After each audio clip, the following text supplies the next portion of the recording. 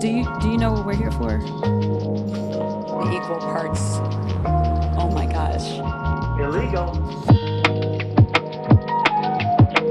Help! I'm being repressed! Too much, man! Come on! What? Not gonna do it. Wouldn't be prudent at this juncture. It's a bold strategy, Cotton. Let's see if it pays off for them. In the Ice Age, how much taxes did people pay? Follow the rich way, man.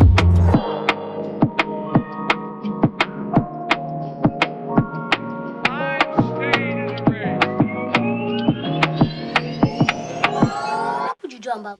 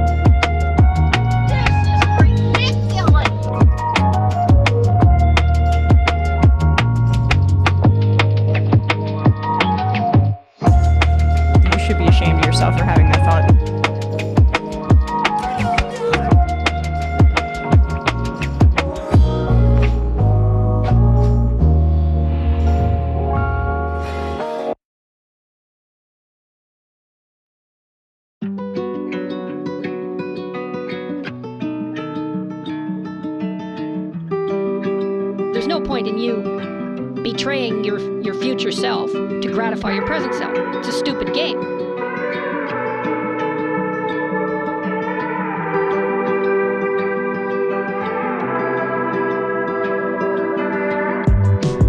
There's no point in you betraying your future self to gratify your present self. It's a stupid game.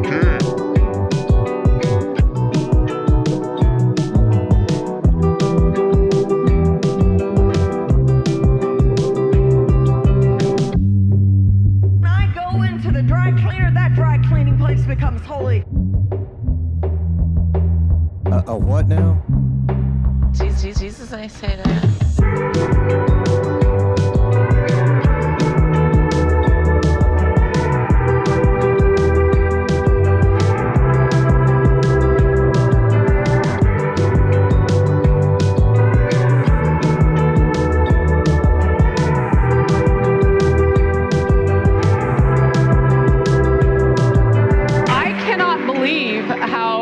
Come for you already. I don't know if you know this.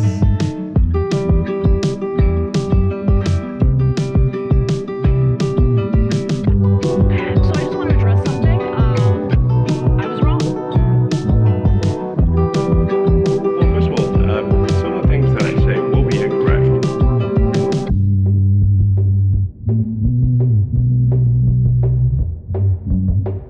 There's an old saying in Tennessee, I know it's in Texas, probably in Tennessee, that says, fool me once, shame.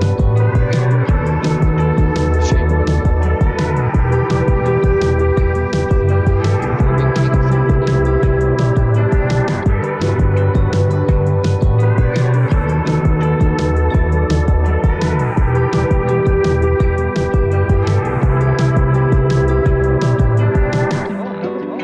Never occurred to me. Just crazy enough to work.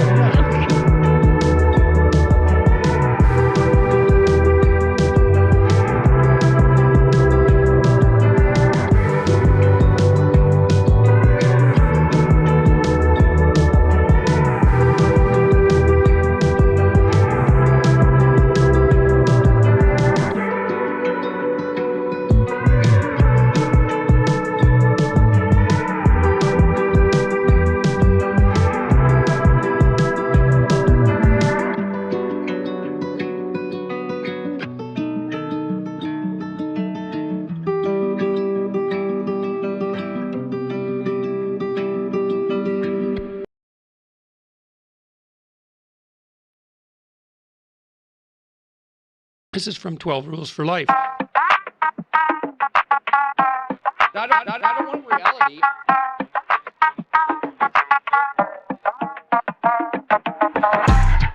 Break now.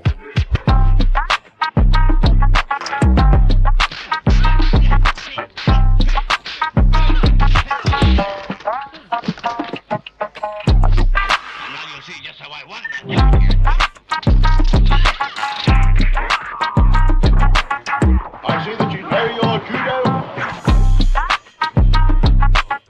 It's science. Facebook, Zuckerbucks.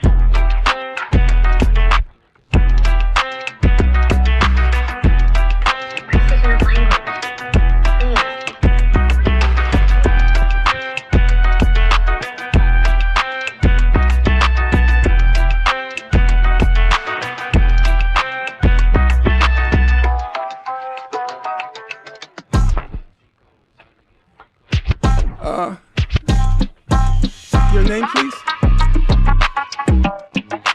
Fucking bitch. Thanks, Jeff, for the question. I made a huge, tiny mistake.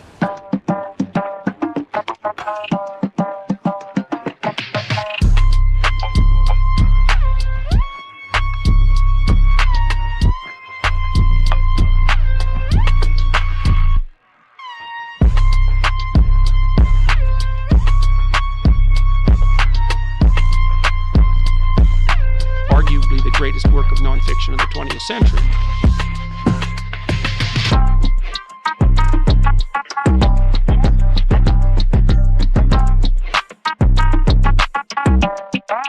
Welcome to the resistance.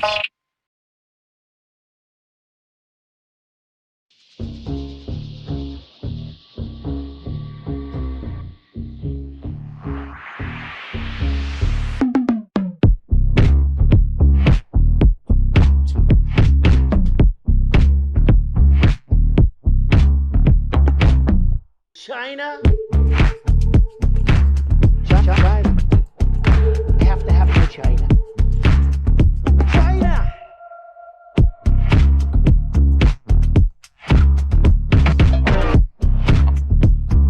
Donald Trump spent a lot of quality time with my wife. Don't be creepy. I mean, this woman is dangerous, ladies and gentlemen. Get rid of the Second Amendment.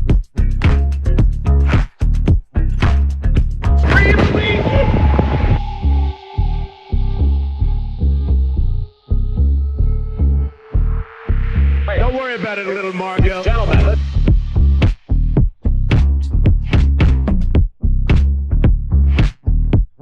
I feel like I'm taking crazy pills. Winter is coming. Cyclone Cheeto. I got boxes full of Pepe! Come on. It's a great day for being sad.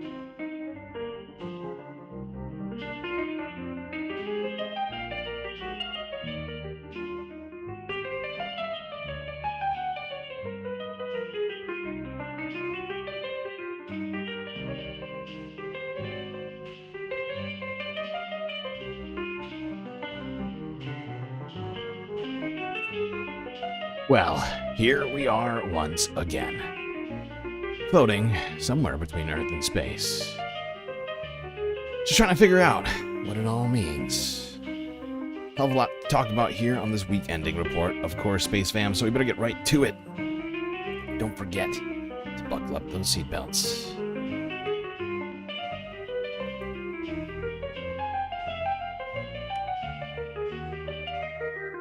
Okay, I feel weird. I'm gonna try and do shoutouts, but it's strange because everyone's name is different and it's really throwing me off.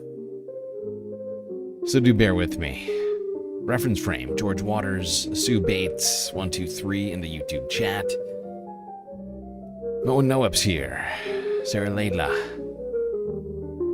Hermit Horologist, Icebreaker Gaming. Bob Carmody. Sammy's here. Lorraine Carmody's here. Both of the Carmodys. Bela Beadbalm. B-Cat. Mozart. Sasha G. Morbidaslo.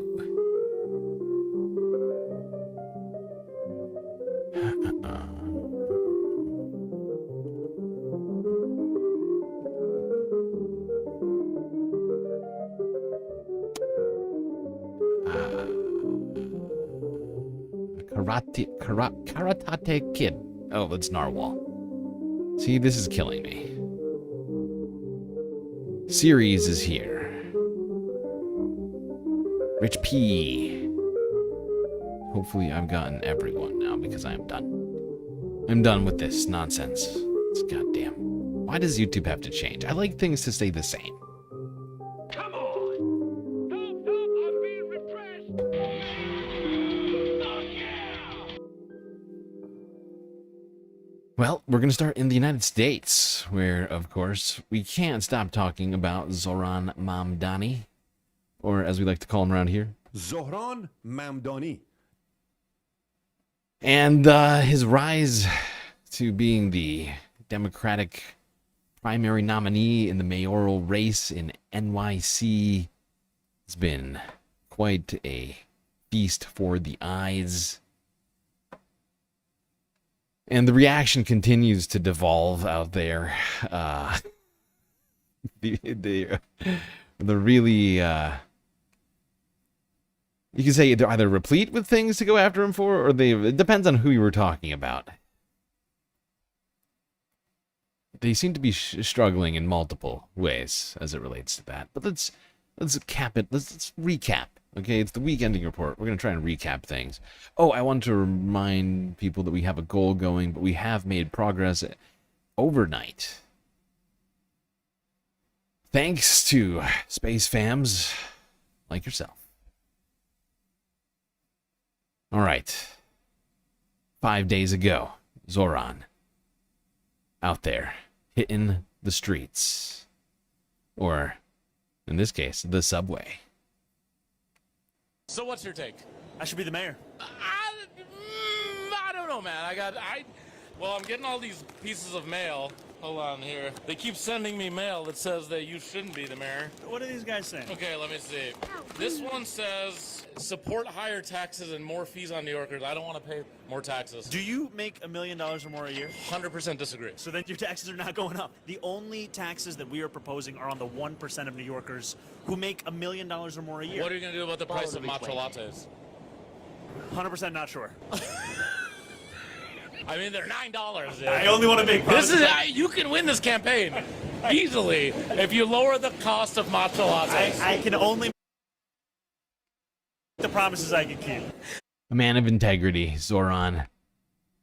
Only making promises that he can keep. Not overextending himself with bold matcha latte legislation. One day later, he was off the subway and walking the entire length of Manhattan. That's too much, man! We have just begun our walk through the entirety of Manhattan. We're at Inwood Hill Park at the tip top. We're outside because New Yorkers deserve a mayor that they can see, they can hear, they can even yell at.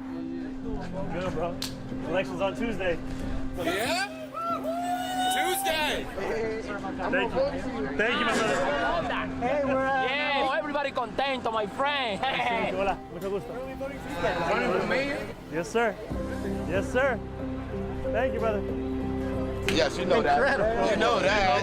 Only the greatness, you know what I'm saying? When we launched this campaign on a cold October evening, few thought we could win. Thank you, my man. I'll see you. Thank you. But I always knew that we would build a campaign just like this. Just voted today. Just voted today.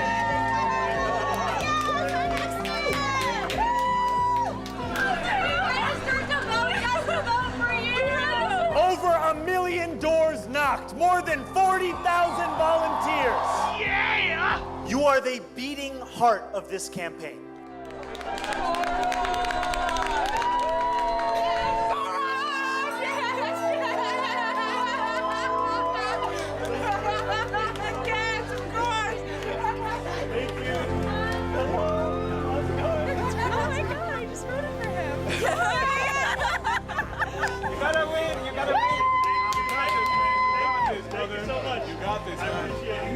You have climbed 6th-floor walk-ups and braved the pouring rain to canvass our city.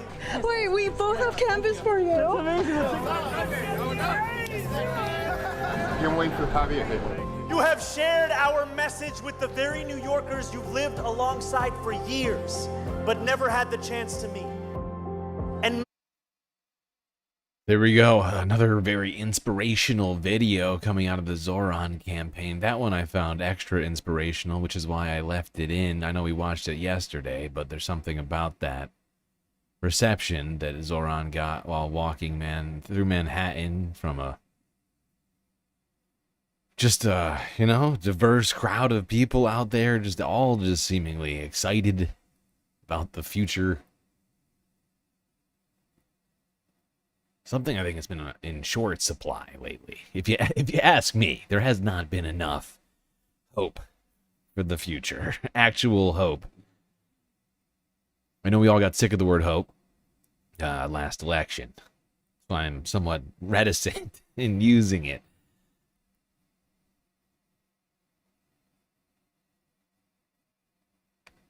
And of course, we all know what happened.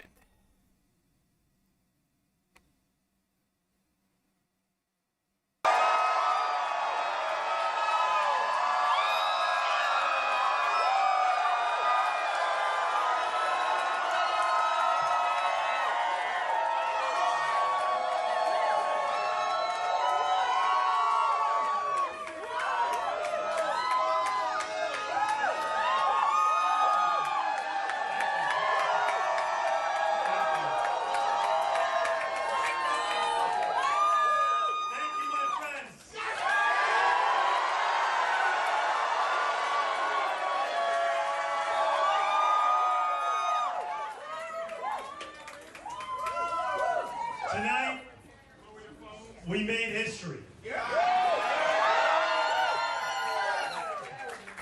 In the words of Nelson Mandela, it always seems impossible until it is done.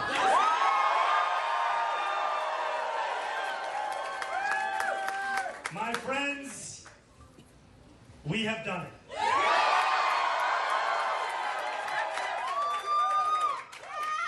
I will be your Democratic nominee for the mayor of New York City.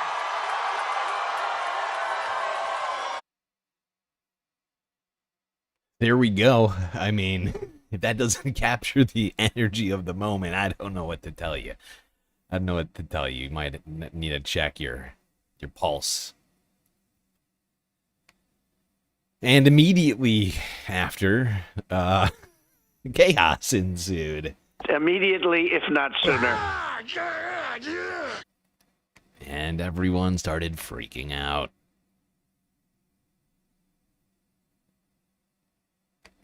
Too high. You know what? The new mayor, potentially, of New York is going to freeze the rents, and everybody eats for free, so they don't have to worry. Really? Yeah. But how about the rich? No. Well, they get shot? No, yes.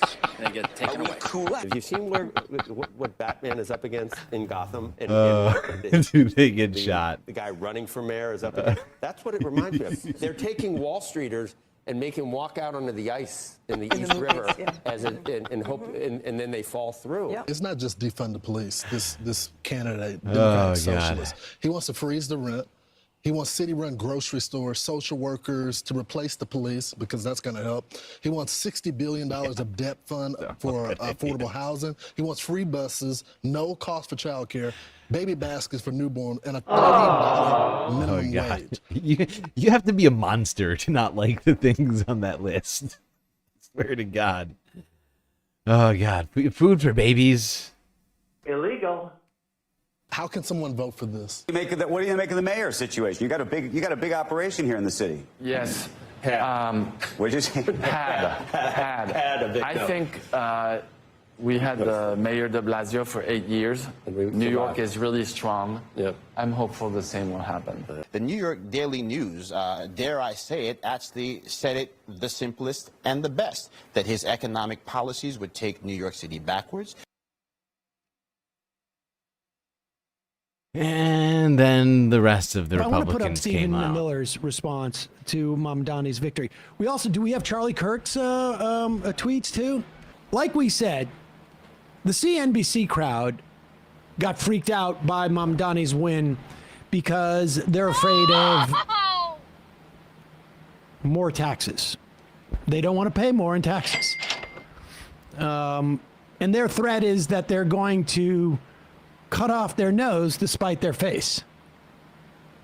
Enjoy Florida. Exactly. I think you'll... they got a Joe's Stone Crabs down there, and I think that's the only... that's true. But enjoy that. That's a good point. Sam, that's a smart... Here is Stephen Miller. Silver lining. Silver lining, Joe Crabshack. The... What do they call him? Like young Goebbels, or what is the... Don't they have like some hipster Goebbels or something like sort of Nazi czar? Yes, I believe that is his official commentary name. About NYC Democrats. Pop this up. Nominating an anarchist socialist for me. That is interesting. It doesn't make sense. You can be an anarcho-communist. Yeah, but Mamdani is not. No, he's not. But it's fascinating. Like, they're worried That's crazy enough to work. that Marxist socialist doesn't work. This is like when Biden or whatever says ultra mega Republican. Yes, they're fishing around. What's going to trigger people? How about anarchist socialist?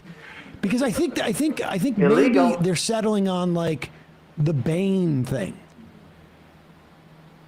And they want to emphasize the defund thing, which, yeah. Nominating an anarchist socialist for mayor omits one point, he says about the commentary: how unchecked migration fundamentally remade the New York City electorate. Democrats change politics by changing voters. That's how you turn a city that defined U.S. dominance into what it is now. Now, Stephen Miller, it may be that he's illiterate and he hasn't read anything. He may be just an absolute liar. But let's look into some numbers. What is the shall history we? of New York City?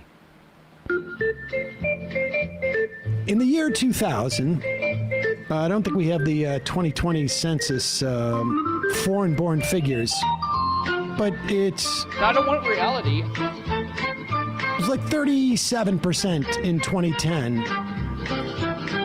In 2000, it was 36%. In 1980 to 1940, it ranged from the low 20s to the high 20s.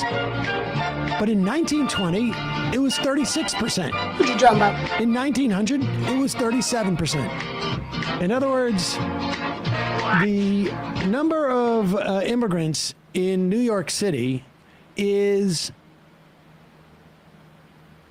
probably exactly, or as a percentage, probably exactly the same as it was 124 years ago. That was when America was great. great. Hasn't really... Isn't that the Gilded Age, the Roaring 20s? I thought thought those were the good times that we were supposed to be celebrating again. You know, before, you know, all of those civil rights got passed and stuff like that. Changed at all.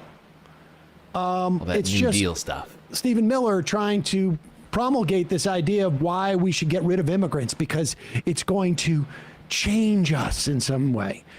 New York City had the same percentage of immigrants and keep that up. I'll get to it in a second. In 1900 as it does today. That means in 1920 as it does today. So that means when they were building the buildings that defined the New York City skyline for nearly 100 years, they were all built by immigrants. That means when New York City became the international hub of the world, it had the exact same percentage of immigrants as it does today. I was thinking it was white people who descended from the Mayflower, but I guess I was wrong. No. Turns out no.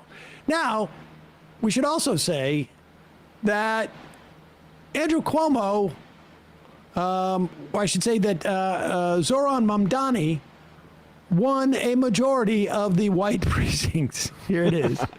He dominated high-income areas. It's all the white immigrants in He also New York. won in Queens, which is, I think, the most immigrant-dense. Look, it's clear that Steve Miller was just talking about all those nasty white immigrants that we have in New York, and that he would never make such a mistake as to just overlook data. County in the country. He won majority Hispanic districts also, and had strong margins. Majority Asian precincts. I mean, this was the city. One of the most New York City wins. And if you look at how well he did in Staten Island and the Bronx, this was probably one of the most New York City, in the sense that it was across so many different demographics, win in maybe the history of the city. You know, I got to imagine back like in the, the Boss Tweed days, it's like, well, we got the Italians, we didn't get the Irish, and we didn't get the Poles. I mean, that type of thing. Here's a plot from Owen Winter of The Economist, which shows vote share by median. I mean, it's just ridiculous, the suggestion that somehow all these immigrants are making it more Democrat. Or as if somehow NYC hasn't always been filled with immigrants. This Stephen Miller just making this bold, flatly untrue statement. But I mean, one of the most iconic historical references to New York City is Ellis Island, a place where historically a vast percentage of U.S. immigrants came through, right? Not everyone, that's for sure, but just a huge number. I don't know the exact number, but it is iconic for the immigration, and that's something that's just been going on for a long ass time now. So it's almost like you have to ignore 200 years of history.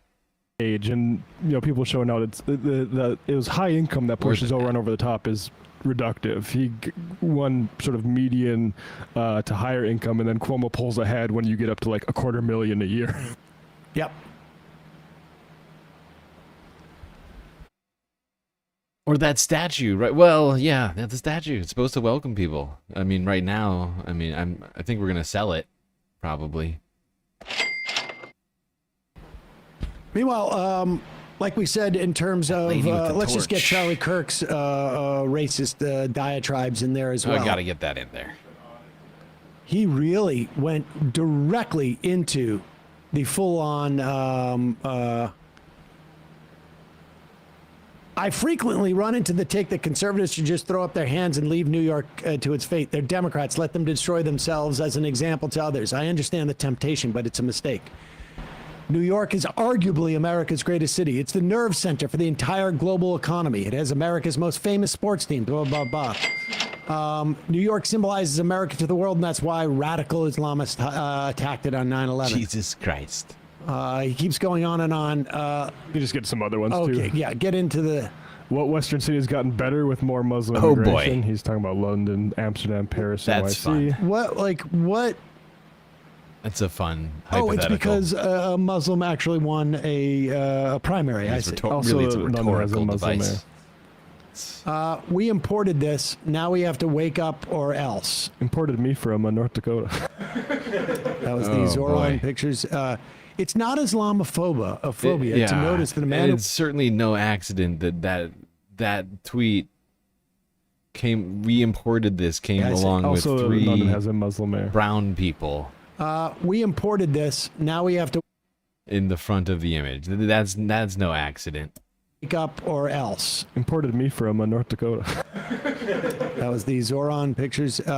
It's not Islamophobia to notice that a man who wants to globalize the Intifada is about to run America's largest and once greatest Once city. greatest. Thank you, Charlie. It's not Islamophobia Who's number to one notice that now? Muslim wants to import values into the West.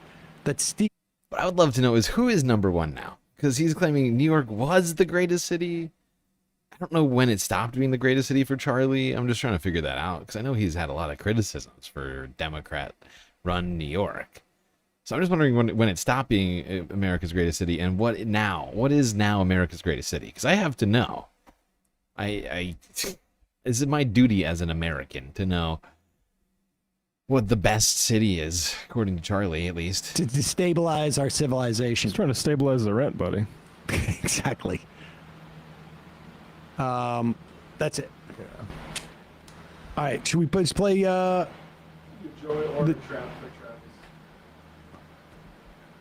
we'll do Joy tomorrow. Let's do this, Travis. This guy, what's his name? Travis Clay? Clay Travis. Okay, all right. We don't need this guy. We need this Travis guy. Let's keep talking Zohran here. Fox News. They have a serious... This is a very horrifying news story that Fox News has for us. Fox News from 20 hours ago. Mamdani migration. Residents reportedly exploring options to leave New York City. Oh, God. Oh, God. Mass migration out of New York. Some New Yorkers are thinking of packing up and getting out already. They call it the Mamdani migration. The New York Post is reporting that real estate agents are getting flooded with phone calls. Luxury real estate agent Ryan Serhant told the Post that his number one job will be moving people from New York. You know, she said real estate agents, but all of these stories, both stories, this one's here, says luxury real estate brokers. So the richest people, probably with second, third, fourth, fifth homes in New York, are like, oh, I don't want to pay more tax on this empty property that I visit once a year. Ryan Serhant told the Post that his number one job will be moving people from New York to Florida again. And based on the results, clients are going to hold off on making any kind of investment in New York City. Lydia Moynihan knows all about this. She's a financial correspondent at the Post and broke this story. Thank God, Lindsay. Lydia, I had a bunch of my friends over the weekend when is. they saw this coming saying, oh my goodness, I wish I sold last year. Lanolin. This is a nightmare. How could this be happening? So is this Mamdani migration a real thing? Yeah, is it real? I think it is. I hate to say that. Look, what's no. not surprising is it in the wake of him clinching that Democratic nomination that wealthy people, really anyone... I gotta say, you know what would help the housing crisis? Is if all the ultra-rich people started selling all their properties off in New York. That would probably be helpful, actually. Probably not so bad.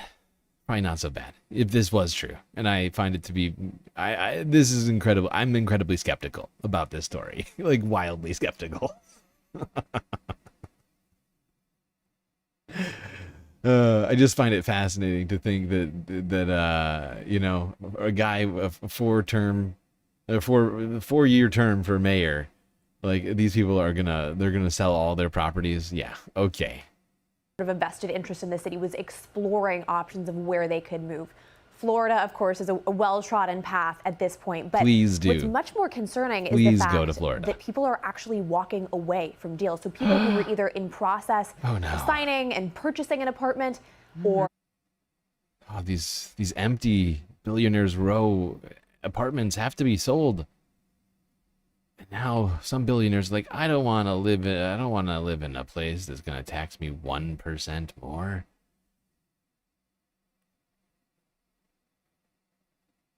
It's fascinating. But yeah, there we go. Fox News. Suddenly there's going to be no one left in New York City because everyone's leaving. Speaking of Exodus, let's go here. So many Zionists are sounding the alarm and freaking out about what somehow this election means for Jews in New York. Betar, which is a Zionist organization, they're pretty extreme and psychotic. They tweeted that all Jews need to leave New York right now. Jesus Christ. And you're like, I'm sorry, what? This is what they tweeted. Oh my God. This is ridiculous. How many people is that even? I'm just trying to think. It's a lot. I mean, it's got to be in the hundreds of thousands of people that they're suggesting suddenly leave New York. They said, we urge all Jews to evacuate New York City. Evacuate immediately.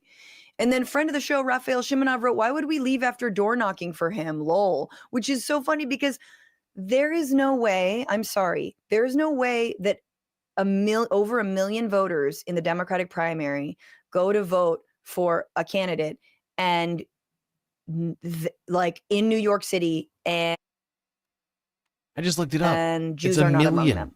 In fact, A million who knows what people. the final poll. These people are calling for the literal, it's the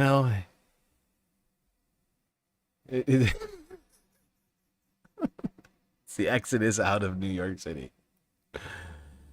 Oh my God, this is so dumb. But Zohran might have won the Jewish vote. Raf is Jewish. So many of my friends who campaigned, who made calls for, in fact, the people I can think off the top of my head, literally, who were involved in this campaign, including celebrities, are all Jewish, all of them. So once again, you have Zionist policing who's a Jew, who's not a Jew, who's in danger, and it's utter BS, right? And yeah, this is insane fearmongering. Why would you even? Why? This seems like the sort of thing a Nazi would tweet. Okay, like this is this is not what a Jewish community organization should be tweeting in any way. This should be what we expect out of, like any of the neo-Nazis that we're familiar with, right? I mean, this is not reasonable. This is not a reasonable thing to do.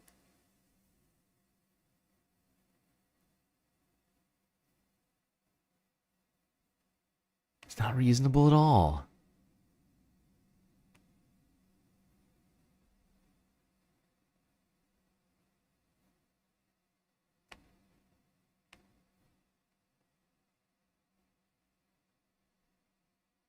Well, I don't want to watch the whole thing. It's like 20 minutes long. Trying to catch a couple things in here.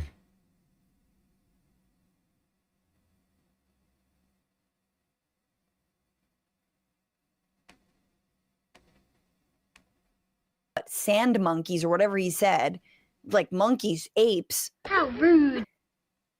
They don't care about the reason they don't want to go to Iraq is because why try to topple their dictator? Good that they have a dictator. Now, I don't agree in either stance to topple dictator or to not topple dictator. The US has a habit of propping up dictators. That's my problem. But don't get it twisted. Don't mistake their isolationism for rampant racism when they have an America First movement. This has precedent in the United States.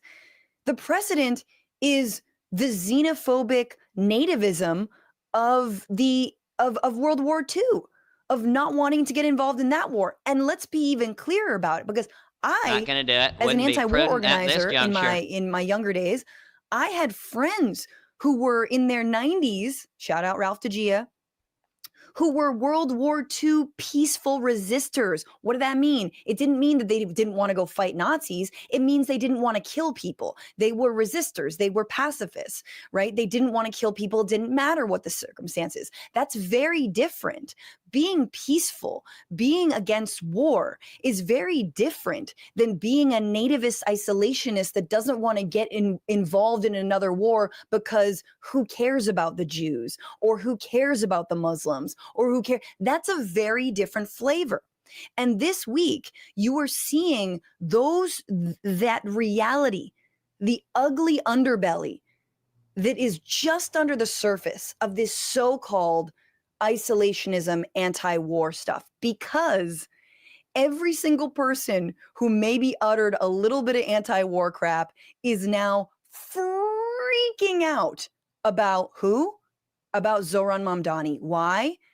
Because he's Muslim. Because he's Muslim and he's in New York.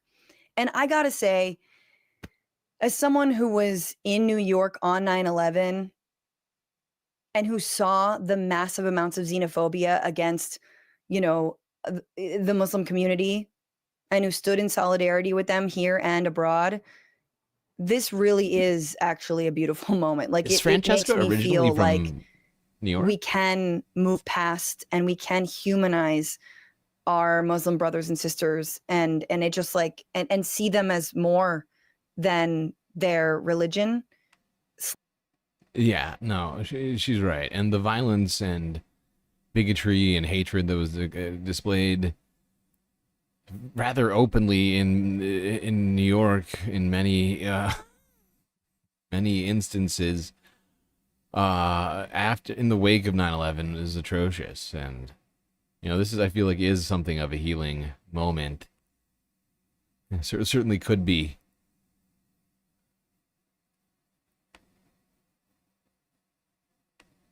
But some people are determined to be upset about this situation.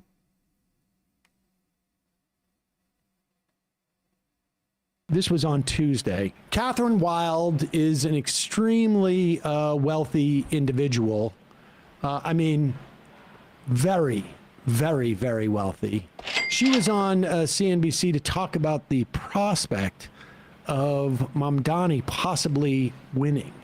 And this was very terrifying for her. We've been talking about how there is, dare I say, like a little bit of a panic attack happening, I think, in the business community about how close to the wire, down to the wire this is going. I think that the business community was hoping for Cuomo to win, and now this avowed socialist is, at least from Polymarket and Kalshi and some of these other polls and things, either very close or in some case winning. What's going on inside the minds of the CEOs that work with you? Well, I think they've noticed there's a race, and they're not terribly happy with the direction it's going. That would be correct. Is that the polite way to put it? Probably so, but terror would be perhaps more accurate. Terror is the feeling? Terror is the feeling, in the sense that, we have worked so hard over many years to bring New York back from 9/11, from past crises, from the COVID in particular in the last 5 years. And honestly, New York is in much better shape than the political rhetoric would have you believe. We've got $1 trillion economy. We've got more jobs than we've ever had, 4.8 million. I mean, we are not falling apart. We've got a strong tax base, stronger than ever. So there's much, there's much positive in New York, but that could quickly shift if we lose confidence in the mayor and if we don't find practical solutions to the problems ahead. And unfortunately, the candidate who's surging, Zohran Mamdani, presents an ideological argument about the solution to every problem is to spend more money, and it's more taxpayer money. So the business community is very concerned. And therefore... That's it. It's the taxes that we're worried about. Keep going just another bit. I like the idea, though, that all those rich people supported people like Eric Adams, who have been feeding the idea that this place is turning into a hellhole that lets criminals just beat up cops and stuff. Well, you have to appreciate the capacity. It was a hellhole until it wasn't. Pivot from New York City's a hellhole.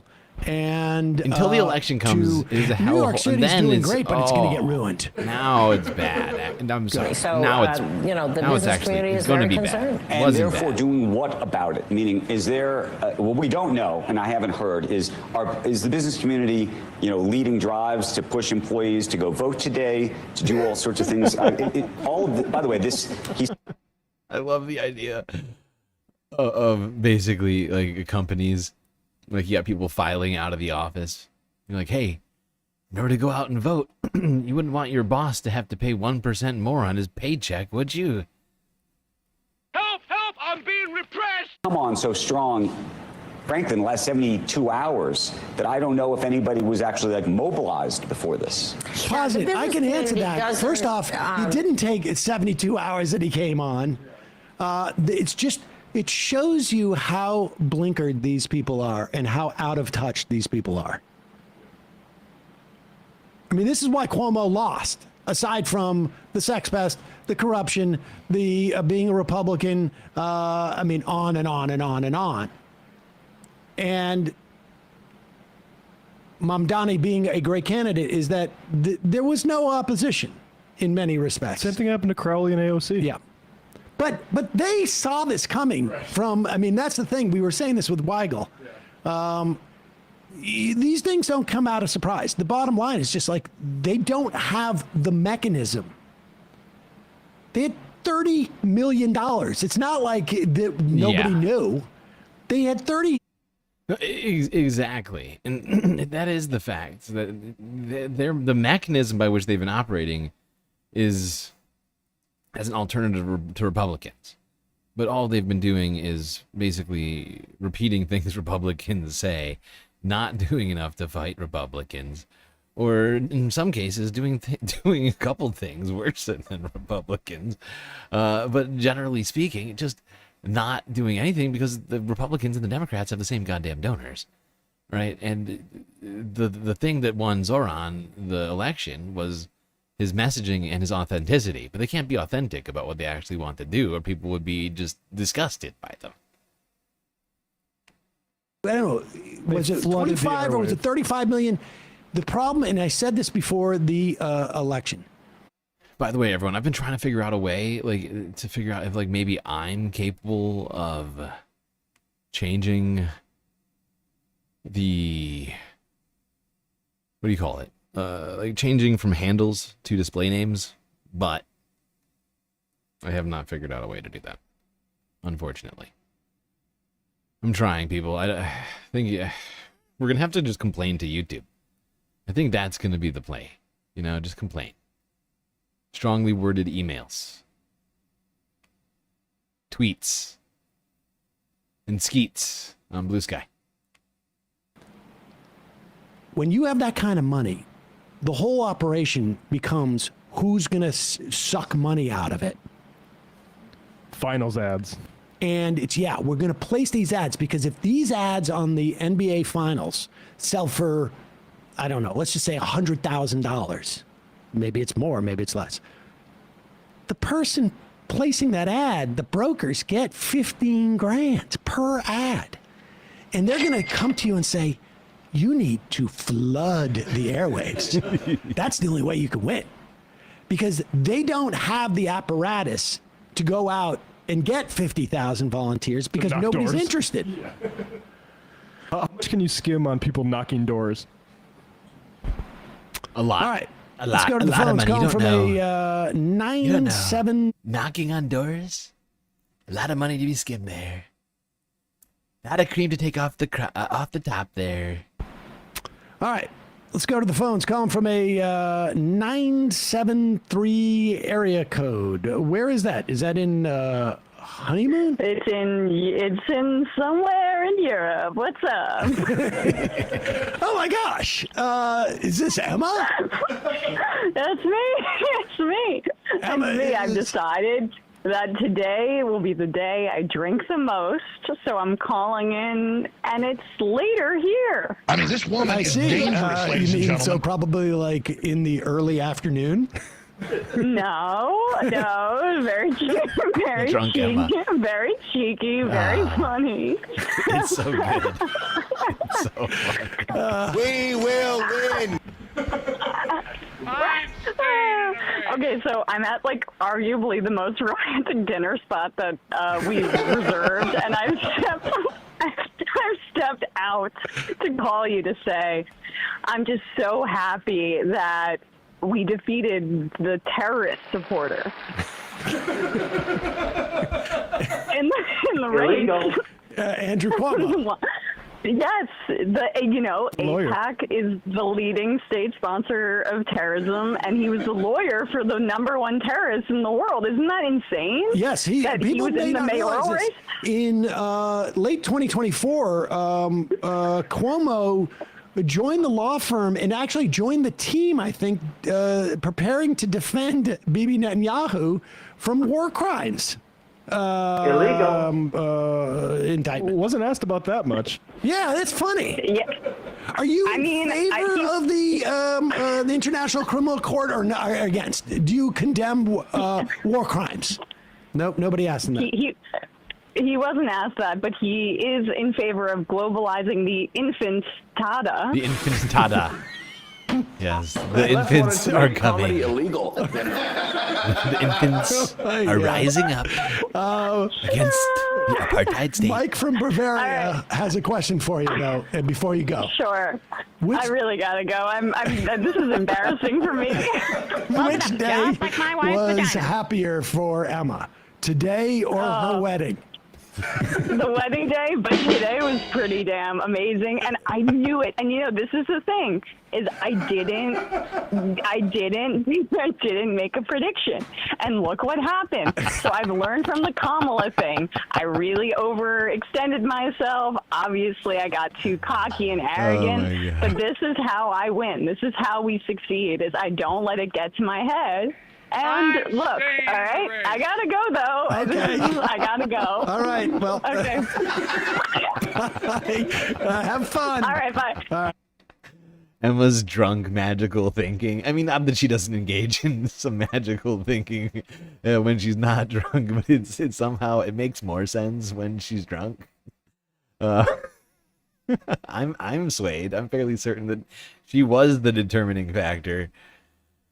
Not calling the race was in fact somehow quantifiable in Zohran's victory.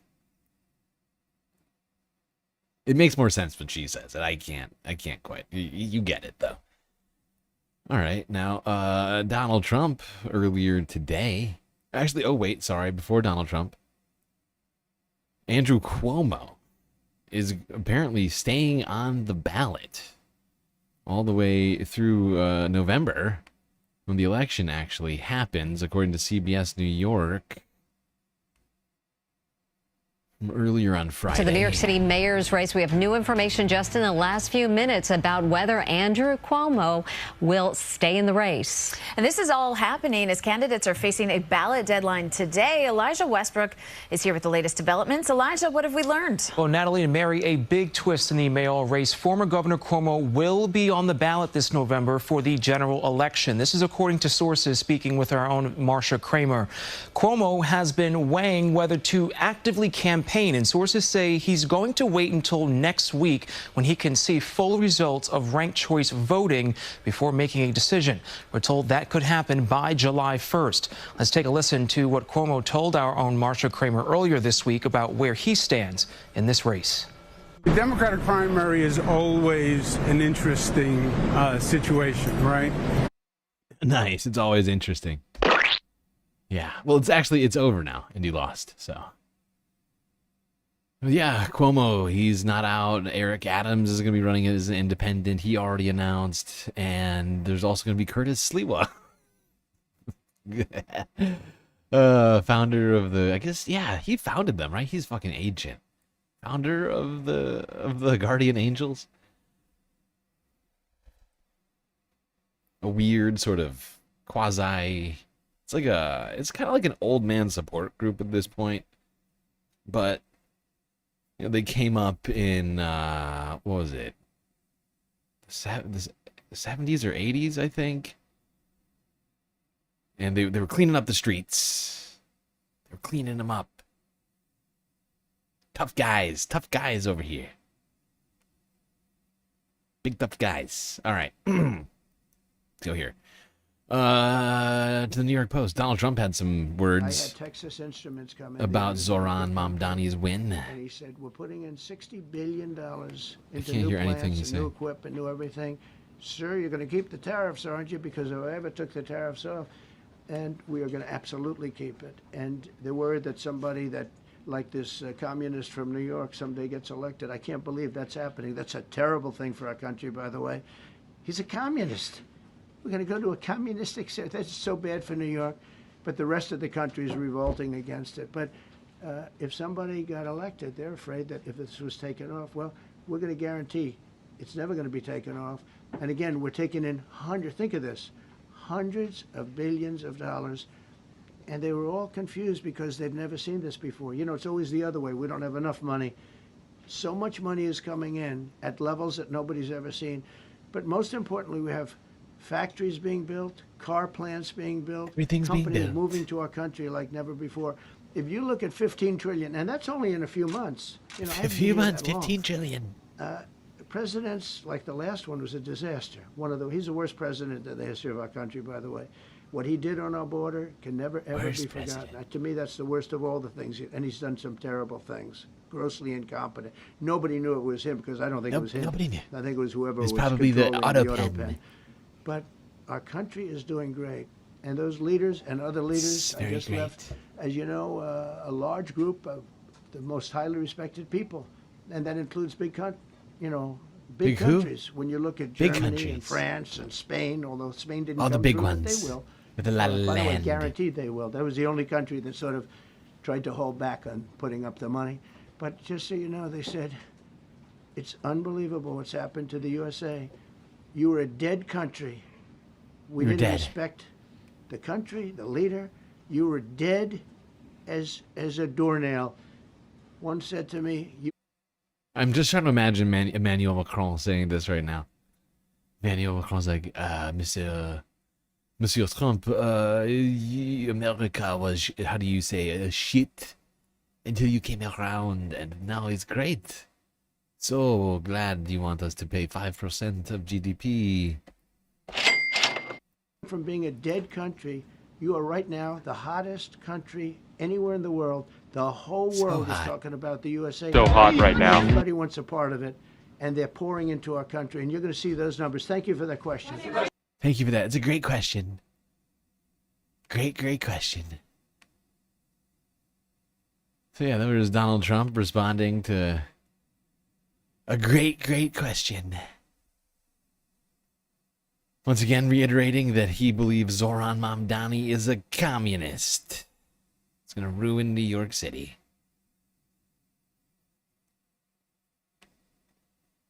Now, the Rubin report had some very hot takes. That's hot. Earlier today, posted from the Rubin report 6 hours ago. This is going to be great. Everybody get ready. Some stores are even using dynamic pricing, jacking up the cost over the course of a day depending on what they can get away with. It doesn't need to be this way. Here's a little from Zohran Mamdani on how he's going to national. Zohran Mamdani here. I'm a funny guy. Zohran Mamdani. That's how we say it. Okay, Dave. Get it right. It's Zohran Mamdani. Or I guess institutionalized city takeovers of the grocery stores. Grocery prices are out of control. The cost of eggs and milk has skyrocketed. Some stores are even using dynamic pricing, jacking up the cost over the course of a day depending on what they can get away with. It doesn't need to be this way. I'm Zohran Mamdani, and as mayor, I will create a network of city-owned grocery stores. It's like a public option for produce. We will redirect city funds from corporate supermarkets to city-owned grocery stores, whose mission is lower prices, not price gouging.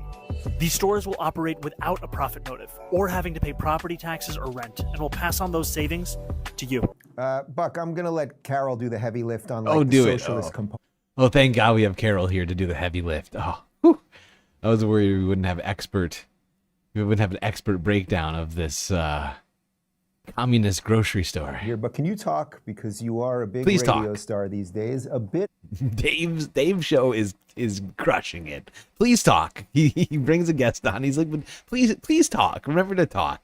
You know, that's why I'm paying you the big bucks to be here on the show right now. You need you to say words about what I think he's doing, that even though I think it's evil, I think he's managed to do something well, which is the slickness of the ads. The way the music is, the softness of the lens. There is something that they are doing there. He's carrying the little thing that all the social media people. Dave's like, I might not agree with him on anything, but god damn, this is some great filmmaking. The little microphone. There's something else going on here that clearly Eric Adams isn't going to pick up on. I get it's all theatrics and everything else, but there is something to it. And then Carol, you can handle the evil socialism. I'm sure I'd like to hear what Carol's grandparents thought about bread lines at the grocery store. Like I have a feeling they weren't big fans. I would just say that it's clearly slick. I thought his ad that I saw, particularly where he went into the kebab kiosks or whatever, the halal carts is what we call them in New York. But I think the ads where he went in and talked to these guys, and you get the sense that this guy really cares about everyday New Yorkers. Now, I think his policies are insane. I think he's going to be a disaster for the city. He cares about them, but he's going to ruin their lives. It's naive optimism. Goes without saying. But yeah, he's slick. There's no doubt about it. I mean, this guy. Thank you for saying words, understands Travis. the medium and Clay, understands Travis, the message, whatever your name is. Which is why he was able to beat Cuomo, who's a big name guy. I mean, say what you will about what a jackass he is. A lot of times it's just the guy who everybody knows. And I can't even remember this. Zohran Mamdani was able to crush a guy who's got his dad was the governor before him and has a big bridge named after him just outside the city. I'm starting to think that maybe Cuomo regrets killing all those old people, because they vote in droves. Is there anything worse than an old person on election day? Carol, talk to me about socialism and government-run grocery stores. Yeah, it wasn't. I don't even have to go back to grandparents. My parents. I came to the United States when I was a small child. I heard all the stories about the Soviet Union and how when we got to Italy, which was what legal immigration looked like back then. I know it's hard to imagine now. Look, I need you to tell me about the goddamn grocery stores. Forgot that she goes on and on about this crap. Messaging is very slick. It reminds me of my pictures from the late 90s or early 2000s. I know nothing about your pictures from the early 90s or 2000s. I'm sorry. How am I supposed to know anything about that? That kind of gloss on them, that kind of sheen. It makes people subconsciously think about the glory days of New York City. And I think that he has a very tight thing going on, and he will be hard to beat, but the sane New Yorkers who are left need to start now. Noticing thinning hair, a bigger forehead, or more Jesus Christ. The Wellness Company. Please support Dave Rubin's channel. He can't possibly make it without you buying hair products. WC.health/Rubin. Code Rubin. All right, so if people don't think that having government-run grocery stores in that city is bad enough, I want to read 2 tweets of his. We will support existing decarceral legislation that will end cash bail, repeal... Did I skip over the part where... God damn it. Son of a bitch. Where was it? All of these takes are terrible, but at some point, she starts talking about the Carol, the expert on grocery stores. I don't know what her expertise is on grocery stores, aside from apparently her parents' family coming from the Soviet Union. I'm not sure that gives you any particular expertise. But she goes into well, I wouldn't call it detail, but she tries to unpack how it's actually we don't even need it. But like the Long Island, kind of super douche. Yeah, But that was basically around the town I grew up in. Yeah. Yeah, totally. So he though said something about how he really conquered. God damn it, Clay! I need to hear what Carol has to say, because she is the expert. Remember, Dave started this off saying Carol was our in-house groceries expert. Kind of is what it is. So I'm very mixed on that. I still have a lot of family and friends in Brooklyn and in Manhattan, and I don't want to see New York collapse. I should also note, it's interesting, that tweet is January 2020. Now, that kind of thing does not go national until summer of 2020. So he was an early adopter of all the insanity that came to follow, until... God damn it, Carol. This is not the part that I need from you. Where was it? Is it back here? Did I skip over it like an idiot? And that America wants to get on. Grocery stores are already in New York City all over the place, fairly inexpensive. The idea that he's going to make grocery stores even cheaper is crazy. There's no huge markup on groceries. There it is. I found it. Yay. I did a thing. I'm going to give myself a round of applause. There's Carol, our expert. Actually, groceries in New York City, not that expensive, as it turns out. Oh, I guess we'll just leave. Oh, wait. I'm sorry. Carol doesn't live in New York City? And actually, groceries are expensive in New York? And actually, wait, she said there's not even a lot of markup? So you're telling me that these grocery stores are not even making a lot of money, says Carol, the expert in groceries. Let's remember, she's an expert. Expert grocer. I don't know. But... Let me just look this up real quick. Whole Foods profit 2024. Whoops, no, 2024. Not 2020. You bastard. 2024. How much did Whole Foods make? My God.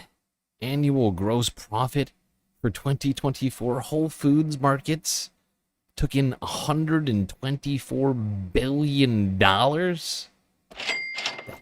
That can't be possible.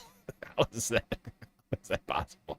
$124 billion. That sounds like a lot of profit. There must be a markup somewhere. They must be. I don't know how you make that much money without marking something up. I don't. It's not the math ain't mathin', Carol. I'm sorry. I thought you were a grocery expert. I wonder if Walmart is struggling. Maybe Walmart's struggling.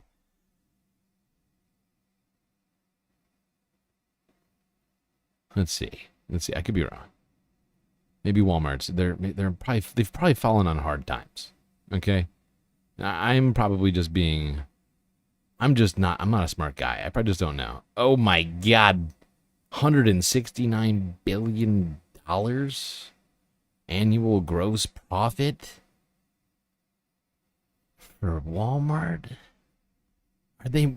Wow. Well, where's the money? Is it just sort of materializing in the cash registers, or what? How? Because if there's no markup, how are they making money? I'm confused. I'm confused, Carol. I need help. It doesn't make sense. Where's the money coming from?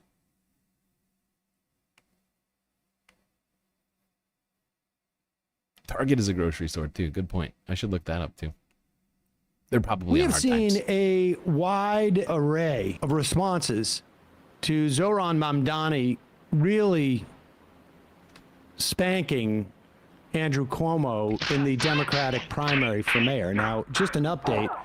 Cuomo has decided that there is not going to be, he is not going to give up his ballot access. The deadline passed, I think, yesterday. That does not mean that he's going to run, but it does sound like he's going to see how much money he can get to run. They are scrambling big time. I'm sure you guys yesterday spoke about the Bill Ackman. Yep, segment 1. Insane rant on I've been getting up in the middle of the night, like at 3, and I know I shouldn't go on Twitter, but like I still, because of the whole Zohran thing, like I do. And I saw him, he had tweeted at 1 in the morning. And it was literally something that he must have been writing all day. And it ended with, we're going to do a writing candidate. And I will tell you, the level of insanity associated with something like that is enormous. And just on top of the fact that, like, dude, you're literally saying that you're going to try and buy this election. This is all stuff that you should never have written down for publishing. I mean, you should never do any of what you're talking about, and you shouldn't be you. But I understand that you are. But you should not be tweeting that out like that. It is in your absolute worst interest, which allows me to believe that, honestly, he's just crazy. I know you've gone over yesterday a wide array of the right-wing bigotry that was unleashed, and it's almost as if they, it is what I call everything bagel bigotrism. And they don't know which element of the bagel, of the everything on the bagel, that they want to focus in on. And I understand folks like Hakeem Jeffries and Chuck Schumer, giving sort of half-hearted, not so congratulations or recognition, because, of course, their donors are very concerned about Mamdani, probably more from a taxation standpoint. And also, broadly speaking, they all know that things like this create broader implications in our body politic. It's not just New York City they're worried about. It's not just the added 2% if I make over $1 million. The $20,000 for a millionaire is just, people like $20,000 if you have $1 million, but it's not that big of a deal.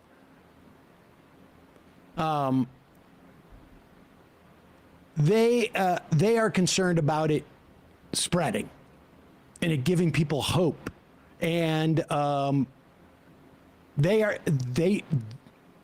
it's the precedent they're concerned about. But I have to say that with all of that, as jaded as I am, I was shocked to hear the audio of Kristen Gillibrand on WNYC. And I'll tell you something,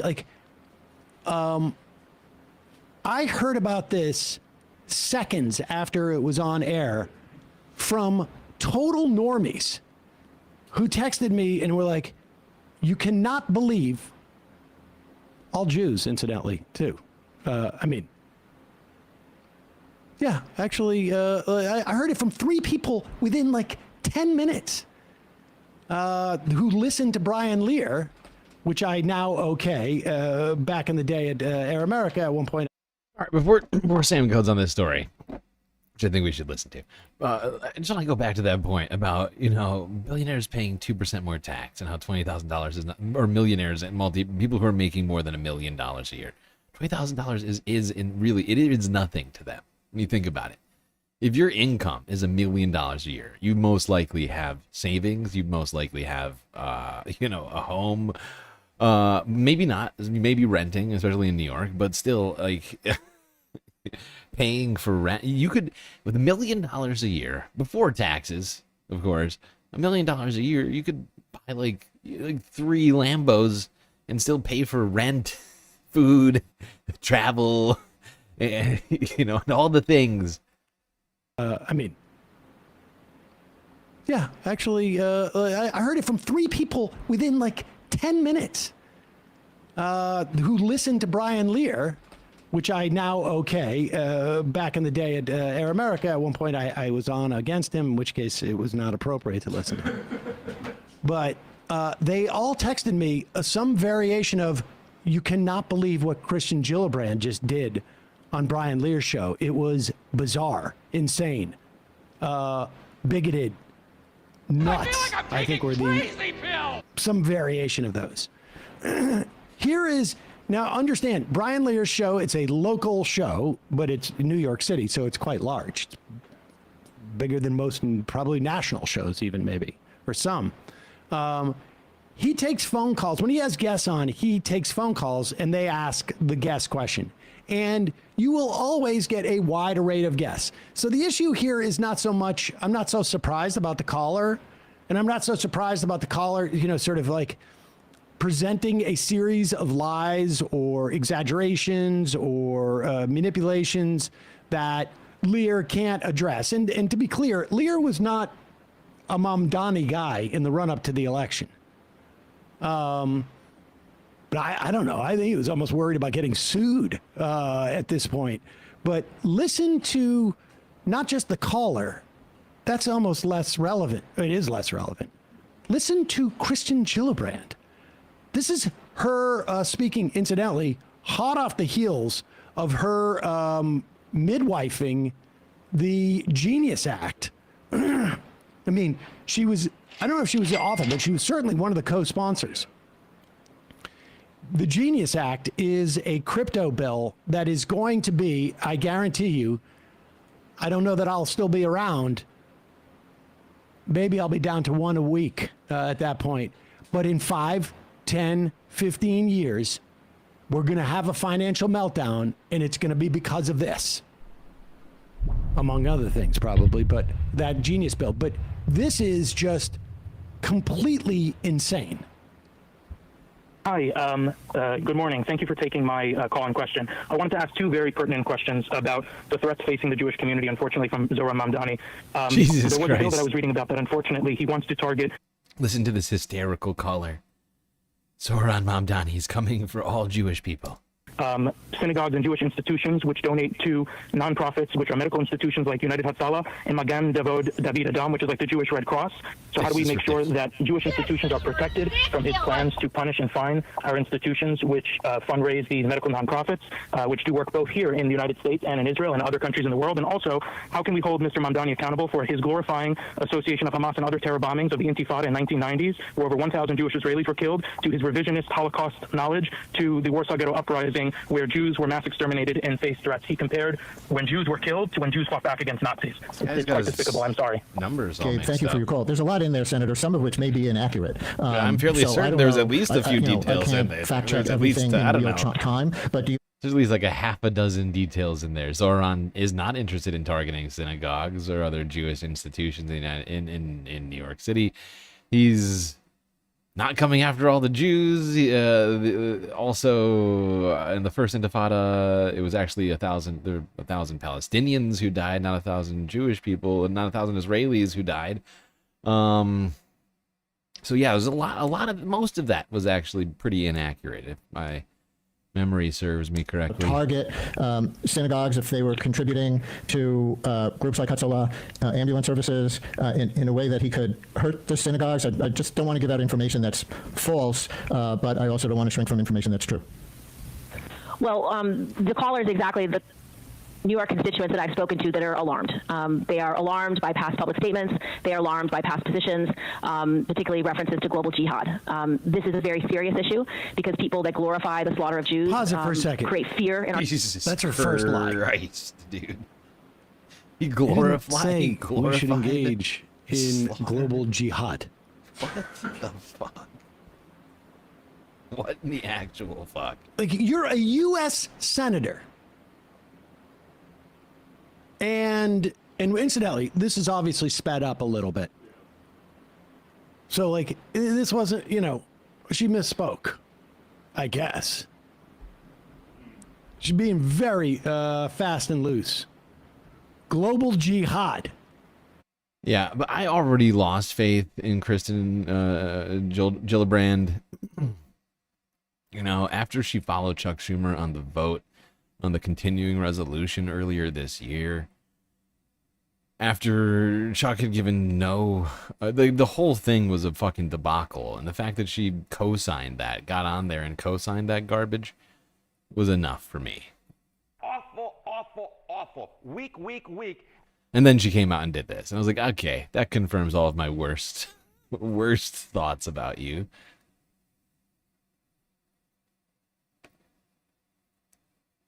Let's go on to the streets. See how people were reacting on Wall Street. Are you happy about Zohran winning? Why? Cuomo, can you believe it? People, they lost. Cuomo! I wanted groceries to be cheaper through racism, not communism.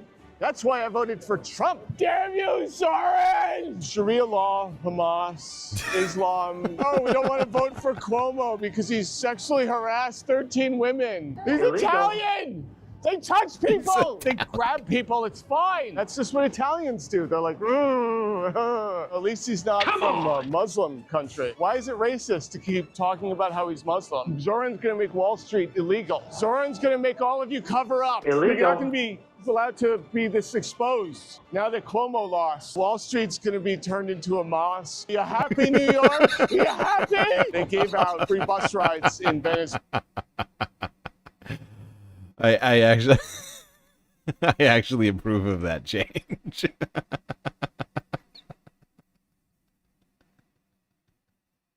I think it would be more respectful of the space.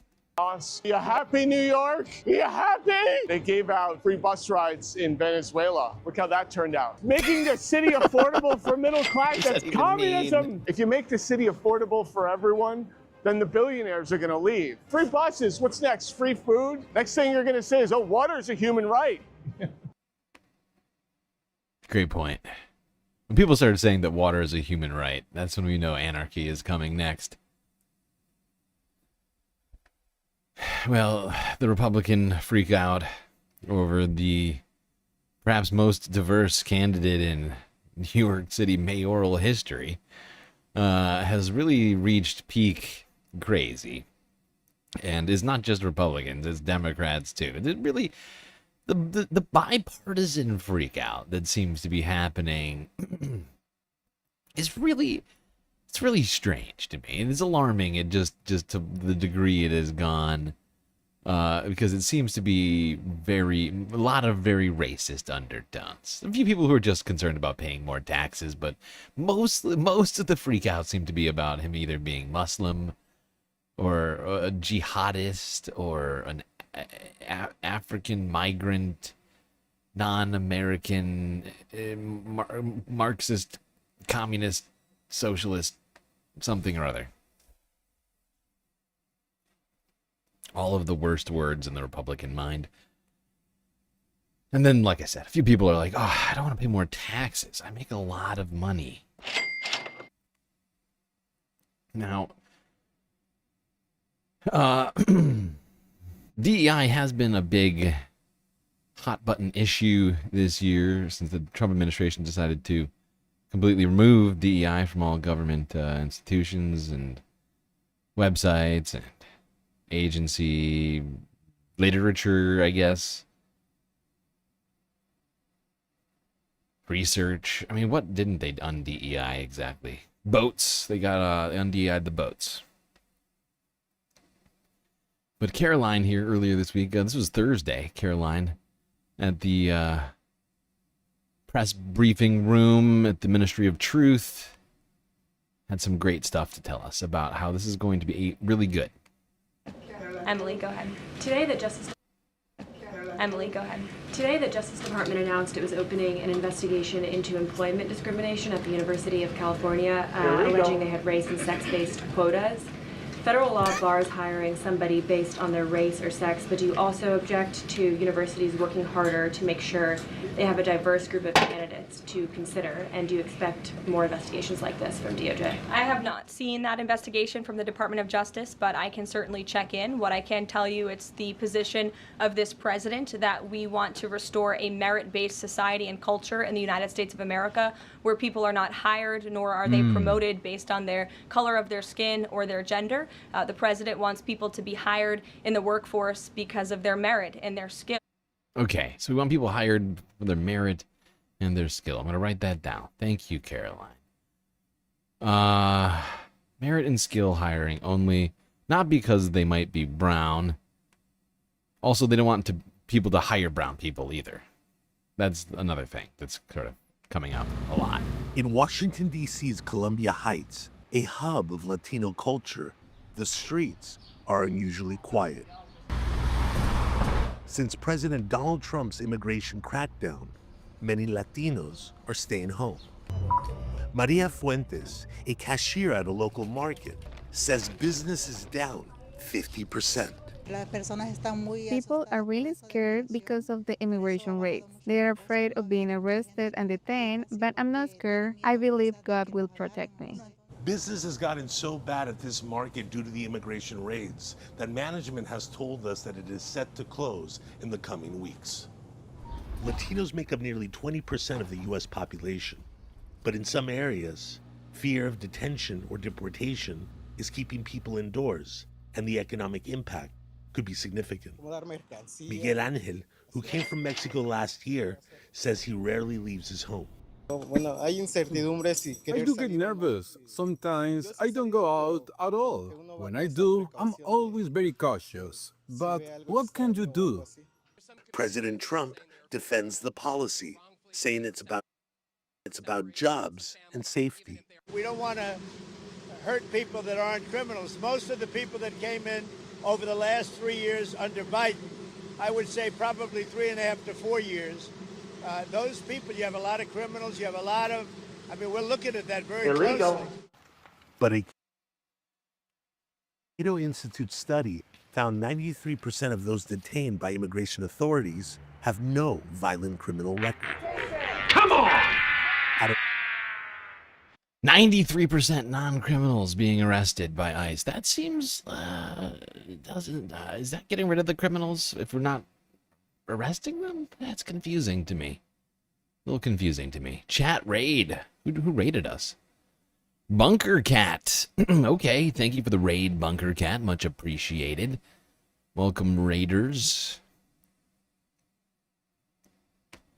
Just doing the space news. Well, actually, we're doing the U.S. news of this here spacecast.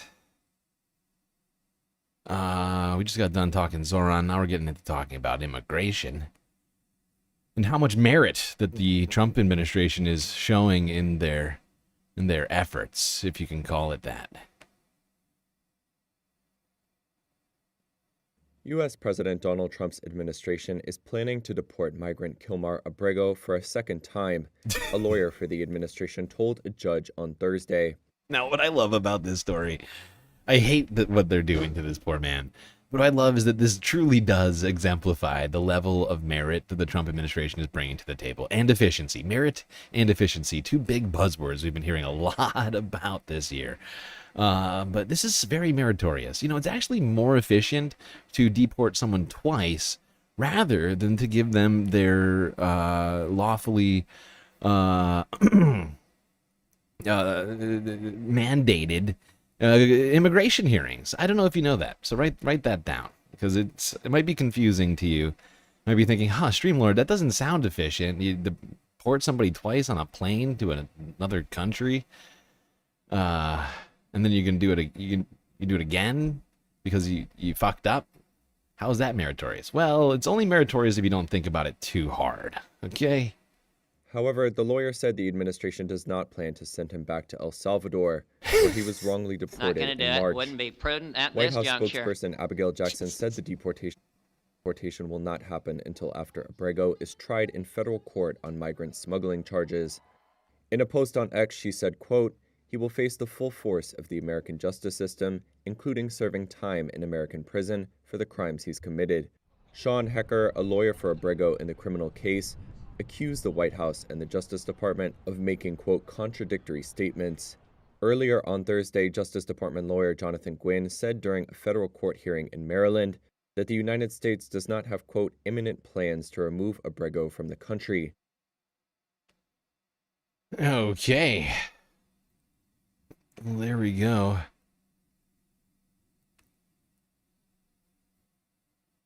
Let's go from talking Maryland to talking L.A. This happened yesterday in an L.A. neighborhood. or maybe a couple of days ago, but it was posted to NBCLA 19 hours ago. So A local pastor speaking out after members of his congregation are taken by federal agents. One of those members experienced a medical emergency while being detained. The entire encounter captured on video by the pastor. NBC4's Darsha Phillips has more from the church. Darsha. Kathy, federal raids now affecting religious services, well, at least at this church here in West Los Angeles. The pastor says the people who were taken are Iranian nationals who are here in the U.S. seeking asylum. And because members of his congregation have similar status, they're now all fearful after seeing this video. Why are you doing this? Why are you doing this? Help! Help! I'm being repressed! Ara Tarazian, pastor of Cornerstone Church in West Los Angeles, filmed two members of his congregation being taken by federal agents outside their home on Tuesday morning. Let her go! You don't stay there, you're going to be arrested for... She's sick! She's sick! She's sick! I'm here! She's sick! The woman began experiencing a medical emergency. this man, a pastor, is yelling at these guys saying, "Hey, she's sick. She's sick." And they continue to hold her down on the ground. Illegal. There needs to be fucking accountability for all this shit. I'm sick of seeing this and hearing about utterly zero accountability from these officers. It is disgusting. By the way, thank you, Pitchforks, for getting us started on the Super Chat goal. Started a little late tonight because I figured I'd give people a little bit more free content. Are the names all messed up in chat for everyone else, or am I having a stroke? I don't even smell toast. It's not you. It's not you, Pitchforks. It's everyone. They're all messed up. They're all messed up. We've all been complaining about it for at least 24 hours now, I think. All right, we're not going to leave LA. Oh, by the way, you know what? I forgot about this. We need to watch a little bit more of this. Fucking hell. I forgot about this. While being detained, the pastor can be heard pleading and yelling on the video. You're so cruel! So cruel! Tarazian says the couple are asylum seekers and fled Iran partially because they were being persecuted for their Christian faith. They came here for freedom, not like this. Shame on you. The pastor says they have no family here. Their first call was to him. Can you take me with them?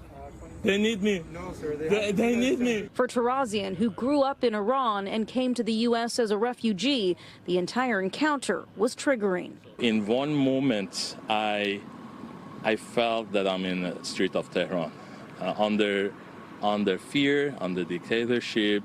The Department of Homeland. Oh, wow. This man left Iran, came to the United States for some more sweet, sweet American-made dictatorship. Now, apparently he's a Christian from Iran. And I just find this, I mean, don't get me started on what we've been doing in Iran. But if we're going to go to war with Iran, as we have, essentially, I mean, regardless of whether or not there's a ceasefire right now, like, at the same time, us doing this to people who had been previously persecuted in Iran for their religious beliefs or whatever else is beyond the pale. It is just insane. Same thing goes for what we've been doing to the people from Afghanistan who helped us. You know, I might have some issues with the U.S. foreign policy part, but as it relates to, you know, the people who this affects, just ridiculous. And I found it incredibly strange and somewhat perplexing that they're going after Iranian Christians. You would think that they're exactly the sort of people the Trump administration would want to tout as being, I don't know. Do you get what I'm saying? Like, not that I would do this, but like, absolutely see the Trump administration trying to bring out non-Muslim, dissidents from Iran to talk about how bad Iran is to help justify all the shit that they're doing or whatever. But like, instead of that, they're just like, nah, We just don't like brown people.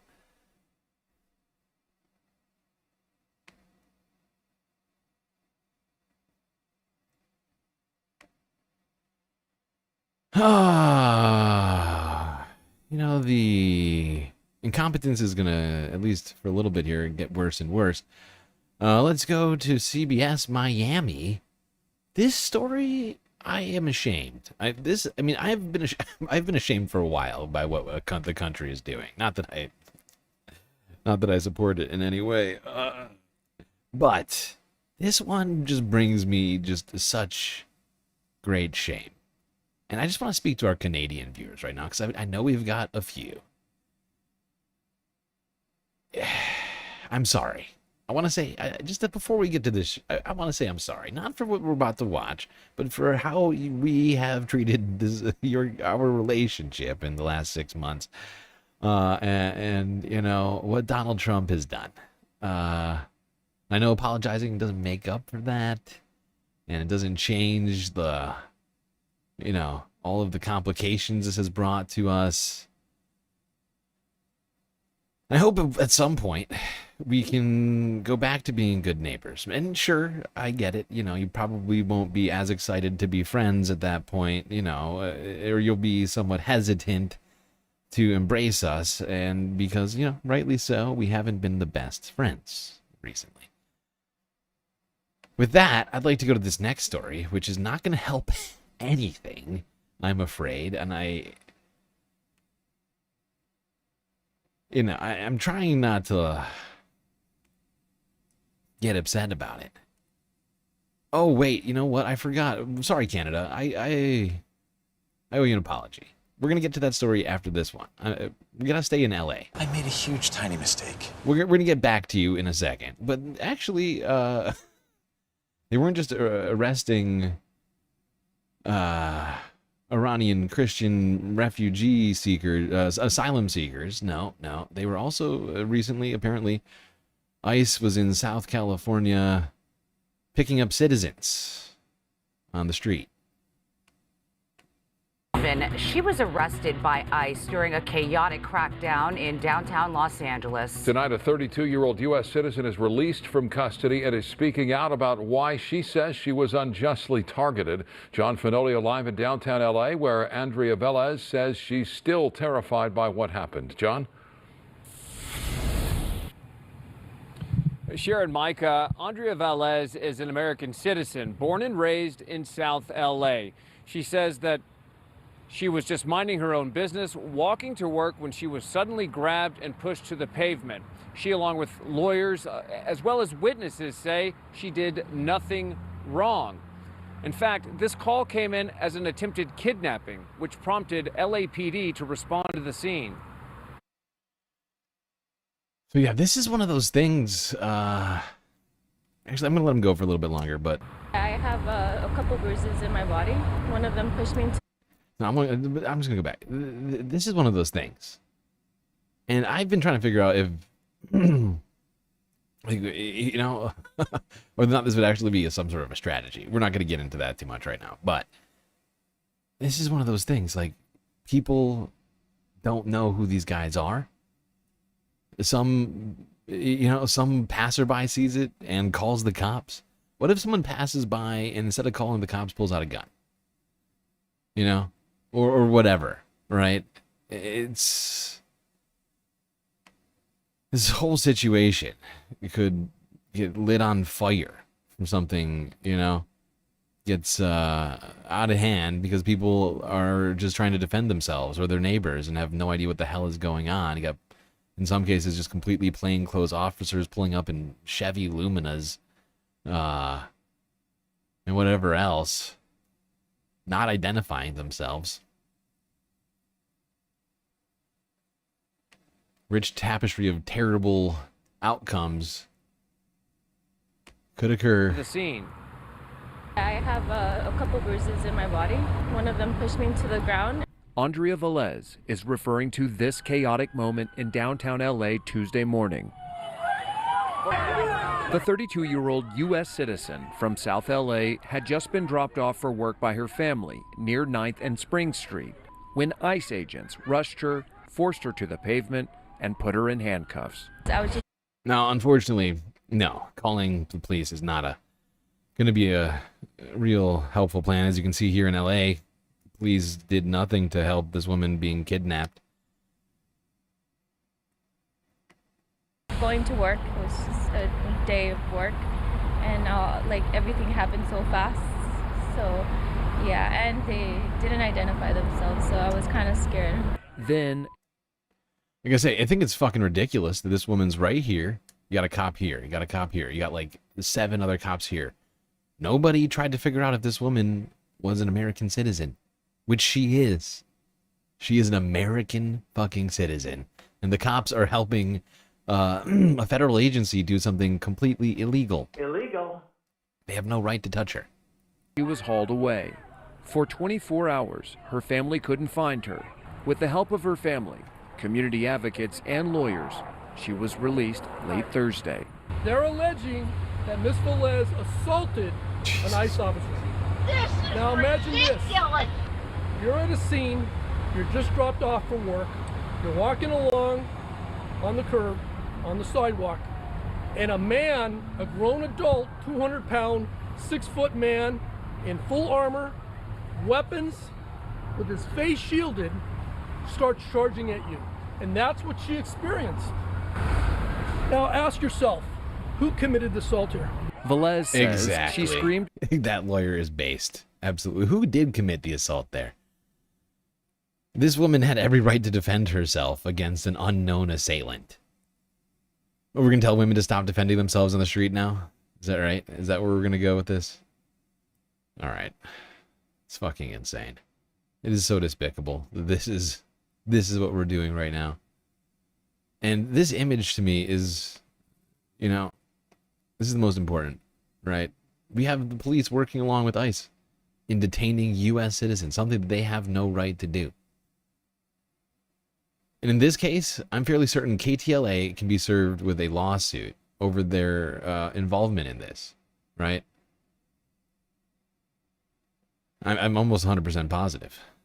And it'll be the city who bears the burden.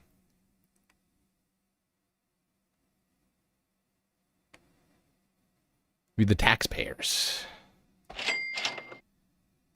All right, now let's go to talking about Canada. I'm sorry, Canada, that we went back and forth on you like that. That was unfair. It doesn't help anything, and I'm sorry. But I can't go out of order right now. It's just going to throw me all off. So let's go to Canada. Not to Canada, sorry. Let's go to Florida to talk about Canada. Our great, great neighbor to the north, who we are absolutely letting down. I'm sorry. I'm sorry.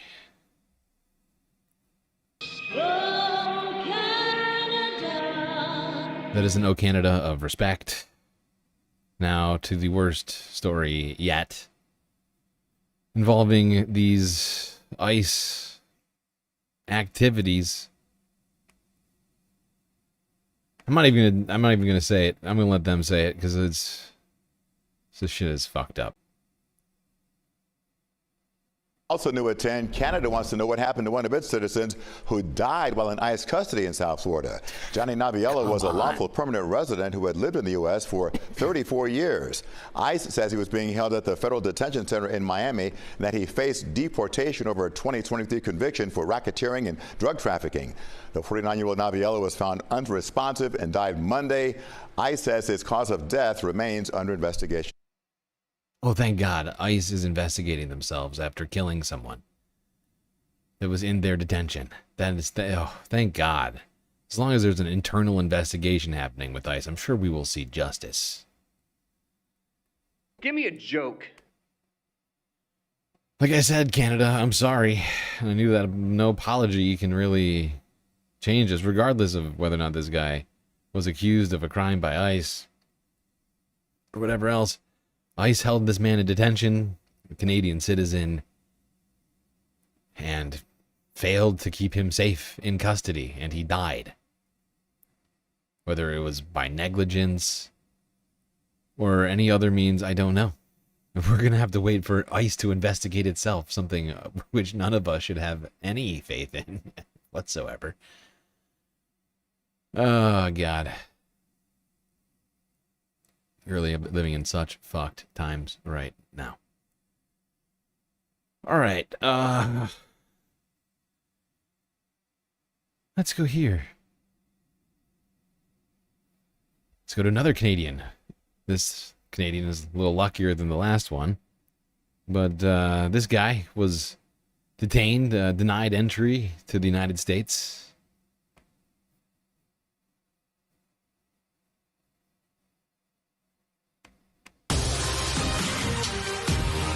He's skydived around the world and parachuted with the military on special forces operations in Iraq and Afghanistan. Jamie Flynn was supposed to fly to Alabama Wednesday to represent Vancouver firefighters at the World Police and Fire Games. Instead, he says he was sidelined at YVR and denied entry to the U.S. It's annoying because I've spent 3 months training for this event, and yeah, just to get there and everything just crumble in a second. The firefighter and search and rescue volunteer was to compete in jiu-jitsu, but says he was told the ESTA pass, or electronic system for travel authorization he'd reapplied for online, had expired and could not be renewed. And all it pops up on the app is travel not authorized. Flynn is a British citizen and permanent resident of Canada with no criminal record. He says neither the U.S. consulate nor the ESTA program offered any explanation. I think this is a clerical error, but the fact that I can't speak to anyone is just super frustrating. I feel like I'm an upstanding member of society. I don't know why this has happened. ESTA is known as a quick and easy way for individuals from low-risk countries to enter the U.S. instead of applying for a visa. Eligible applicants fill out a form online to visit the U.S. for up to 90 days. There we go. United States, we're here to tell everyone to just fuck off. In a variety, true diversity of ways. All right, let's go to Taylor Lorenz. Talk about this fascinating story involving J.D. Vance.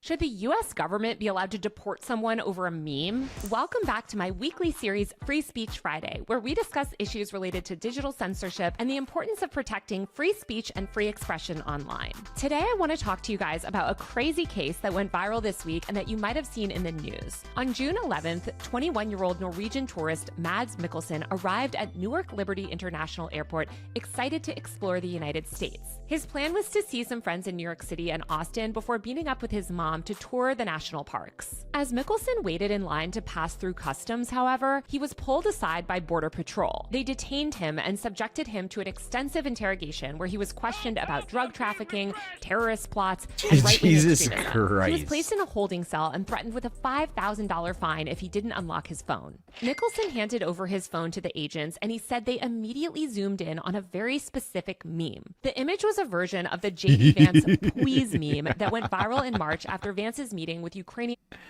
The vice president is so cute. Version of the J.D. Vance Please meme that went viral in March after Vance's meeting with Ukrainian President Zelensky. Mikkelsen's version of the meme featured an image of J.D. Vance with a giant distorted bald head against a bright blue background. Shortly after customs reviewed the meme, Mikkelsen was deported. Border Patrol agents put him on a flight back to Norway, and after arriving back home, he gave an extended interview to his hometown newspaper, claiming that immigration officials denied him entry into the United States after discovering the popular meme saved on his phone. Oh, how dare you. Security was quick to respond online. This guy.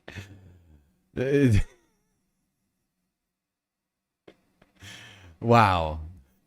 That seems a little harsh. A meme on your phone rises to the level of the government involvement. How dare you meme so ruthlessly against our great vice president?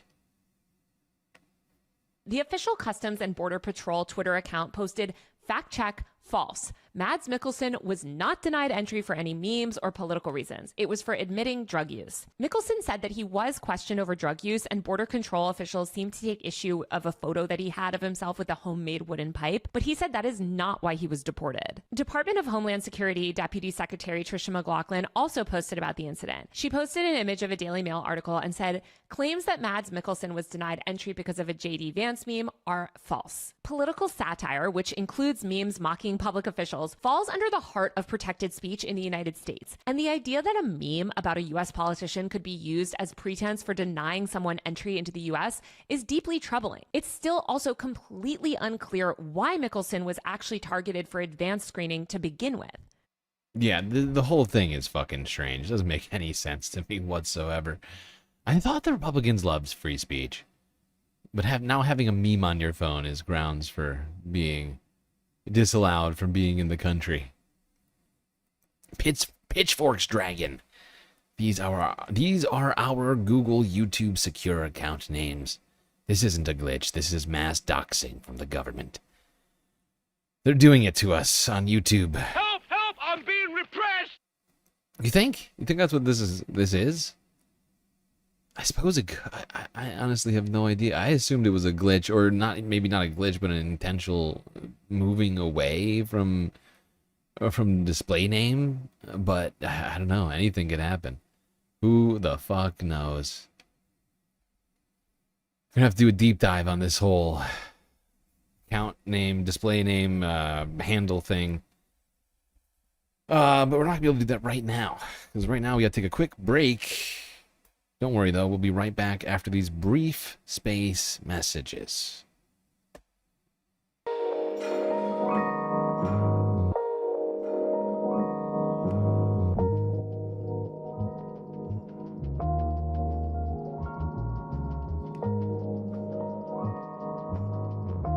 All right.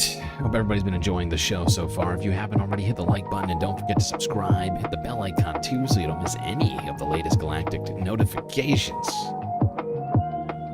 While you're doing all that, do also consider contributing to the Galactic News Network, as we are completely funded by individuals such as yourself. So many great ways, of course, for you to show your support.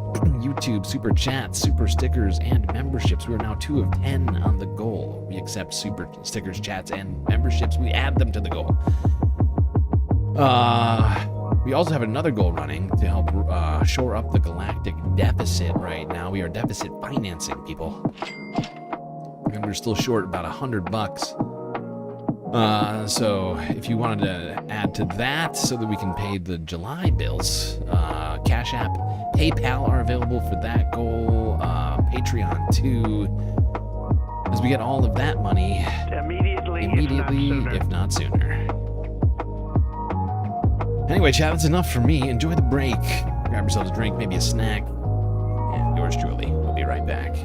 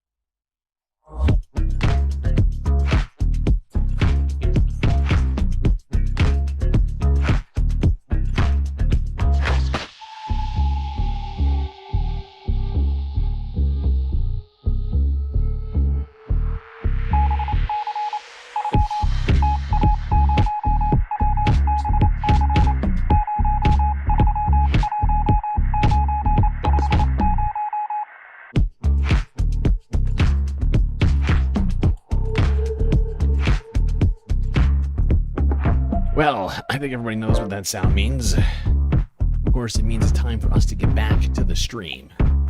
So get in those seats, otherwise you're going to miss the latest content, which is going to be coming very, very, very soon.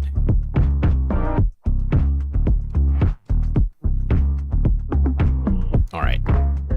Now, I'm not going to big time you, but right now, I am going to pull a Hassan style move. I need food. I need to eat a little snacky snack. So I'm gonna crunch on some food while we watch these next couple videos. I apologize for that. Well, we got done talking about immigration, and we're gonna get right back to talking about it in the second half. Supreme Court has done a whole bunch of horrifying things in the last year. The last day has certainly kept with the trend. And in a ruling, I think they ruled on like 6 different things today. The Supreme Court ruled that Donald Trump,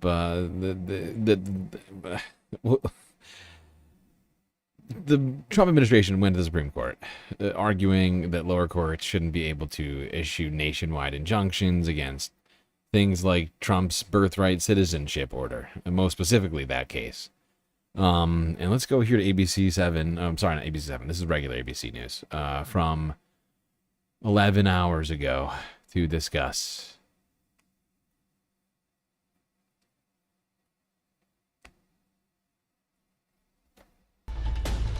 This is an ABC News special report.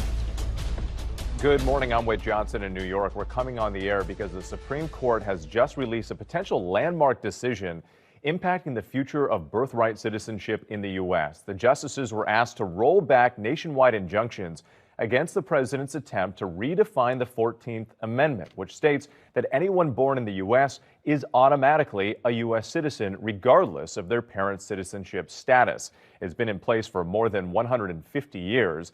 But now, in a 6-3 split, the conservative majority ruled that President Trump can move forward with implementing his birthright citizenship change, except for those who brought the case, the 22 states and a group of pregnant immigrant women who brought that case. So it's not directly getting at the 14th Amendment here, but this will have a nationwide impact. Let's go ahead and bring in our Devin Dwyer, ABC's senior Washington reporter, who's been following the Supreme Court on this.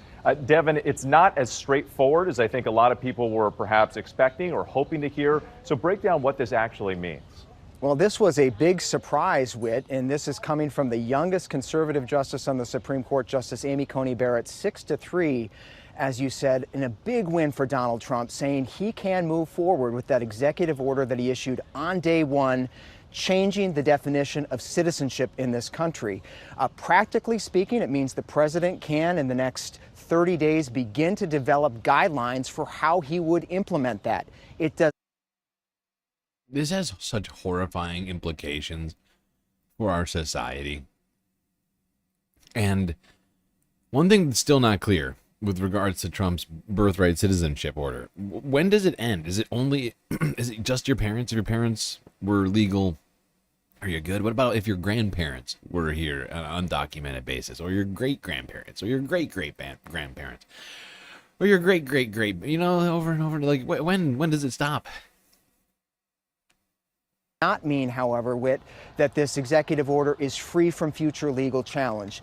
Legal cases in 3 different districts will continue on the merits. The Supreme Court, in oral argument in this matter, did signal that it was skeptical that it could stand up to legal muster. But at this point, the court is really weighing in on the ability of individual judges in districts around the country to block a president's action nationwide. And what Justice Barrett said today is that an individual federal court judge does not have that authority to broadly block a president. The judge, he or she, can block an individual while a case is being litigated, and in this case that was upheld. So, you know, this order, as it's implemented, cannot apply to those 22 states. It's going to be messy. It cannot apply to those particular pregnant women that are challenging this. But elsewhere in the country, and at the very least in the planning stages, the president can move forward, and that is a significant and surprising win for him. With it sure is. Devin But here's the question then, right? So if people enter one of the states that didn't join, and it would seem that it is the case, that if somebody enters one of the states, I think the 28 states, that didn't join this lawsuit, it seems to me that they could be picked up. DACA recipients, people have been here their entire lives. They were born here, right? They could be picked up, you know. And the thing I keep wondering is what happens if Marco Rubio goes to, I don't know, Texas, and a Texan mayor tries to deport Marco because he's a DACA recipient. Marco Rubio's a dreamer. He's from Cuba. Well, his parents were from Cuba, and they were not documented when he was born in the United States. He is a recipient, DACA recipient. There's a lot to unpack with all of this. It's just fucking horrifying. Supreme Court feels that this is acceptable. I don't know how. It really doesn't. I mean, it's just Republican nonsense and just running over the law. A 6-3 majority decision. So what are we hearing from the liberal justices on the court? This one did break along ideological lines, Whit, and Justice Sonia Sotomayor, we are told, is taking the rare step of reading her dissent aloud in the chamber behind me right now. And she has said in her written opinion that this is a gross mistake by the Supreme Court. In her words, she warns that no right is safe now in this country. She had hypothesized with that if a president in the future, say, a Democratic president, decided to issue an order seizing everyone's guns in this country, in her view, that would be lawful until it was struck down by the Supreme Court, that an injunction by a federal judge would not have effect. So a pretty striking statement by the senior liberal. She says that this is really going to upset the apple cart in a whole bunch of cases right now around the country. And we should point out, Whit, that the implications of this decision are going to be quite significant and take some time to figure out. The court. Yeah, incredibly significant. I mean, this is going to restrict. Sorry. Still eating food. This is going to restrict people's freedom of movement in the country. People who have every right to be here, you know, under the 14th Amendment. You know, they should be free to travel around the country. They're American citizens. They were born here. They should not be afraid of going to the next state over. But that's where we're at now. People will have to weigh the pros and cons of being picked up by ICE and deported from the country that in many cases, perhaps the only country you've ever known. Today in saying that individual judges cannot block a president's policy nationwide will apply to lots of other cases involving Donald Trump, from some of his immigration policies to some of those freezes on federal funding to mass layoffs at federal agencies. Judges have blocked those things on a universal basis, and some of those orders may now need to be rolled back or eliminated with. And as you pointed out, implementing all of this. This is insane. So now judges can't do judging. They can't judge the president. He's above the law. And he only answers to the Supreme Court. That's basically where we're at now. Is that, I guess the Supreme Court will have to hear on a case-by-case basis every problem that everyone has with Donald Trump now. Because this is basically what this ruling winds up meaning.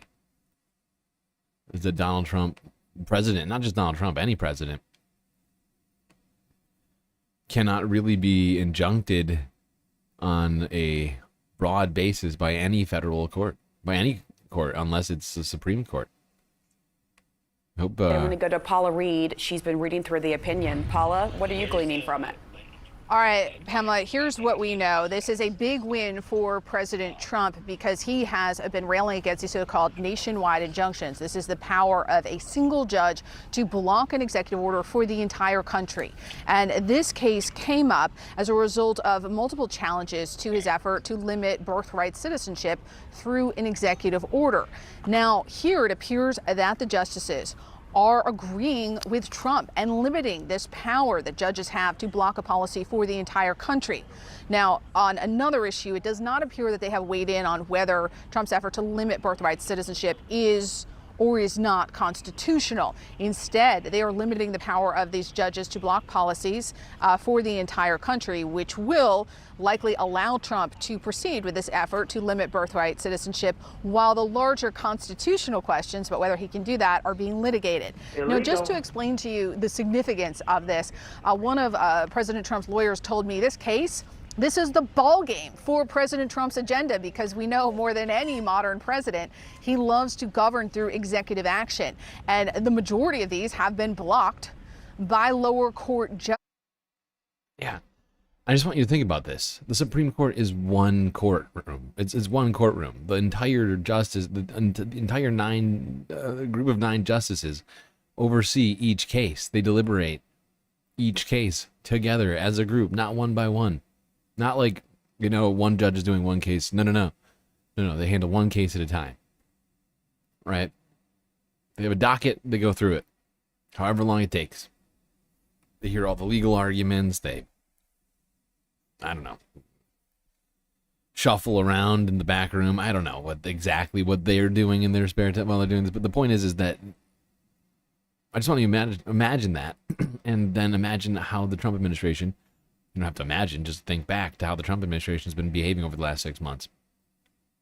They have been rapid firing actions, right? Whether through an executive order or just on the ground. And now any challenges to the president will have to go through the Supreme Court rather than through the massive court system we have in this fucking country, in the state where it happens, in the city, in the town where it happens, right? Rather than that, it's all just going to go straight to it'll just pile up. The Supreme Court will never be able to get through everything that Donald Trump does. And as a result, justice will be delayed to the point that it is no longer attainable.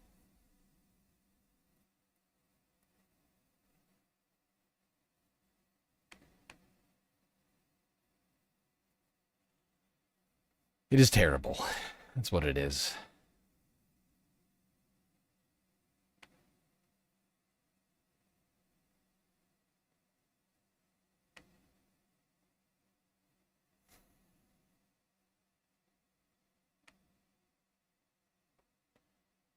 Now, let's see.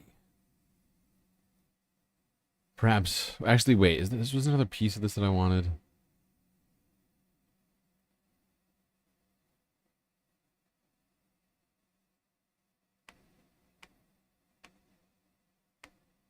That many lower courts have raised into question.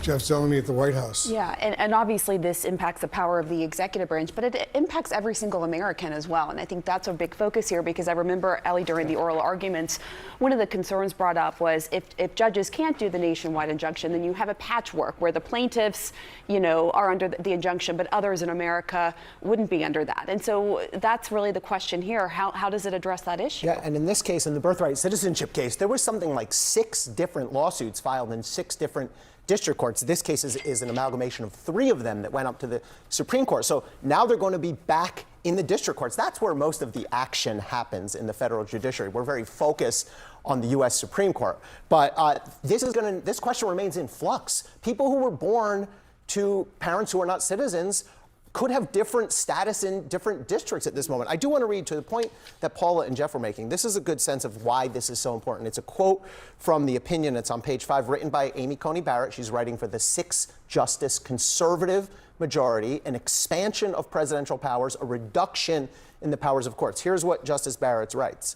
By the end of the Biden administration, we had reached a state of affairs where almost every major presidential action was immediately frozen by a federal district court. As the number of universal injunctions has increased, so too has the importance of this issue. And I think that's a nice encapsulation of why this is such a big win for the Trump administration. And not just Donald John Trump, the person, but the office of the president. Whoever comes next is going to get the benefit of this ruling too. And it's going to make it much harder, not impossible, but much harder for a single district court judge in Maryland or Wyoming or where have you to say, I'm blocking the president's action nationwide. It's going to be much harder to do that now. The only thing I can keep thinking when I listen to this kind of stuff and I start piecing everything together, the more that I think, you know, there's really kind of setting us up for Project 2029. Whether or not we'll be able to facilitate something like that on the left, that would be that to be seen. But I just keep thinking it over and over and over again. You got to start writing that thing. Got to start writing that thing and then find a candidate who we think would actually execute, you know, when it needs to be executed.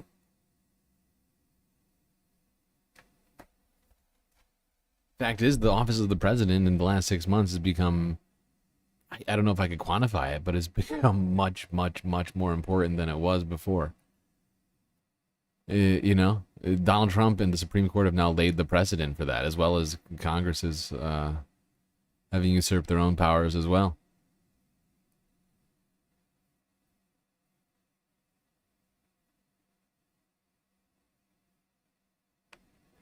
Now, Donald Trump was very excited about this news. Oh, wait, before I go to that, let's go to this. He is excited about this news, though. But let's go to CBS Evening News. Talk about some of the uncertainty that this is all causing for people. Well, since today's Supreme Court's ruling did not directly address the issue of birthright citizenship, it leaves hundreds of thousands of families here in the U.S.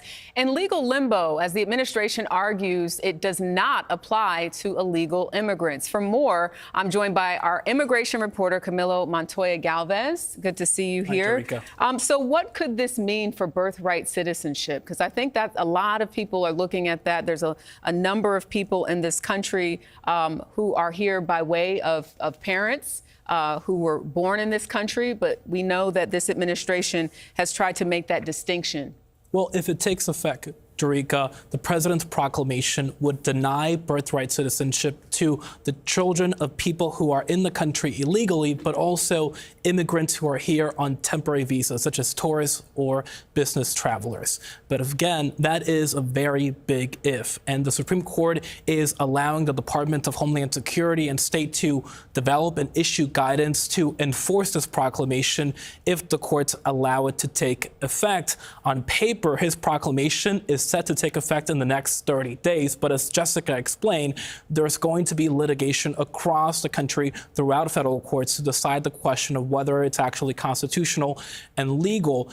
But it is important to note that some organizations have already filed class action lawsuits to try to block it through a different legal mechanism. And judge after judge, Sharika, has already found that this is likely at odds with the U.S. Constitution. What does this mean for non-citizens who either have or are planning to have children here? It's a critical question. We know that this is causing a lot of uncertainty and confusion because this order, if enacted again, would apply to a very significant number of people. One study found that 250,000 babies, if this is enacted, would be born here without U.S. citizenship each year.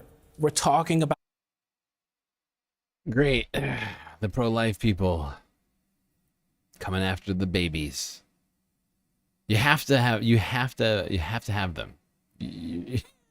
You will be forced to have your pregnancy to term, but we are going to ship your baby off to another country. So enjoy that.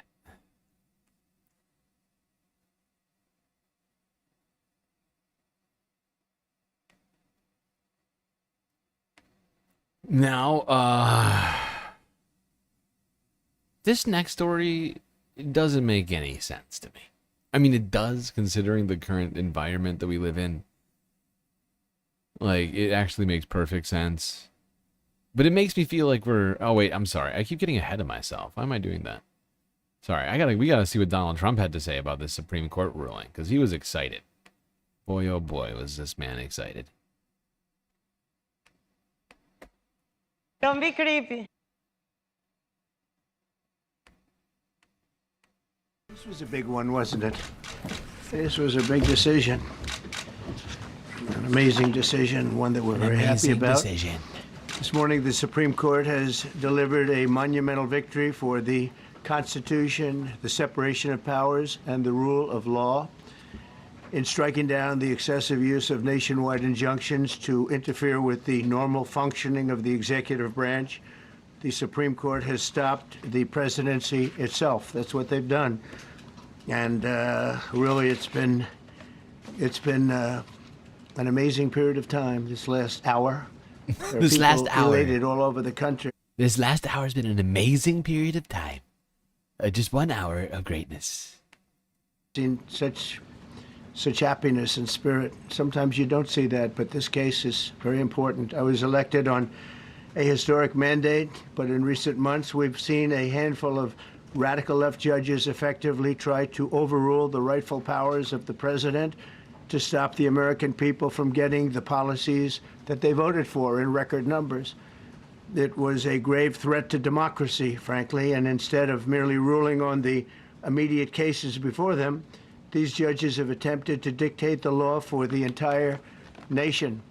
In practice, this meant that if any one of the nearly 700 federal judges disagreed with the policy of a duly elected president of the United States, he or she could block that policy from going into effect or at least delay it for many years, tie it up in the court system. This was a colossal abuse of power which never occurred in American history prior. Never occurred except for all of American history before I came into office. And the fact is, you know, it was not that long ago when Republicans were in a state of frenzy over Obama using executive actions. And he did not do that many. It was a few, but in comparison to like Donald Trump, it pales in comparison.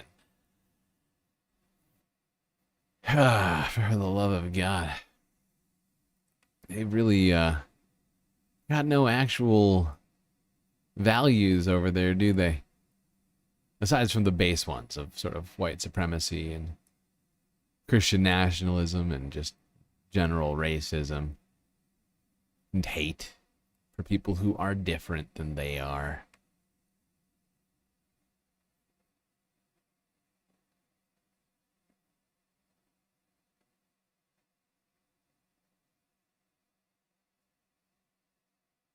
All right. Let's go to Minnesota, where something incredibly strange is happening that, to me, one would think would be sort of... I would think people would have an objection to this. It will 100% impact my decision on where I send my children. A tense topic at the Forest Lake School Board meeting. The proposed dress code changes are based on the Minnesota School Board Association's model policy and would bring our district into alignment with over 99% of schools in Minnesota.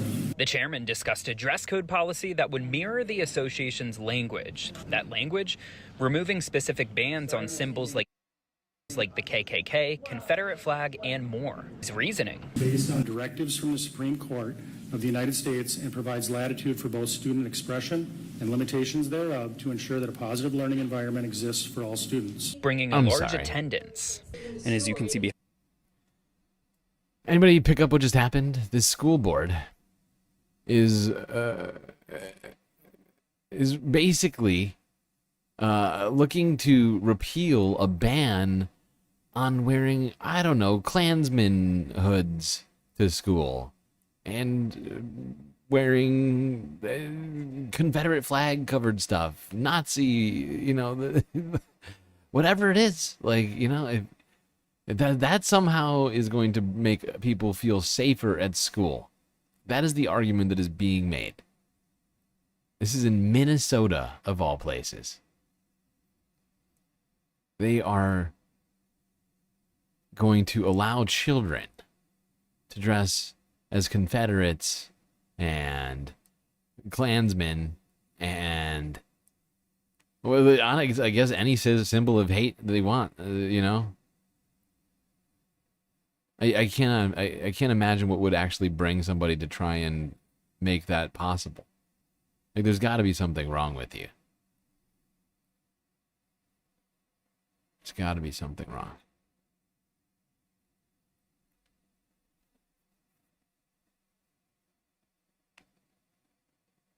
But they said they were justifying this decision based upon the Supreme Court's recent decisions. It's great. That's great.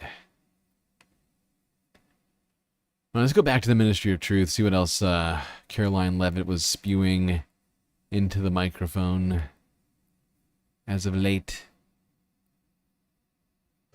Now back here at home, Oh my God, Americans are stop paying yelling. much cheaper prices for gasoline this summer, as both the Wall Street Journal and the New Why is Caroline always yelling at me? I don't understand it.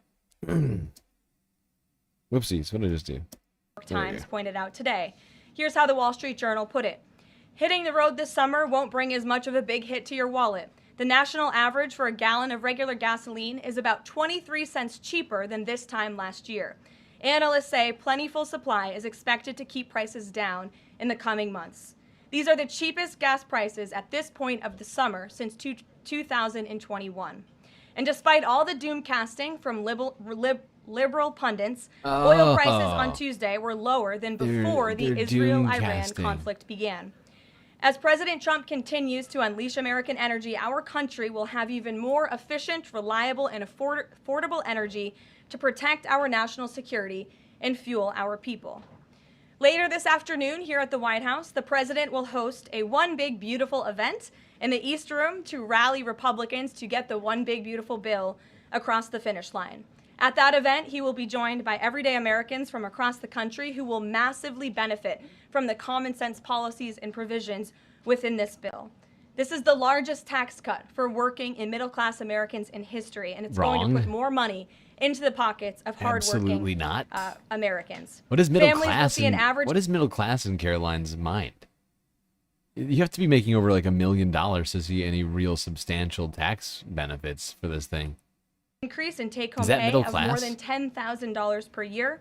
Americans Am I that earning poor? between $30,000 and $80,000 per year will see a 15% tax cut. Overtime and tipped workers will save thousands of dollars annually. Well, there we go. Caroline's here to tell us that we're all just doom casting.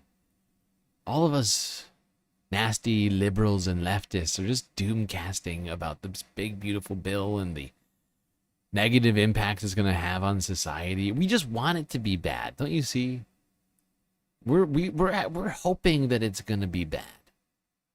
We're not expressing our genuine concerns. We're just trying to wish it on it. You know, we're using magical thinking. We're like, oh, maybe if I just focus my mind enough, I could change the future.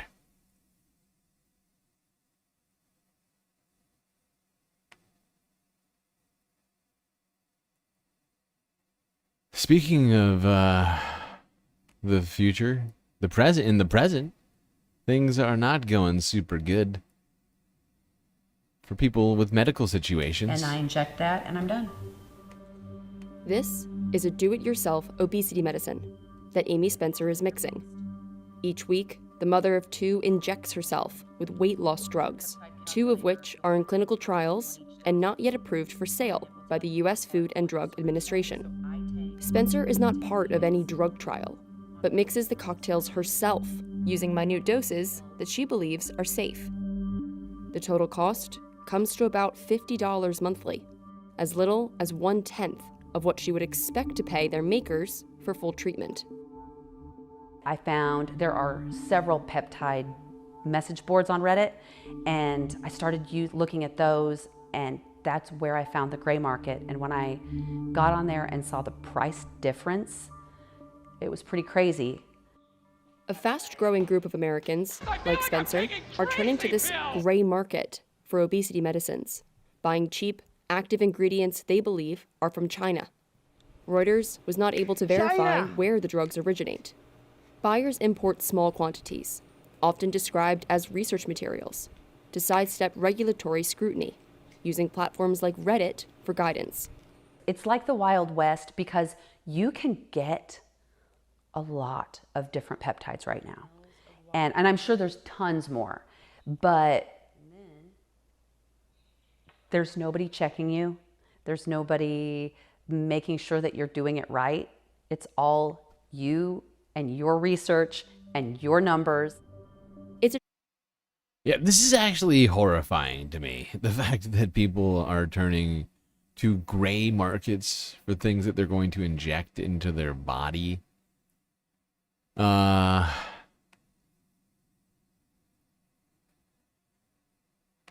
yeah, this is the state of our current healthcare system. Things are so expensive, people can't afford the drugs that they need. And then they turn to alternatives. Let's talk about the guy in charge of our health and well-being. Well, not in charge of, but in charge of, you know, the state of U.S. health. This is Democracy Now! The messaging and the research and all sorts of other things. And I think you all know who I'm talking about. RFK Jr. This is Democracy Now!, democracynow.org. I'm Amy Goodman with Nermeen Sheikh. We turn now to public health and vaccines. Health and Human Services Secretary Robert F. Kennedy Jr. has withdrawn a U.S. pledge to fund the world's preeminent international vaccine organization as the Trump administration takes its campaign against vaccinations, led by RFK Jr. Global.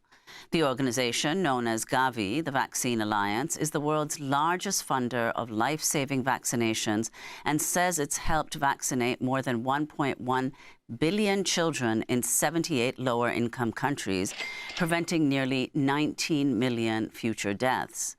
On Wednesday, Kennedy claimed, without any evidence, that Gavi, quote, ignored the science in its global immunization campaign. Unfortunately, in its zeal to promote universal vaccination, it has neglected the key issue of vaccine safety. When the science was inconvenient, Gavi ignored the science.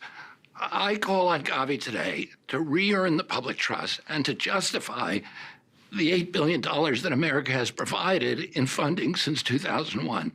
Also Wednesday, scientists at the U.S. Centers for Disease Control rallied outside the agency's headquarters in Atlanta to protest the Trump administration's newly reconstituted vaccine advisory panel. It's called the Advisory Committee on Immunization Practices, known as ACIP. RFK Jr. stacked the committee with new appointees, fired most of the others, many of them holding anti-vaccine views. He fired all 17 formerly seated members of the panel and replaced them with a smaller group of his own. Wednesday was the first day of the new committee's meeting. This is former CDC worker Peter Kielowski, who was protesting outside. There have been rallies here every Tuesday maybe since March, but today is especially important because it's the first meeting of this new, and I would say bogus, Advisory Committee for Immunization Practices, ACIP. Kennedy, as most people know, fired the previous members of ACIP, and the few people that he's put on it are not competent. For more on these developments, we're joined by Dr. Paul Offit. He's the director of the Vaccine Education Center, attending physician at Children's Hospital in Philadelphia, also serves as an advisor to the FDA. Dr. Offit is the co-inventor of the rotavirus vaccine, recommended for universal use in infants by the CDC, author of numerous books, including Autism's False Prophets, Bad Science, Risky Medicine, and the Search for a Cure, as well as the book Deadly Choices, How the Anti-Vaccine Movement Threatens Us All. Dr. Offit, thanks so much for joining us again. If you can start off by talking about this two-day meeting. The first was yesterday, and the whole issue that the people on this committee are saying they're just re-examining the whole roster of vaccines. What does that mean? How does that affect kids in this country, adults as well, and people around the world?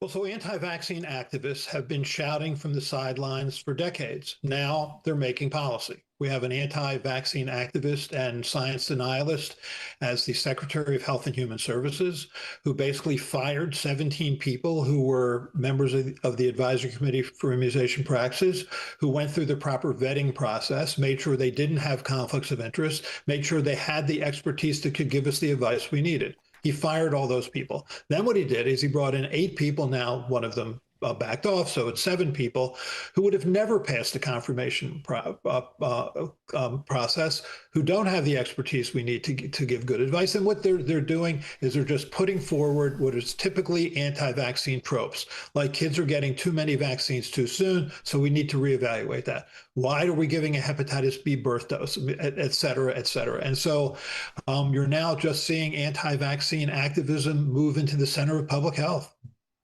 And Dr. Offit, in fact, the panel chair, Dr. Robert Malone, said he considers the label anti-vaxxer to be high praise. I mean, you've worked in vaccine information, the director of the Vaccine Education Center. You know, what do you think explains this transformation in the perception? That is so just, oh my God. We are dooming this country to years upon years of negative downstream effects from practically everything that Donald Trump and his little crew are doing right now. Well, there should be no one at the CDC who takes anti-vaxxer as a badge of honor. That is ridiculous. This is ridiculous. It's pure anti-science has taken over the government. It's all just about enriching yourself and disillusioning people. The effectiveness of vaccines, and not just the effectiveness, but what they're propagating, which is the danger of vaccines. I think that we, to some extent, lost the trust of the American public early in the COVID pandemic. And I think two things happened. I think in 2020, when we didn't have anything, we didn't have antivirals until October, we didn't have monoclonal antibodies till November, we didn't have vaccines till December. To try and stop the spread of a virus, it was spread asymptomatically. And so what did we do? We shuttered schools, we closed businesses, we restricted travel, we masked, isolated, quarantined, social distanced, and tested. And I think there was a percentage of this population that thought that was massive government overreach, especially the shuttering of schools and closing of businesses.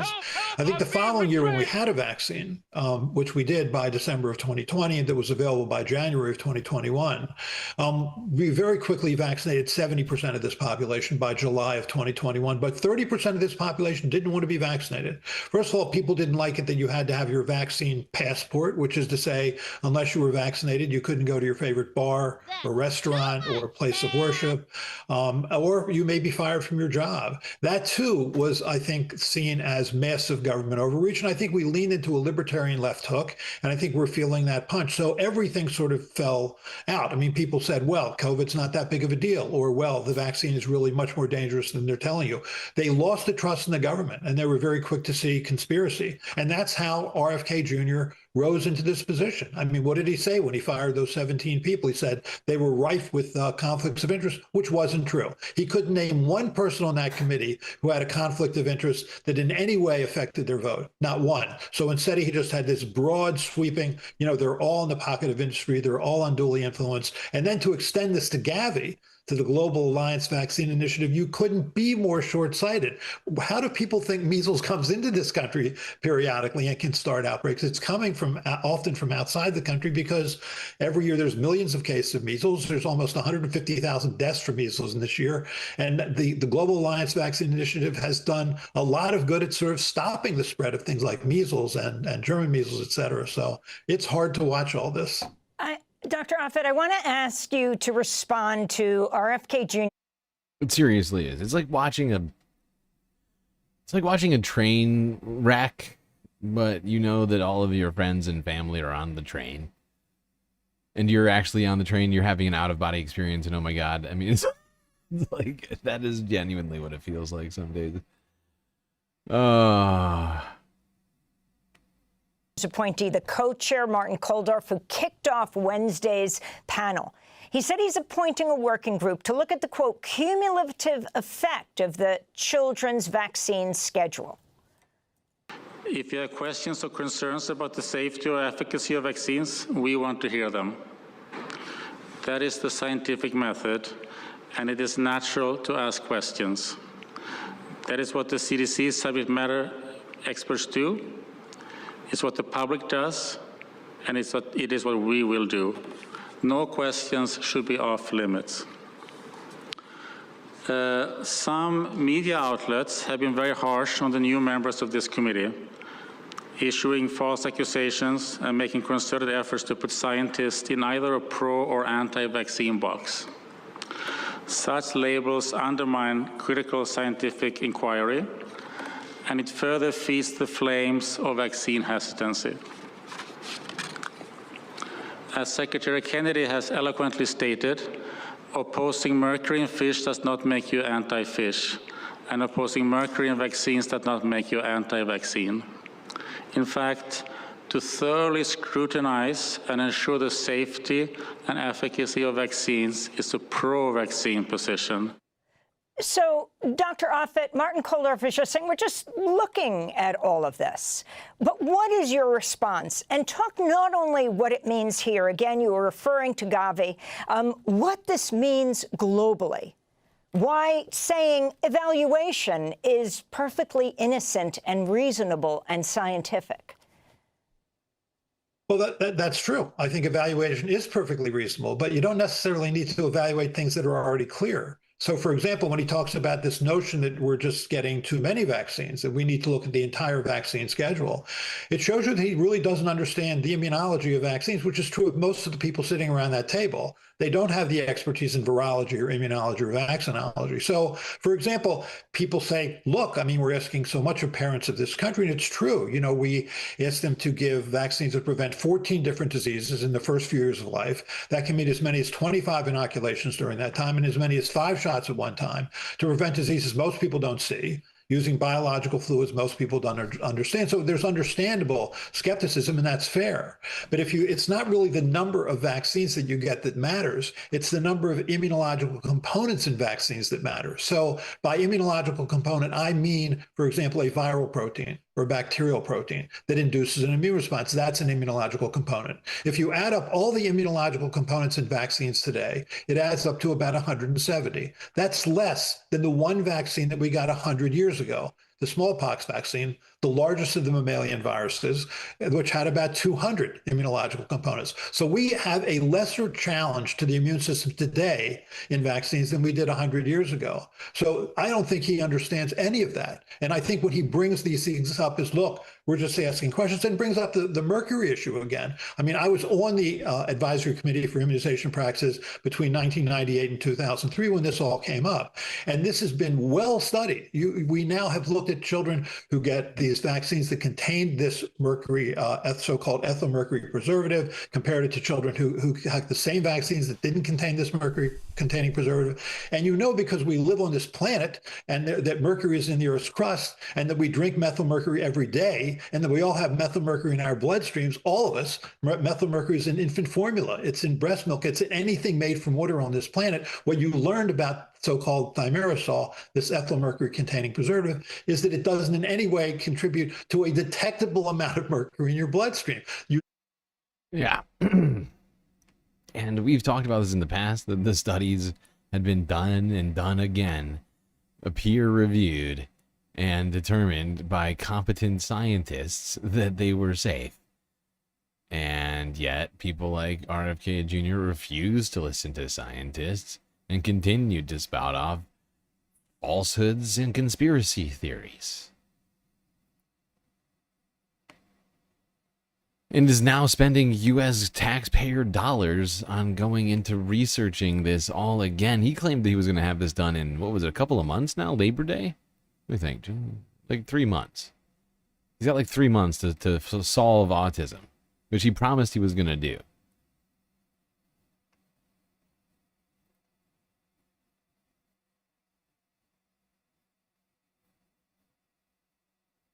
All right. Let's keep talking health-related issues. SCOTUS has been very busy today, like I mentioned. Ruled on half a dozen different things in the session today, if I'm not mistaken, including the case surrounding Planned Parenthood.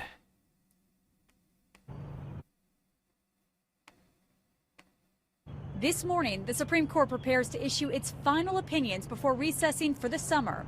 It comes as a divided Supreme Court voted in a 6-3 decision to allow states to block Medicaid funding of Planned Parenthood for health services such as contraception and cancer screenings. Justice Neil Gorsuch, writing for the majority, said that, quote, it generally belongs to the federal government to supervise compliance with its own spending programs. Meanwhile, Justice Ketanji Brown Jackson, taking the opposite view, wrote, today's decision is likely to result in tangible harm to real people. As for those who brought suit, SBA Pro-Life America praised the decision, saying in part, quote, Planned Parenthood's taxpayer-funded gravy train is swiftly coming to an end. And for the Planned Parenthood clinic at the center of the lawsuit, they said in a statement, today's decision is a grave injustice that strikes at the very bedrock of American freedom and Describing Planned Parenthood as a gravy train in any sense is just a ridiculous misappropriation of that word. In no way is there a gravy train at Planned Parenthood, you know? That is just such a nonsense statement. Oh, those doctors at Planned Parenthood are just raking it in. Just raking it in. Multi-billionaire Planned Parenthood doctors. Yeah, okay. Is to send South Carolina deeper into a healthcare crisis. Coming just 3 years after the Dobbs decision striking down Roe v. Wade, one legal analyst says Thursday's decision may be where the court is headed. We are a long ways away from where we were 10 years ago, and we're just 3 years removed from the Dobbs decision overturning Roe v. Wade. This is part and parcel of a significant conservative shift on the Supreme Court, even relative to the conservative court that we had just a couple years ago. What's fascinating is that's the same Supreme Court. We had the way he's talking about them. He's like talking about like they're different people. They're not. They're all the same people still sit on the bench in the Supreme Court that did 2 years ago. We're going to keep talking about this fucking decision. In a 6-3 ruling, the Supreme Court's backed efforts by South Carolina to defund Planned Parenthood by removing its health clinics from the state's Medicaid program. In a dissent joined by her liberal colleagues, Justice Ketanji Brown Jackson said the ruling, quote, will strip those South Carolinians and countless other Medicaid recipients around the country of a deeply personal freedom, the ability to decide who treats us at our most vulnerable, unquote. Vicki Ringer of Planned Parenthood South Carolina spoke outside the Supreme Court Thursday. Now, the governor has said, there's so many other Medicaid providers. We know that's a fallacy. There are not. We have a dire shortage of Medicaid providers. When the governor first issued this executive order in 2018, we scrambled to find other providers who would care for our patients. What we found was there was no one who would see a patient in less than 3 months. Well, if you've got a problem, 3 months is unacceptable. So who are they going to go to? Meanwhile, the state is sending money to these anti-abortion clinics that provide no health care whatsoever. Oh, nice. But That's helpful. the main reason that they've done this is clearly political. They want to shut down Planned Parenthood, and they want to have a backdoor ban for abortion. The ruling comes 3 years after the court overturned Roe v. Wade, eliminating the federal constitutional right to abortion. We're joined now in Washington, D.C. by Rebecca Grant, author and freelance journalist covering reproductive rights, health, and justice. Her new book, just out, is titled Access: Inside the Abortion Underground and the 60-Year Battle for Reproductive Freedom. Before we talk about the resistance to what's taken place, I'd like you to respond to the Supreme Court's decision and its significance. Yeah, before she responds to that, I just want to respond to what that woman said right before it. Right? Sorry, I just, lost my train of thought. What was I saying? Oh, my God. My brain is broken. I'm sorry, I gotta go back. Main reason that they've done this is clearly political. They want to shut down Planned Parenthood, and they want to have a backdoor ban for abortion and health care. What money to these anti-abortion? Oh, right. There it is. That's the thing I wanted to address. Jesus Christ, my brain is broken. The fact that they're going to give money to anti-abortion clinics rather than people actually providing healthcare, because of course Planned Parenthood, abortion is one of the only one of the many services which they give people, including those on Medicaid. As Planned Parenthood accepts people who are on Medicaid into their clientele, and it is insane that they would give money intended for medical services to something purely ideological, something that is, healthcare shouldn't be ideological at all. But they're doing that. They're like, actually, it's better to not have healthcare. Better to spend money on that than vice versa. And everything about that is just so wrong. Before we talk about the resistance to what's taken place, I'd like you to respond to the Supreme Court's decision and its significance. Yeah, I think it is yet another example in a very long line of anti-abortion politicians taking actions that we know will directly harm women and people who can get pregnant, and particularly people who are poor, who are low income. Yeah, and one thing I just want to point out, because these people are supposed lovers of life, right? I mean, that's the whole premise behind all this. We love life so much, we can't allow a single baby to die. Well, guess what? Aside from providing abortions, Planned Parenthood also provides medical services, gynecological and prenatal services to pregnant mothers who intend to keep their babies. So what about those women? They're going to be left behind. That's what. They're going to be left behind. They're not going to have anyone to treat them, and babies are going to die. Oh no. Why is there no outrage about that? Who have very limited options for how else they can access the health care that they so badly need. I mean, South Carolina, as the representative from Planned Parenthood mentioned, I think it's 41 out of 46 counties are considered federally designated health care provider shortage areas. So it's extremely unclear where people need to go. And this is in a state that already has very high rates of maternal mortality and of STIs. And so it's part of this broader effort to cut down on all reproductive health care and not just abortion access. And talk about what this means for other states around the country. This is South Carolina. The kind of term that I have been hearing is this idea that it will open the floodgates. There are already a handful of other states that have taken steps to, essentially kick Planned Parenthood off of Medicaid. This is also something that anti-abortion politicians have been trying to do in one form or another since at least 2015. And so I think it's extremely likely that we're going to see many states move to make similar moves or advance the moves that they've already made. And that could result in the closure of hundreds, potentially, of reproductive healthcare clinics. And this is on top of other. Oh, I think she's about to mention the Medicaid cuts, too. Yeah, and that we got a serious firestorm of healthcare problems that are going to strike this country.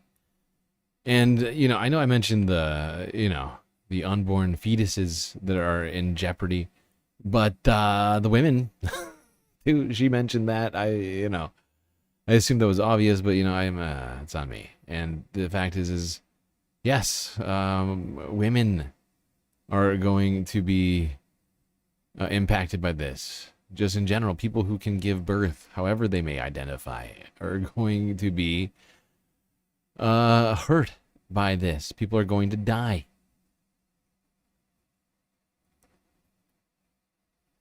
It's all just very punitive, nasty, cruel indifference to human life. Coming from the Republicans, the supposed lovers of human life. They love the life so much.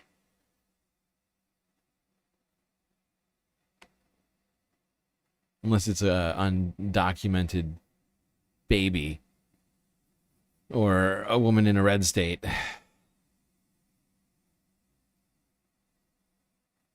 Or a Democrat elected official. Like in Minnesota. I guess they must have some sort of sliding scale of what life is most important. Somewhere, I'm sure. All right, now while we've been talking about the Supreme Court, let's talk about a man who, if I'm not mistaken, represented Donald Trump in one of the cases that he personally had in front of the Supreme Court, Emile Beauvais. Thank you. Mr. Chairman, can I make one point? Yeah. We know we are operating under a 5-minute rule, but you've given some latitude, for example, to the last senator, and I'm not objecting to it. What are you saying? I'm saying that the time to speak has been 5 minutes established. We've gone over that as a convenience to our colleagues, and I hope we'll continue that. Okay. In 2018, Mr. Beauvais, a group of federal criminal defense attorneys and former SDNY prosecutors in Manhattan were so alarmed by your pattern of unethical conduct that they wrote your supervisors at SDNY to warn them about you.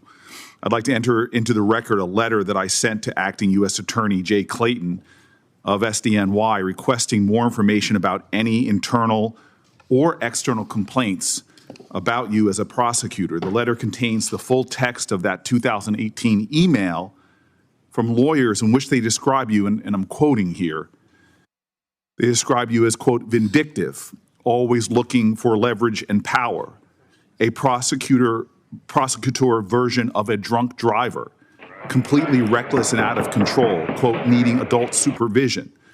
One attorney said that you, whatever due justice is supposed to mean, it doesn't apply to Beauvais.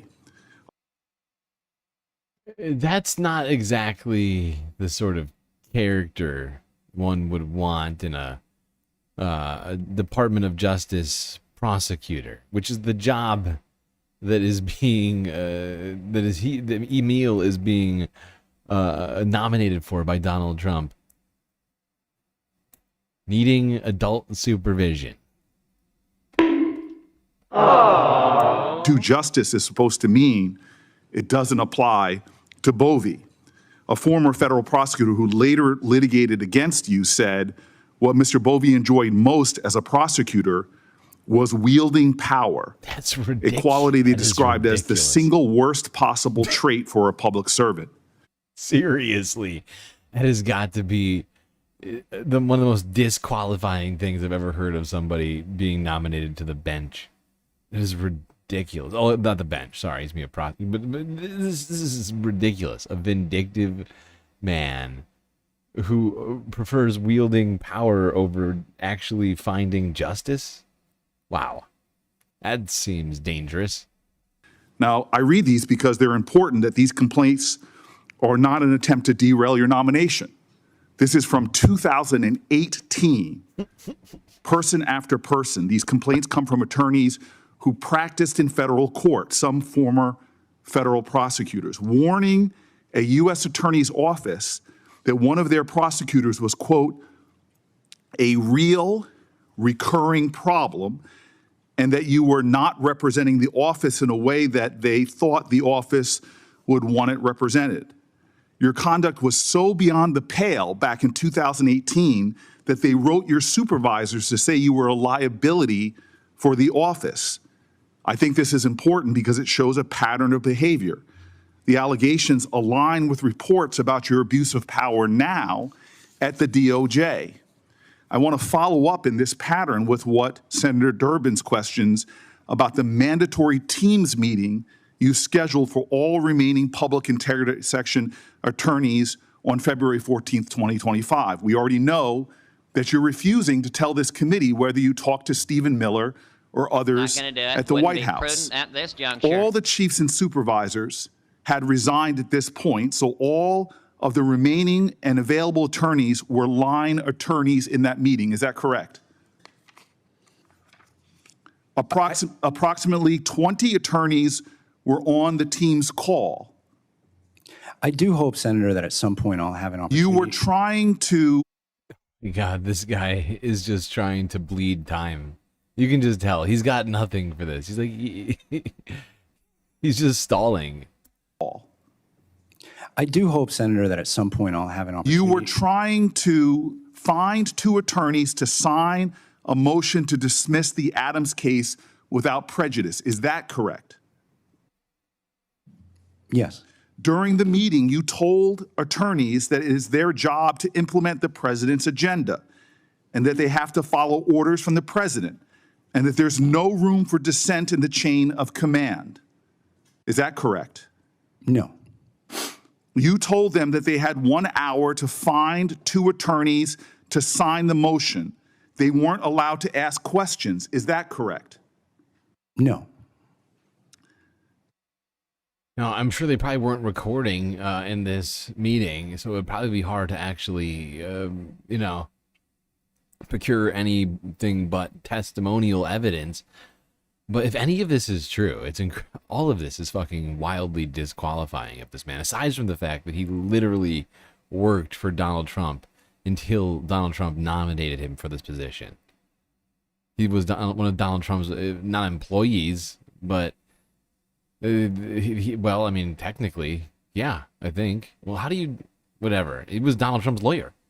He worked with Todd Blanche at Todd Blanche's law firm, defending Donald Trump in all of the, you know, the myriad cases he had, especially as it relates to the Supreme Court. He's nominated to the Third Circuit Court of Appeals? I must have gotten that wrong. Thank you for the correction. You started the meeting by emphasizing to the line attorneys that Danielle Sasson and Hagan Scott had failed to follow orders and that Ms. Sasson was going to be reassigned before she resigned, correct? I'm sorry, I didn't understand the last part of that question. I will state again. You started the meeting by emphasizing to the line attorneys that Danielle Sasson and Hagan Scott had failed to follow orders and that Ms. Sasson was going to be reassigned before she resigned. Is that correct? No. Okay. You also told them that whoever signed the motion would, quote, emerge as the new leaders, end quote, of the public integrity section for doing so, correct? I don't recall saying that. Oh my God. Every single one of his answers up to this question was no. And while I don't take him at face value with those no's, but switching from no to I don't recall saying that in this instance feels incredibly disingenuous. And this is probably one of the most damning things that Cory Booker has accused him of, or well that he's being was alleged to have happened. that Emile Beauvais basically promised promotions for signing this thing. That is fucking insane. So you don't know if you said that or not? I don't recall saying that. Edward Sullivan volunteered to sign the motion. As promised, Sullivan was promoted to acting chief of the Public Integrity Section for dismissing that case. Is that correct? No. So you are saying that as the leader of the DOJ, you don't know who is in charge of public integrity? No, I'm saying that the causal relationship that you implied in your question is not accurate. Okay. We have you on the record on all of those points. You worked on January 6th cases while a prosecutor at the SDNY, correct? A supervisor, yes. An FBI agent described you as treating the January 6th cases as a priority when you were prosecuting those cases. But then you fired dozens of prosecutors and 8 senior FBI officials working on the case. Is that correct? No. So, Mr. Beauvais, I am hoping that more evidence is going to come out that showed that you lied before this committee. And I'm wondering where the lines are for you. What's the line in the sand when you wield awesome power of government? What is that line for you? Because clearly lying to a court isn't a red line. Referring to follow court or refusing to follow court orders isn't a line. Doxing judges and government officials isn't a red line. Intimidating attorneys you supervise into doing things they believe is unethical is not a line. So what's your red line? I really wonder, what could the president ask you to do that you wouldn't do? This man is dangerous, and in no way should he have a government job proceeding over anything in the judiciary. This guy should go back to the swamp and go down to the Everglades in Florida. Go spend more time at Mar-a-Lago. That's where the creepy ghouls like this belong. What a terrible time we live in, huh, people? Jesus. Got a lot to fight back against right now, and it's... You know, it seems like, you know, one step gets made in the right direction, then like 3 steps backwards. Anyways, that was Emile Beauvais, who is, what was it again? It's going to be sorry. Can't remember. Oh.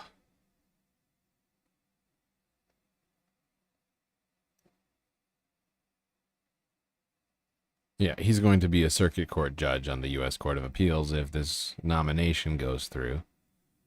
And what if any of Donald Trump's nominations haven't gone through? I can't think of a single one. I know that some people decided to, you know, end their nomination, step down, whatever else, but Republicans haven't voted against a single one of Donald Trump's nominations, right? Enough so to block it. I mean, I have not seen a single one of those happen. So it's almost a guarantee that he'll be put in, unless something strange happens.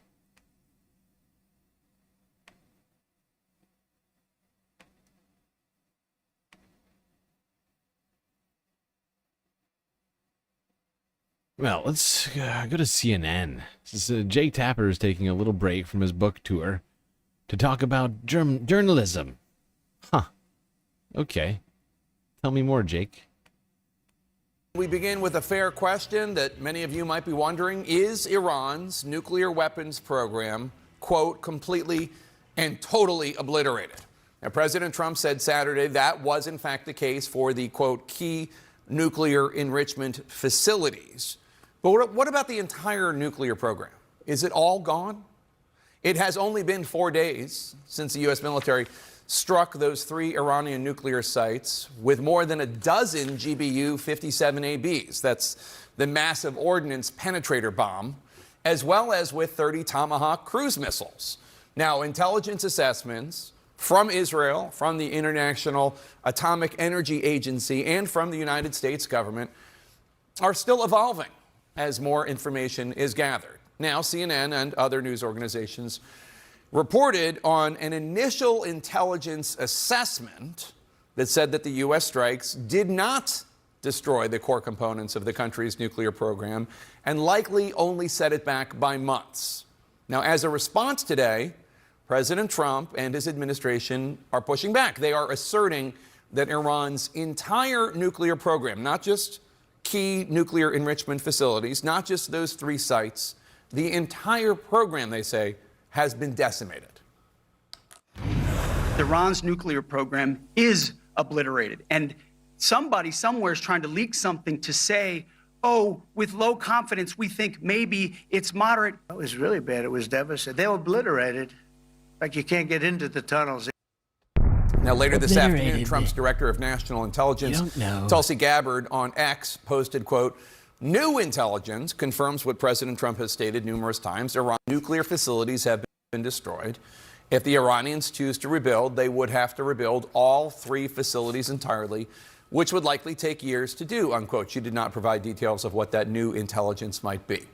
And then, just moments ago, CIA Director John Ratcliffe said, quote, "CIA can confirm that a body of credible intelligence indicates Iran's nuclear program has been severely damaged by the recent targeted strikes. This includes new intelligence from a historically reliable and accurate source/method." Notable that CIA Director Ratcliffe said that the nuclear program was severely damaged. That's the term he used, not totally obliterated. It is, of course, possible that at some point after more intelligence assessments are completed, the president's claims of total obliteration of the entire program could bear out to be true. But so much right now remains unknown. We still do not know what is underneath all the rubble at these bombed out sites. Has everything been completely destroyed? Another question, how much enriched uranium was transported from those sites by the Iranians before the attack on Saturday? At this stage in the game, even President Trump's own intelligence community. I forgot how long Jake goes on about this. Honestly, I don't have time for you, Jake. Anyways, Jake goes on to be like, oh, it's our job as journalists to ask questions and blah, blah, blah. And, you know, the Trump administration shouldn't be, you know, cracking down on journalists for asking questions, yelling at them, which he's right about. And he should maybe take his own advice. It's his job to ask questions, not to be selling books all the time. Makes plenty of money over there at CNN. I don't know why he needed to write that book. I don't know why he needed to be trying to, you know, hawk it on CNN day in and day out for like a month and a half.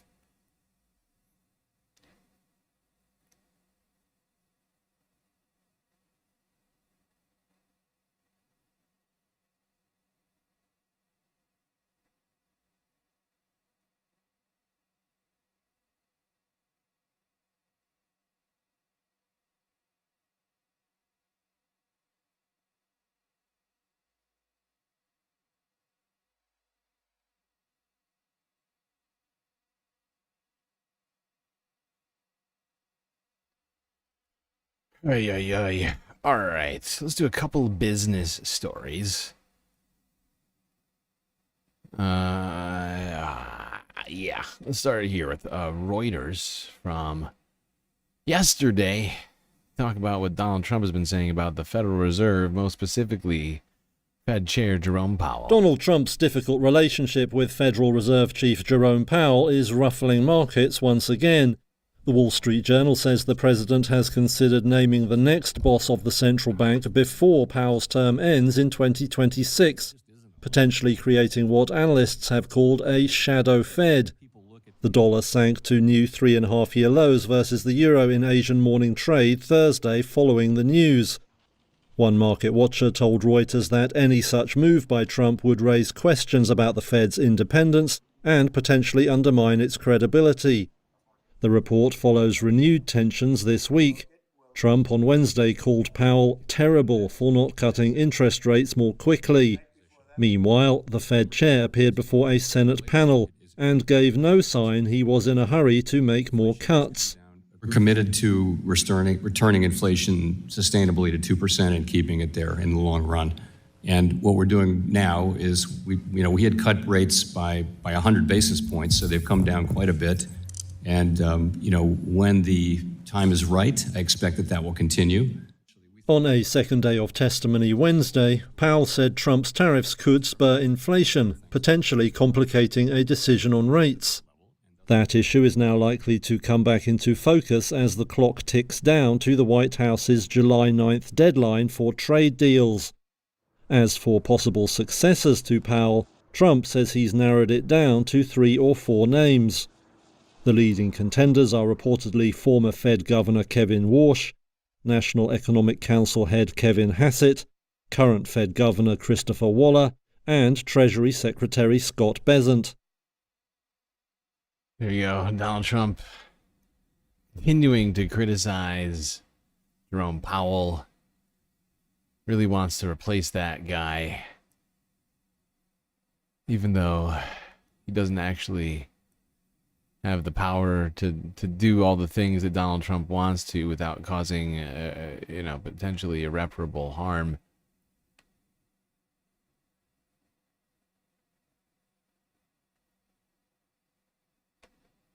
All right, let's talk about a different economic story. A terrifying one, truly. On the streets of Austin, we must go and talk about the goddamn Tesla robo-taxi launch. Here we go. So we're here in Austin, Texas. We came down here for the Tesla robo-taxi rollout. Started on Sunday. Are you going to have full autonomous on the roads of Austin by the end of June? Yes. This is not the widespread rollout of Tesla cybercabs or robo-taxis that investors, customers, and fans have been promised. That said, there are a lot of people who really do believe in this company and do believe in Elon Musk and think it's just a matter of time. Here it is. It found me. It came right here.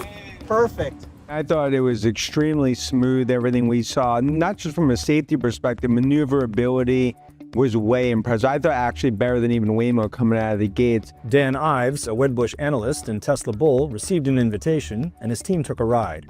And I think the other thing is that this is just the start, because I think a year from now, 25 to 30 cities, it speaks to this $1 trillion autonomous valuation that we believe alone will be for Tesla. All these goddamn Wall Street douches like this guy right here are ushering in a horrifying society by way of their money and investment in these sorts of technologies right now, because none of them want to address the elephant in the room, right, as it relates to social safety nets and how society will organize itself, with nothing to do in terms of to acquire money to survive, because of course in the midst of all of this stuff that they're doing, these billionaires, multimillionaires, they want capitalism to still reign supreme. They don't want social safety nets. They don't want Medicaid. They don't want Medicare. You know, they prefer us all just work till we die. And yet we're quickly starting to run out of job opportunities for people, as it turns out. To start, because I think a year from now, 25 to 30 cities, it speaks to this $1 trillion autonomous valuation that we believe alone will be for Tesla. But the trips weren't without incident. I showed up and, the service launched on Monday. It was supposed to start at 6 a.m. And by 6:30, I'd already found it doing dangerous stuff. CNBC reached out to Tesla multiple times to try to get a robo-taxi ride or a comment, but we did not hear back.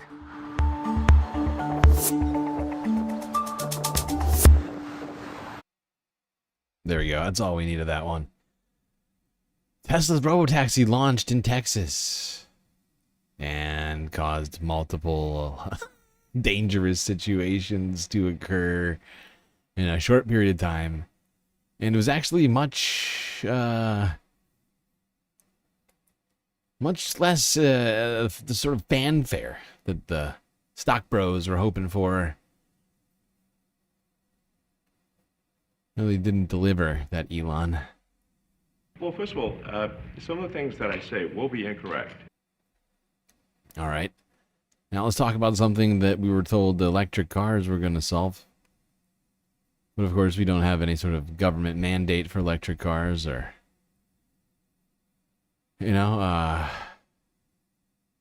any real powerful legislation with great assistance for people to achieve owning an electric car. It's really up to you. It's a consumer choice. So it's really solved nothing. Not, well, very, very little at this point, unfortunately.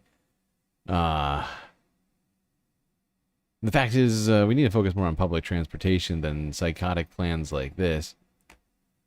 Meanwhile, though, Donald Trump's White House is rolling back protections for nearly 60 million. That's right, 60 million acres of national forests. The Trump administration is rolling back decades-old protections for nearly 60 million acres of national forest. The so-called roadless rule had prevented logging, mining, and road building in designated areas across more than 40 states. The new changes would open those sites, it's about a third of national forest land, up for development. Environmental groups quickly denounced the plan, but the administration called the move common sense and said it would jumpstart timber production and aid in fire prevention. For more, we're joined now by Kirk Sigler, a national correspondent for NPR who covers the western U.S. Kirk, it's great to see you. So it was President Clinton in his final days in office who used his executive authority to protect tens of millions of acres of national forest. Give us a sense, how vast was the area that this rule covered, and what's at stake now if these protections are rolled back? Well, this at the time was huge, and it's interesting for those of us who've been covering public lands for so long. This issue had kind of gone away, and then suddenly, like a lot of things in the Trump administration, here it is back. When President Clinton first signed it as he was leaving office, this was a huge decree of protections, or we should say added protections for national forest land across the country, largely across the West here and in Alaska. And when he signed the decree, it of course then was litigated for years and years. But I think looking back on it, it's interesting to think that this really did set a precedent for future Democratic presidents anyway. President Obama went on to use his pen and executive order to protect large national monuments in Utah and other states. So looking back on the roadless rule, it sure did lead to a lot more protections and a lot of controversy because, you know, by federal law and traditionally, it's Congress that has to designate wilderness areas. And these forests that we're talking about, many of them are remote, they're hard to reach. I mean, do you expect that we'll see a surge in logging and mining and drilling and development? Well, this is a kind of hard question to answer right now because, like anything, I kind of hate to compare it to, say, the onshoring of domestic manufacturing or that push to sort of bring logging back to places like the Pacific Northwest where I'm talking to you. This will take years, and as you say, a lot of these roadless areas are very remote. They're also hard to reach, expensive to develop. I don't really like the way he's talking about it as if it's a given that they're going to be developed. We need to talk about how do we stop Donald Trump from doing this? Right? That's my opinion. But it is so fucking frustrating to me that this is what we're doing. We're just opening up all the national forests to whomever's got the money.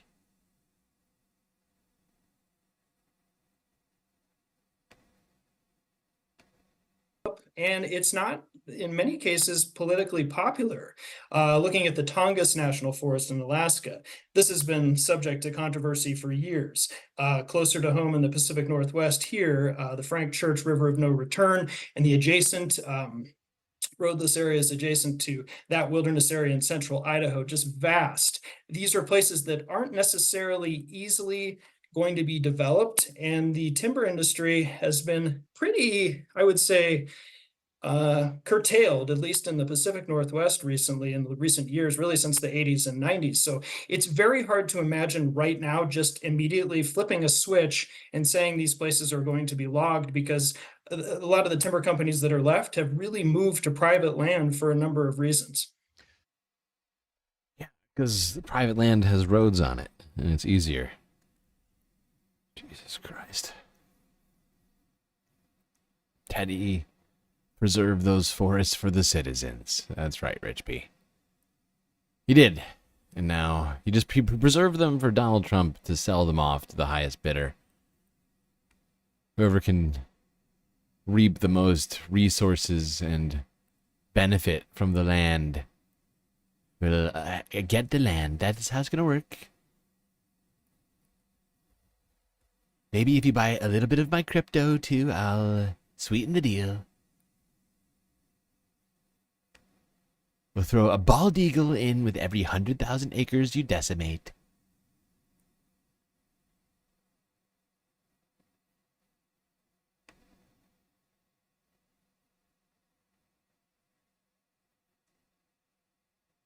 Oh, geez, we are perilously far away from the goal right now. 2 hours into the goal, we only have 2 super chats. It's not great. It's not great. I have to end the stream early tonight. Don't want to do that. Got a lot to cover. It's the week-ending report, people. Gotta cover the whole week.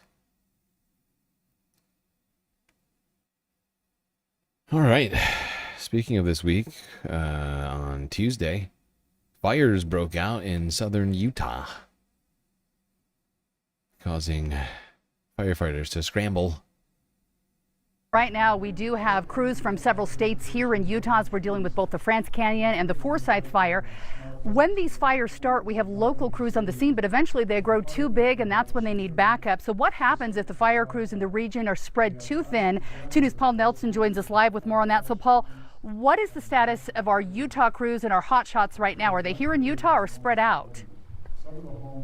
They are spread out actually all over the place. Some are in California, some actually went up to Canada. They're on their way back, but they are spread out. And matter of fact, when crews get overwhelmed, when the local crews get overwhelmed, they call this agency right here. This is the Great Basin Coordination Center, and they are the ones that decide where the fire resources in this region are going to go. They cover Utah, Nevada, and most of Idaho. Now, the crews officially tell us that yes, they are busy now, and they expect things to get worse pretty soon.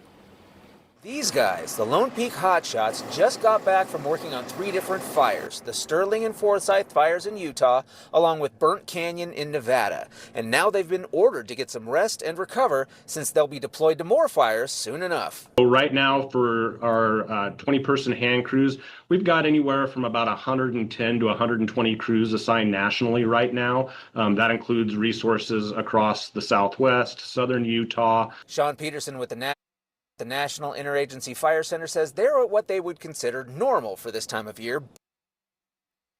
All right, there we go. Now, eventually they did wind up getting this fire under control, thankfully. This is KSL News Utah from yesterday. This is breaking news from KSL. This fire was very, very scary for us. It was close to being a catastrophic event. Well, thanks for joining us for KSL News at 10. We start with breaking news out of Utah County tonight. Yeah, crews battling a wildfire sparking near dozens of homes in Cedar Hills. That is where news specialist Garna Mejia joins us with the details here. And Garna, how are things looking right now? Things are a much calmer scene, and we're thinking that that is thanks to the efforts of firefighters. They seem to be paying off. Right now, it's looking like those flames have been quenched, but of course, we have some critical hours ahead of us. Now, firefighters tell us that this really started around 5:57 this evening when they got the call. They started coming up the mountain here near Canyon View Road, and that's when they saw that this was much more than a brush fire, and it was awfully close to dozens of townhomes. Firefighters tell us that that prompted their call in to get more resources and support here. They say that their initial concern were the townhomes along Morgan Boulevard and Sage Vista Lane. Within 30 to 45 minutes, the fire grew to 20 to 25 acres, prompting efforts to evacuate nearby residents and set up a fire line to protect those homes and push the flames up the mountain. Right now, firefighters say that line is holding up, and as you see, they've managed to get. There you go. Crews in Utah fighting multiple fires, actually. Managing to deal with them for now without catastrophic damage to property or having any sort of casualties. Let's keep talking about fires, but let's go up to Canada, where they have been calculating the impact of the wildfires on Canada's GDP. This is at the cabin, yeah. Faded memories of a family legacy that's no longer standing. It is total, utter devastation. Wildfires destroyed Doug Swiderski's cabin at East Trout Lake, 3.5 hours northeast of Saskatoon, a place that had been in his family for decades. There was an old cabin there. When Dad retired, we tore it down and built a new one for him and Mom to retire up there. Damage and length of evacuations are two factors considered in new Statistics Canada data looking at how wildfires impact the economy. On a national scale, effects are quite small. Business in wildfire zones made up less than 1% of total GDP in 2023, with the exception of the Northwest Territories, where fires threatened nearly 75% of economic activity. At a local level, the potential impacts are much greater. Last summer, Jasper's local economy was effectively shut down during evacuations, with a third of the town site destroyed. Lots of stuff Dad handmade. For the Swiderskis, much of their loss can't be measured. The home away from home eventually became Doug's permanent address and the final resting place for his parents' cremated ashes. And there was nothing that we could do to get in there to, to get them out. The Swiderskis sifted through piles of rubble to find what was left of the previous urns. That is Dad's new box. And his ashes are now in there. And that is fucking sad. Well, wildfires are definitely affecting Canada's economy.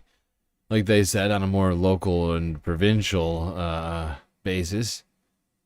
In some of the less productive provinces. Not that has any less effect on the people living in those places. I mean, my God, the Northwest Territories, 75% of their GDP was just gone in 2024. That's ridiculous.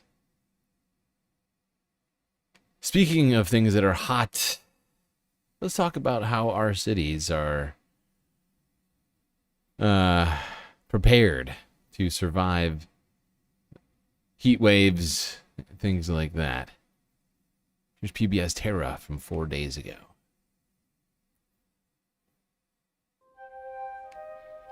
Throughout human history, much of the globe has been surprisingly hospitable. Humans, of course, have lived in all kinds of extreme places, but dense population centers have largely been concentrated in the human climate niche. That's the planet's Goldilocks zone, with average temperatures between 11 and 15 degrees Celsius. But as the Earth warms, extreme heat is already threatening even our most hospitable regions. In 2021, the Pacific Northwest was struck by a heat wave so extreme that some scientists believe it wouldn't have been possible without global warming. And typically hot places like Houston, Texas, and Miami, Florida may soon become nearly unlivable. By 2100, these cities are projected to see several months of dangerous heat every year. But researchers may have a solution. I'm Maya May, and I'm fascinated by our dynamic planet, our weather, and our climate. What began as a career in broadcast meteorology has become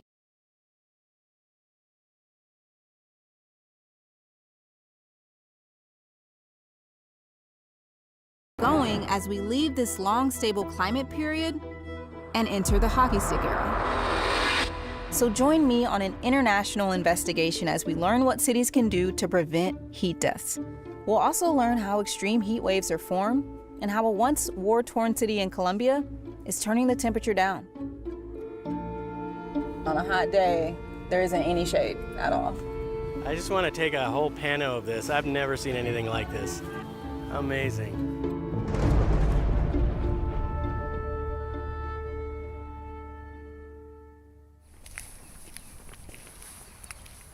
So in 2021, right where I'm standing, a neighbor's camera caught the final moments of 36-year-old.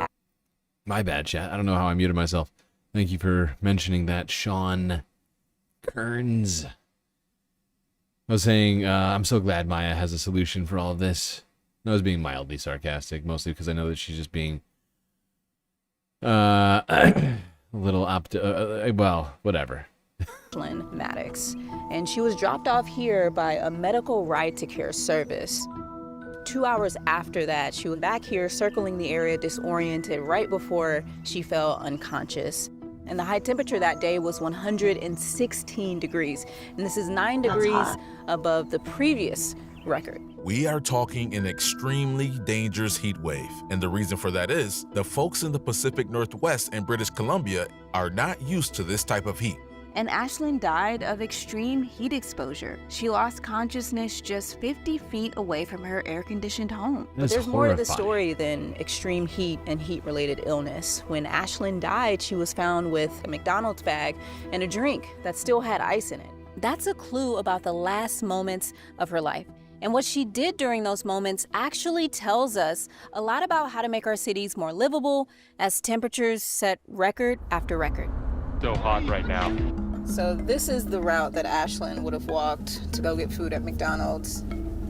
And you can tell that there's just a ton of asphalt, a lot of impermeable surfaces, a lot of traffic, a lot of cars. We don't know for sure what happened, but if she did walk to that McDonald's, she would have likely been walking for over an hour along a very busy, very hot section of highway with very little shade. At that time, it was around 116 degrees at the Portland airport. But in other parts of town without many trees, researcher Vivek Shondis recorded a much hotter air temperature of 124 degrees. Come on! We'll get into why that corridor was so much hotter than other places in the city, but first, a bit more about heat as the world warms. We can identify two categories of cities.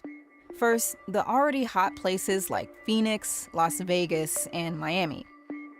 These places that are already really hot and already sort of getting close to the limits of some of the ecosystems and people living there, we're shifting those temperatures hotter. And so people have to rely even more on things like air conditioning in order to make these places livable. But how does the other category of more temperate places like Portland suddenly transform into one of the hottest places on Earth? The answer is a heat dome. Normally, our weather systems are pushed from west to east by the jet stream. But sometimes the jet stream develops large wavy patterns or meanders, essentially trapping weather systems. What happens when we get a heat wave is that we have one of these high pressure systems that basically stops moving. So it stops propagating towards the east and it becomes roughly stationary and just stays in one place. And if it's strong enough and stays in place for long enough, you can get these very extreme temperatures. The trapped high pressure system acts like a lid, evaporating clouds and bringing clear skies. Normally, the moisture in the soil and plants moderates heat as it evaporates. But if the high pressure system stays stuck in place long enough, this moisture gets depleted and the sun's energy goes directly into heating the air and temperatures skyrocket. The 2021 heat wave in the Pacific Northwest was one of the most extreme heat waves across the planet. There's a lot of scientific disagreement about this at the moment, but some estimates put it at an event that would, on average, happen once every 100,000 years. It broke the Canadian national record by 4.6 degrees Celsius. This was absurd.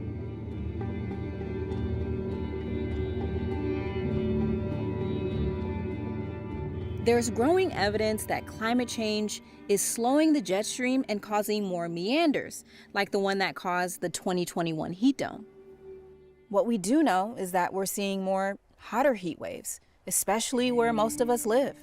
Extreme heat is especially deadly in cities, and that's because of the urban heat island effect. And this is where our built infrastructure amplifies warming by around 2 to 5 degrees during the day and up to 22 degrees Fahrenheit at night. That means heat trapping aspects of our cities more than double the current level of global warming. making heat waves even more deadly. Yeah, many things that we do as humans are causing these phenomenon to happen, whether it's climate change or, the sympathetic heat amplifying effects of cities with no green spaces anywhere, just cement and metal and wires.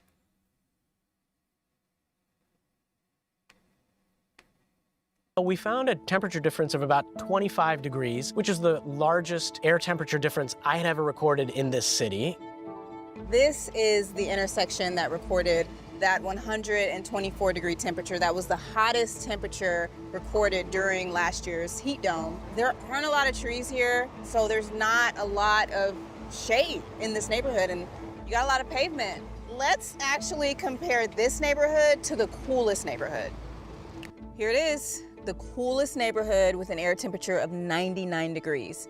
There's tons of trees in this neighborhood, and it's surrounded by forests. So cities are doing all kinds of things to try to turn the temperatures down. You can do a lot of engineering, and you'll eventually land on the fact that trees are probably your best solution. It really comes down to that.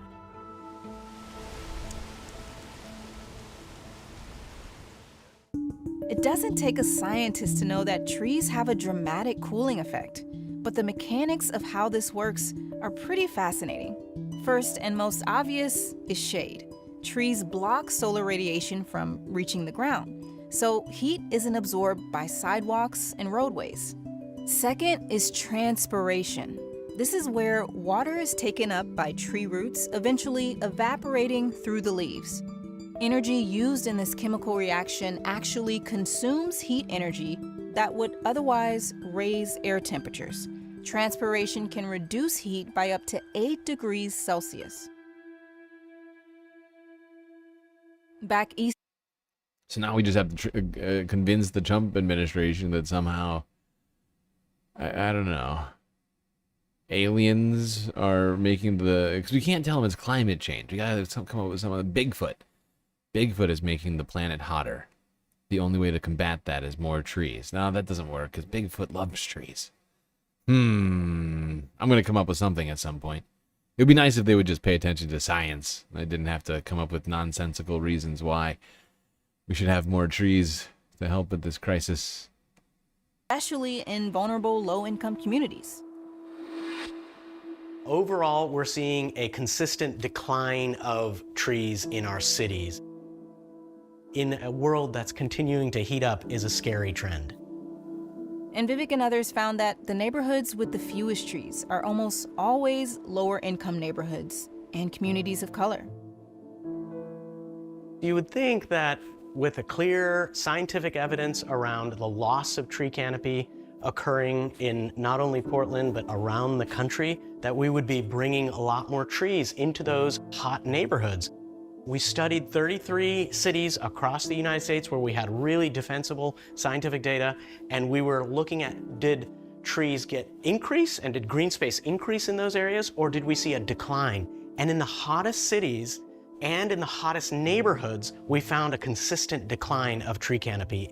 Those are the places that are actually losing the most trees in the region. They're losing trees.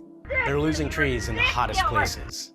We have all the information. Yeah. But we're just not, the US isn't getting it right. Are there any other cities outside of the US that we can look to as an example of how to do this right? One place that I've been thinking about a lot is Medellin in Colombia, and that's one of these places where they have attempted to reorganize transportation networks, housing patterns in service to keeping the tree canopy intact. How is a city continuing to grow, but yet maintaining large portions of their tree canopy and keeping those old large trees that provide all of these benefits in place? So we invited Vivek, one of the world's leading authorities on urban heat, to go to Colombia to try to figure this out. The city claims that their Green Corridors program has cooled their average temperature by 2 degrees Celsius. But is that true? And if so, how did a city mostly known for drug cartels make this happen? Today, Medellin has transformed into a vibrant city now known globally for its innovative urban development, culture, and breathtaking landscapes. Part of the city's transformation has been their Green Corridors program, started in 2016 to address air pollution. The program connects green spaces in the city with tree-lined streets and shaded avenues, a strategy we mostly fail to implement in the US.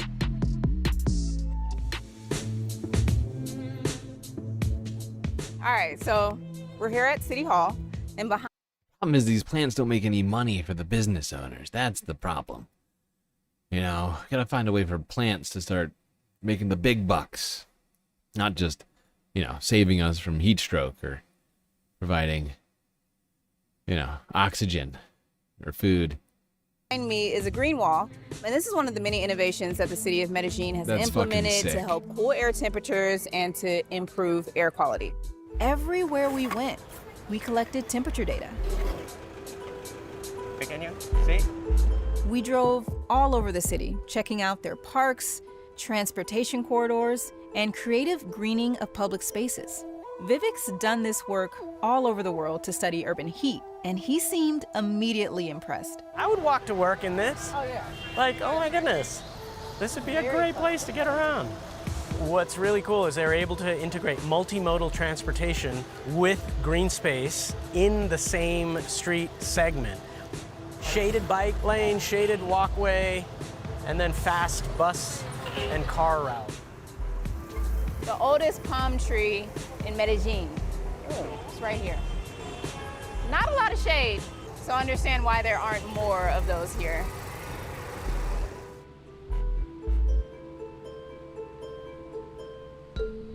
As we Exactly, Sean. Pull your weight, trees. Come on.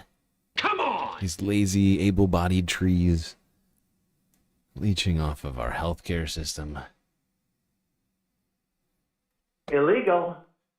Yeah, this is a solution we could implement in the United States if we had any freaking vision, any, you know, if we had any interest in trying to help people rather than solely benefit Donald Trump's favorite friends in business and media. Might be able to get some of this stuff done. Greenify a couple of places.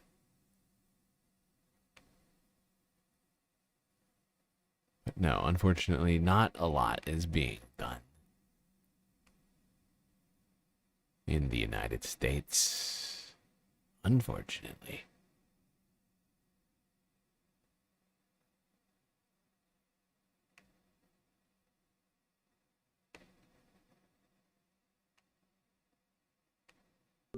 So, why aren't we? Well, Medellin has one clear advantage when it comes to growing trees: rain. Trees here grow faster with less effort than drier places. Medellin gets over 60 inches of rain per year. But some of the hottest parts of the US are also the driest.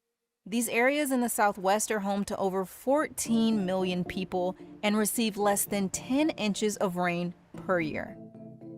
Phoenix might be the most extreme example, with 55 days over 110 degrees and 645 heat-related deaths in 2023 alone. So I wanted to find out what heat adaptation strategies are effective in such a dry place.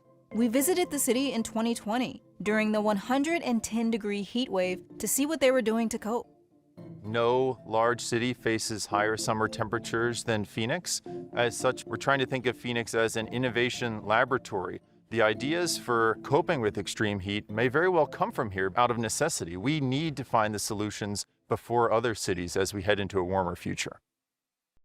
One relatively simple solution is to use more reflective surfaces, like white roofs, which can reflect up to 80% of sunlight. This not only cuts energy bills by keeping buildings cooler, but this also redirects heat away from street level.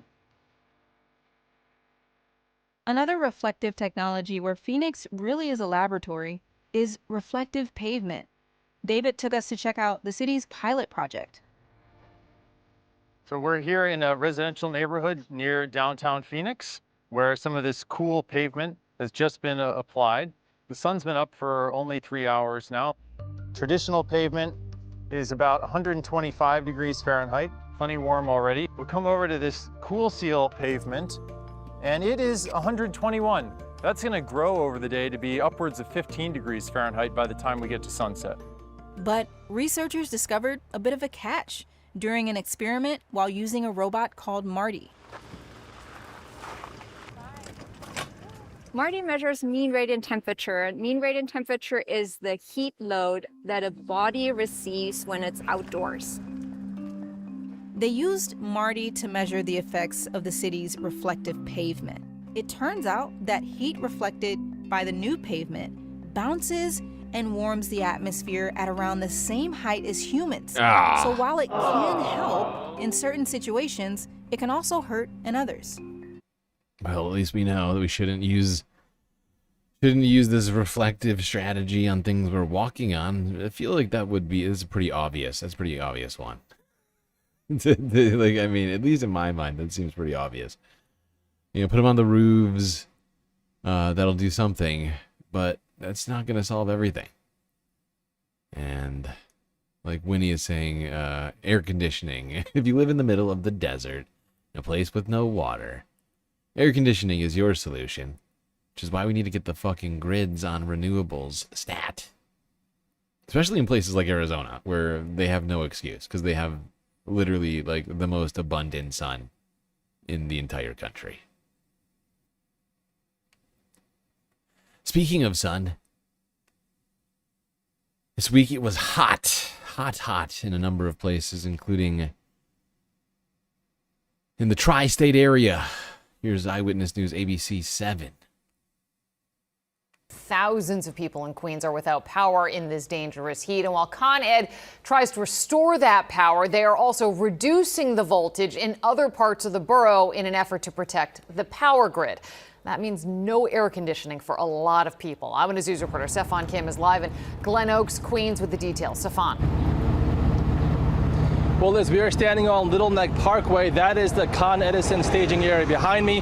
To my right is Queens County Farm, which, by the way, Con Edison just announced moments ago they'll be distributing bags of dry ice at this farm today. We have some video that we just shot moments ago of this area, which, by the way, where power is spotty, traffic lights, intersections where traffic lights are out, and traffic agents directing traffic.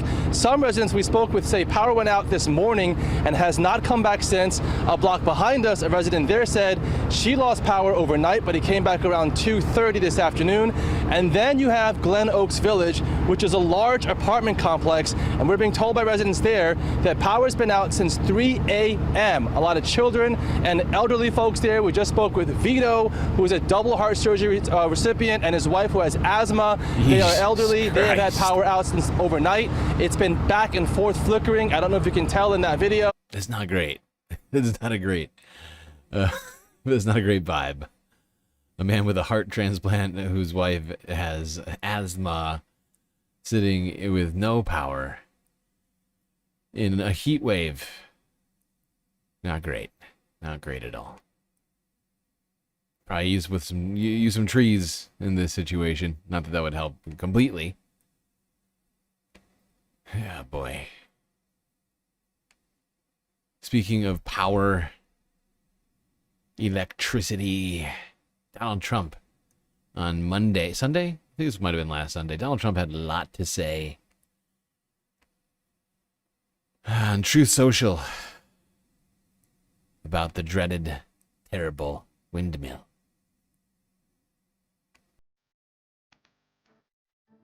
Donald Trump slammed windmills in a rant on green tax credits.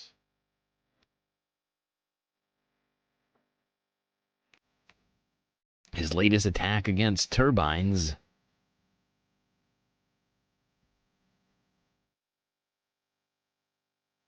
President Donald Trump blasted green tax breaks and windmills in a rant about his signature budget package. Moving through Congress, tacking on to his long-standing criticism of the turbines. Even as they have become an increasingly cost-effective form of energy. Trump said in a Truth Social post that he quote-unquote hated green tax credits in the big, beautiful bill, saying the cuts are largely a quote-unquote giant scam. The bill, a massive measure currently in the Senate that will extend tax cuts passed by Trump during his first term, will remove or limit tax credits for electric vehicles and home energy efficiency if passed, as well as create gradual year-by-year cuts to wind and solar farm tax credits. Rump said windmills are the most expensive and inefficient energy in the world, and they are destroying the beauty of the environment. The man who is selling off 60 million acres of natural forest for foresting, for lumber harvesting, mineral extraction, and oil drilling is complaining about the destruction of the beauty of the environment. This is nonsense.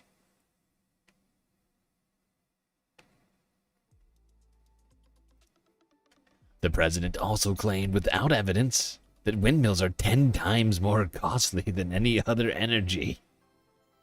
That's just verifiably false. It's just completely wrong. It's not even close. Getting oil is way more costly. Pumping oil out of the ground. All you have to build the windmill one time. Sometimes they need maintenance, but once you build it, it just produces energy. You don't have to. There's not a lot you have to do. Much more effective, much more efficient form of energy production than oil, and much less detrimental to the environment. Unfortunately, we have a president who is an idiot, surrounded by idiots and non-scientists, just running around doing whatever the fuck he wants. Let's go down south now to New Orleans, where there's a troubling trend happening amidst the levees. It has been nearly 20 years since Hurricane Katrina devastated New Orleans, killing 1,000 people and displacing more than 1 million. Now there's reports on the vulnerability of the city's nearly $15 billion flood defense system. CBS's Katie Weiss reports a new study released today warns the city's protective wall is sinking. When Hurricane Katrina hit the Gulf Coast 20 years ago, the storm surge reaching 10 to 20 feet was no match for New Orleans. Water rushed in as dozens of levees failed, flooding 80% of the city and leaving over 1,300 dead. Nearly $15 billion was spent in the aftermath to strengthen New Orleans' concrete flood walls.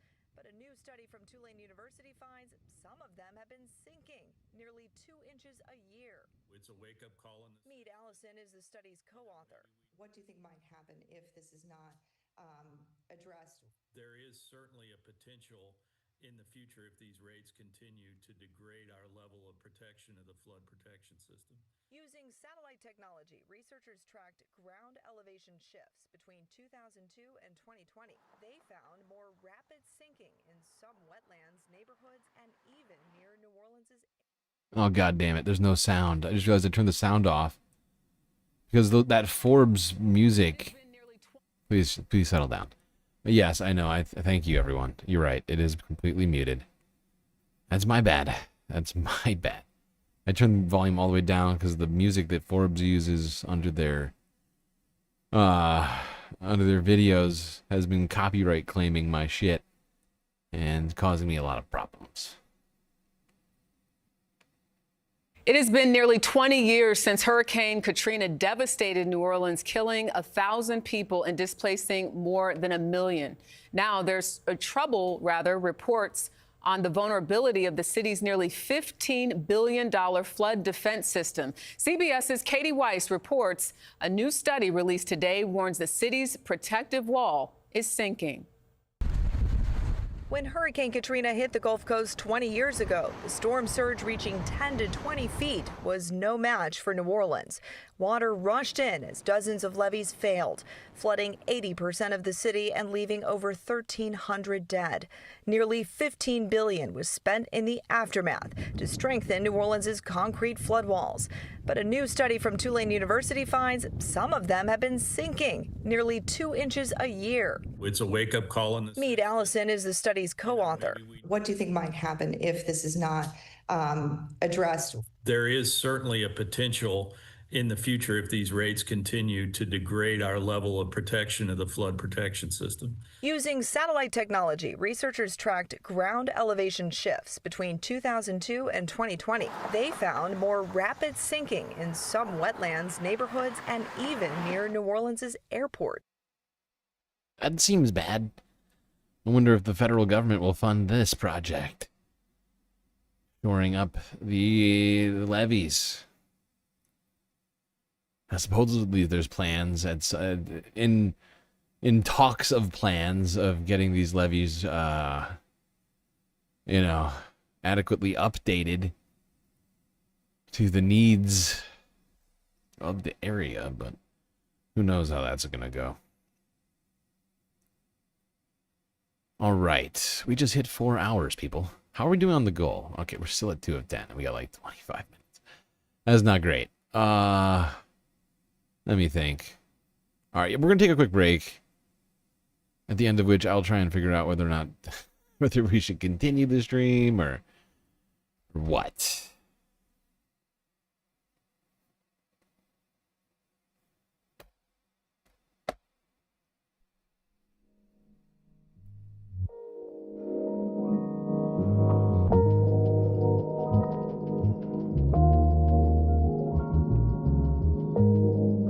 Alrighty, I do hope everybody's been enjoying the stream so far. If you haven't already, hit the like button and don't forget to subscribe and hit the bell icon too if you want to make sure that you don't miss a single episode of this Spacecast. While you're at it, do also consider contributing to this here shindig, this operation, if you enjoy the stream in whatever capacity.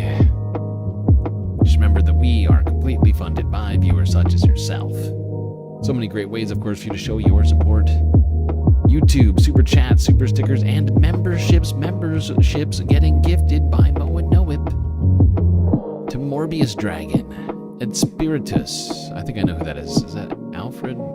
Bobby, Jet, and Disco Wolf. Okay, I hate what YouTube is doing with these goddamn names. It's killing me.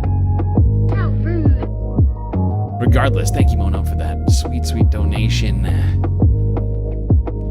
You're very much appreciated.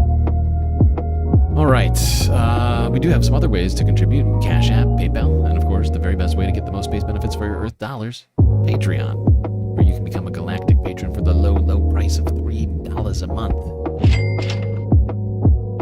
If everyone decided to become either a member on YouTube or a subscriber or a patron on Patreon, we'd have no more financial problems trying to keep this stream alive. You know, it doesn't sound like a lot, a couple bucks a month, but it adds up. All right, chat, that's enough for me. Enjoy the break, grab yourselves a drink, maybe a snack, and I will be right back.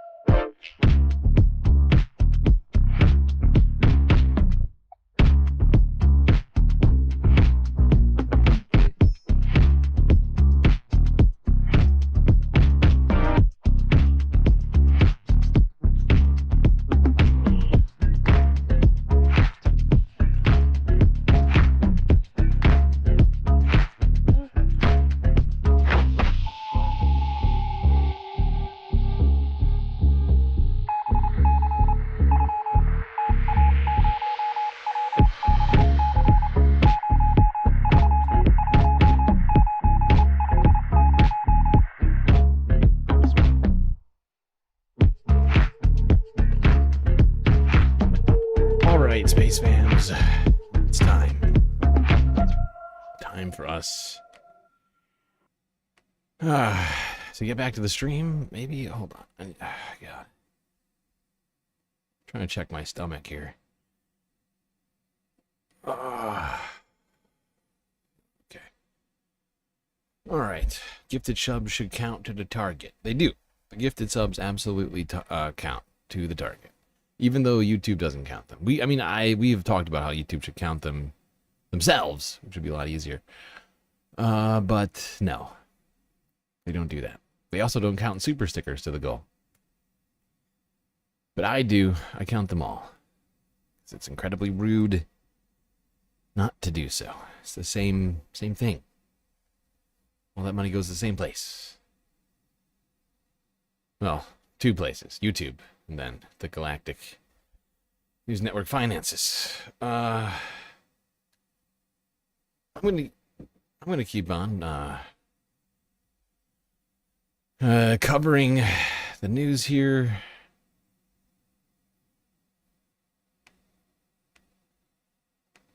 Even though we haven't completed the goal yet, we got 10 minutes to do it. I'm gonna stay on course.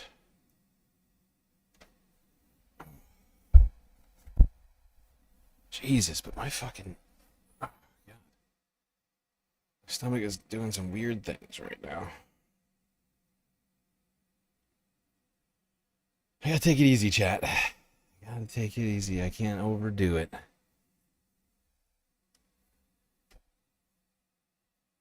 Okay.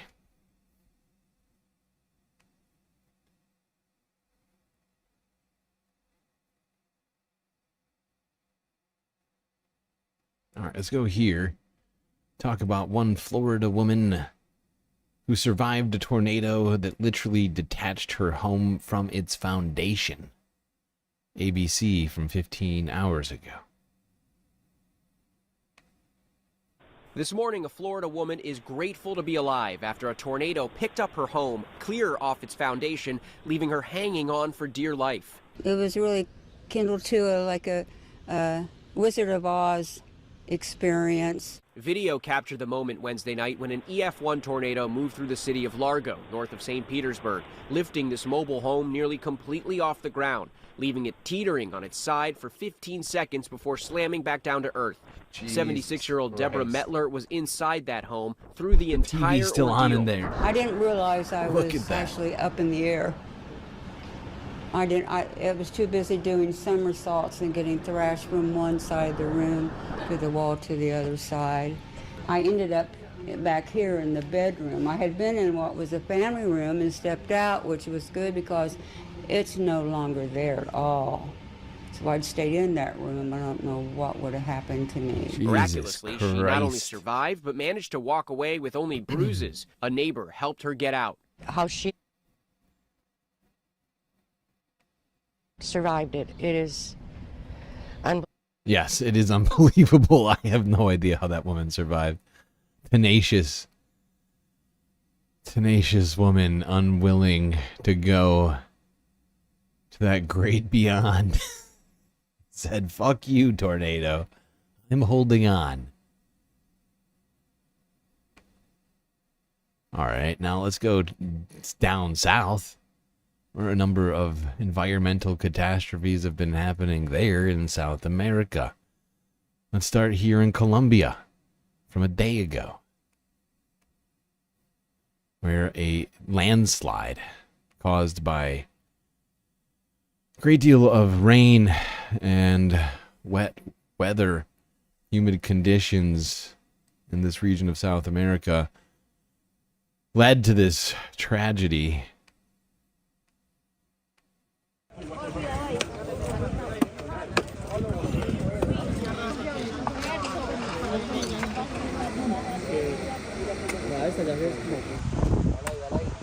Local media says that at least 13 people were killed. We don't really know how many more people are buried. This was truly a very severe natural catastrophe. We haven't recovered from everything that's happening. We are sad. We have much sadness in our hearts, seeing how a community was lost, seeing how lives were lost. I feel sadness with so many people still buried. We don't know what to do from now on. The effort, struggle, hunger, and sacrifices. We don't live here because we want to. We live here because there really is nowhere else to live. Jesus. So over a dozen people died in Colombia due to this landslide, displacing who knows how many others and injuring. Also, we have no numbers on that. But we're not going to go very far with this next story. Let's go to Venezuela, where, in my estimation, the same exact storm system caused a great deal of flooding.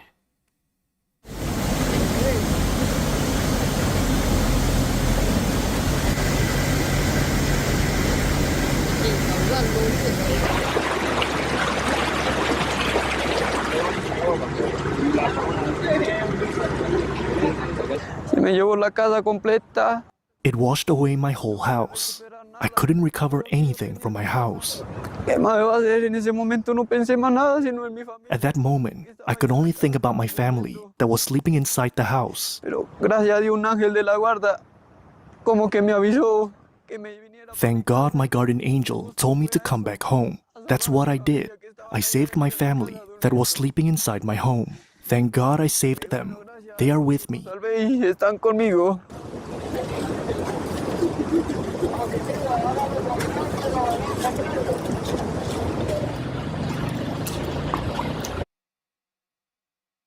This is tragic. Fucking tragic. People just getting washed away in floodwaters.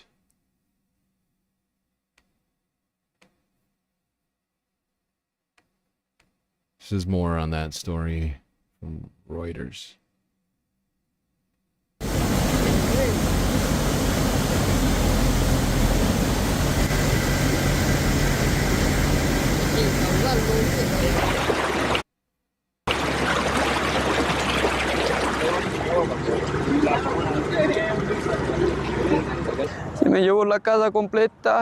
It washed away my whole house.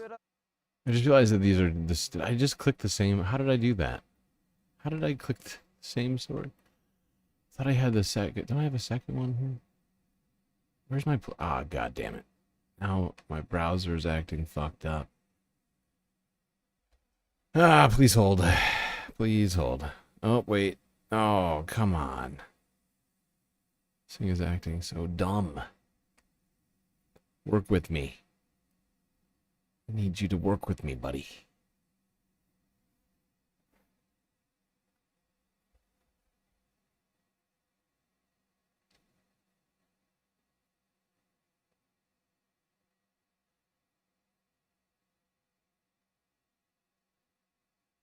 I think that was just a duplicate story somehow that got its way in there. Okay, that's my bad. I made a huge tiny mistake.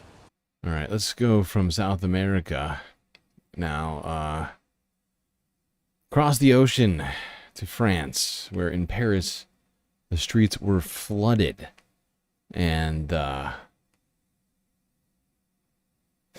skies were lit up with a great deal of lightning.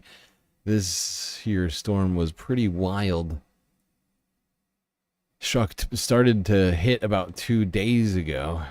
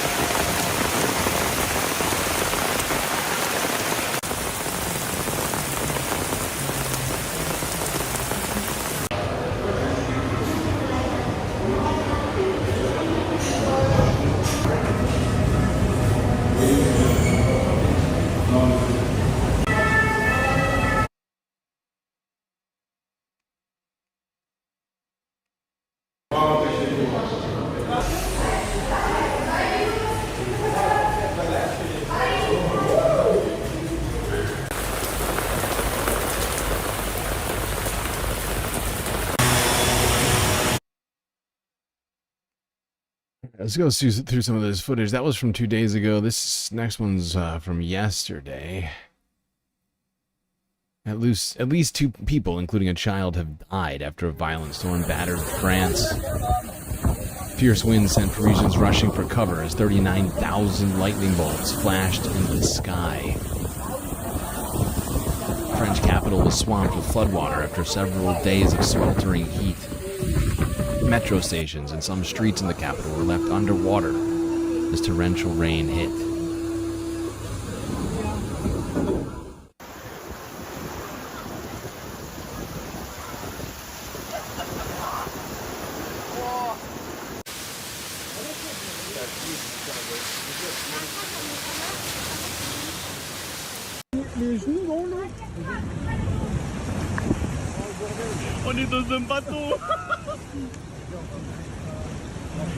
In southern France, a falling tree tragically killed a 12-year-old boy. Meanwhile, a man on a quad bike died after crashing into another fallen tree that was downed by the storm.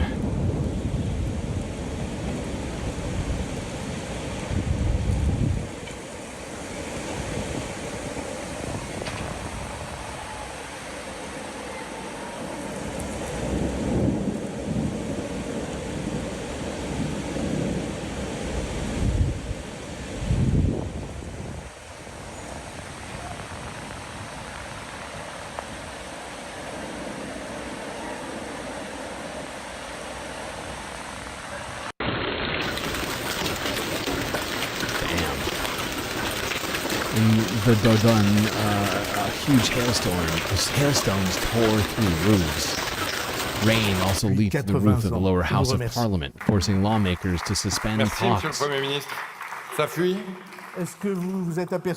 you noticed that it's raining? I've just seen it, Prime Minister. I was told that the debating chamber was waterproof, but clearly, watch out when you're coming up here.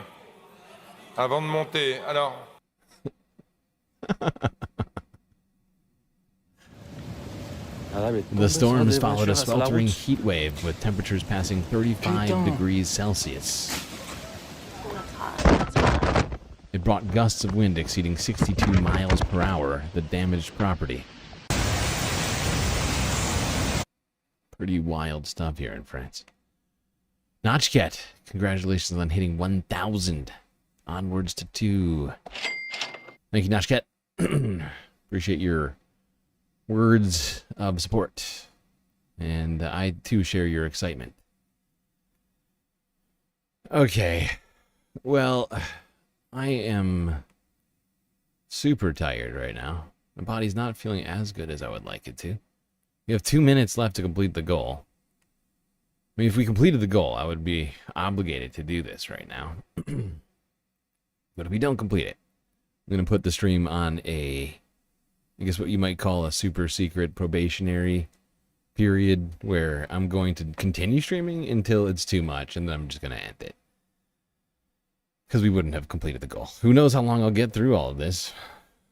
But I'm not just going to take the stream away from you, and I also would like to try and get through more of this stuff.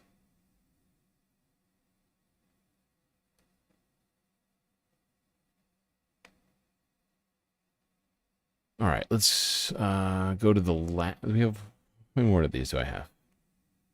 Let's look through some more of the footage of this flood, this storm that hit Paris.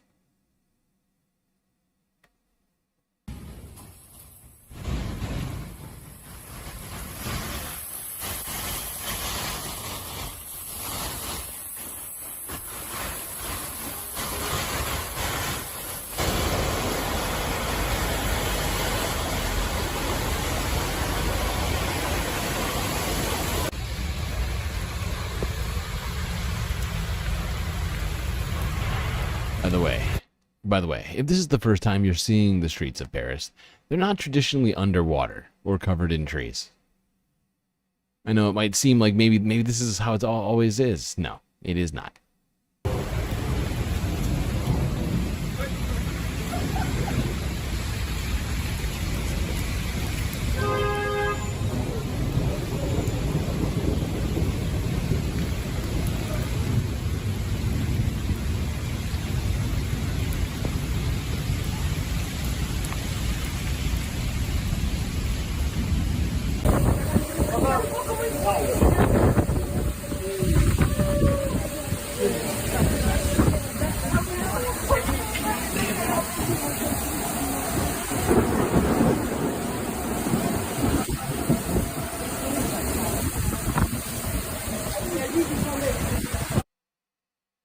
All right, we saw most of this footage from them. Let's see what France 24 English had to say.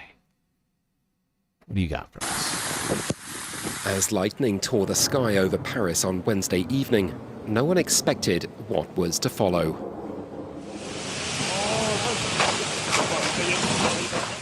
Gale force winds of over 100 kilometers per hour, both devastating and deafening.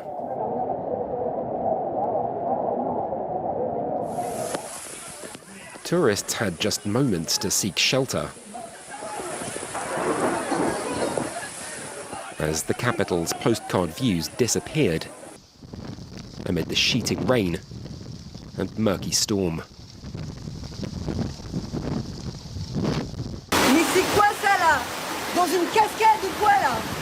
The metro provided no shelter at all. Putain, les arbres sont tombés sur ma voiture. When visibility returned a few minutes later, some people realized what a narrow escape they'd had. Like the owner of this car crushed by falling branches. On a entendu un bruit. We heard a noise and it fell just behind us. We were inside the car. My wife cried a lot afterwards. She's traumatized and the car is totaled. Roads in the south of Paris flooded fast, slowing vehicles to a crawl.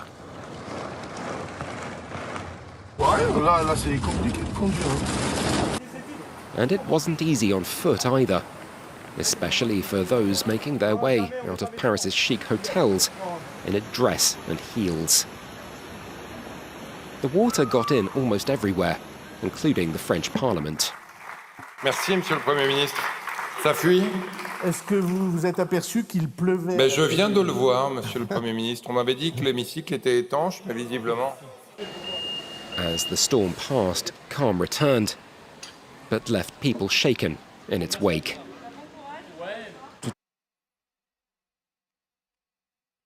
Right, well, storm season is clearly on the move right now, hitting both South America and Europe this week.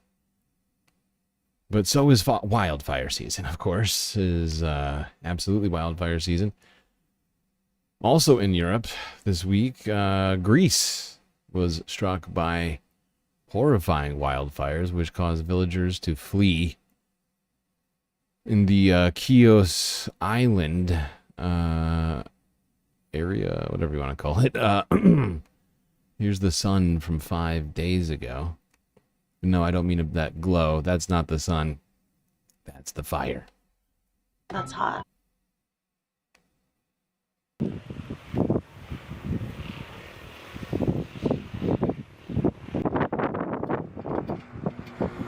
Wildfires raged across the Greek island, forcing residents to evacuate. The fire, which erupted on Chios Island, Greece on Sunday, has returned.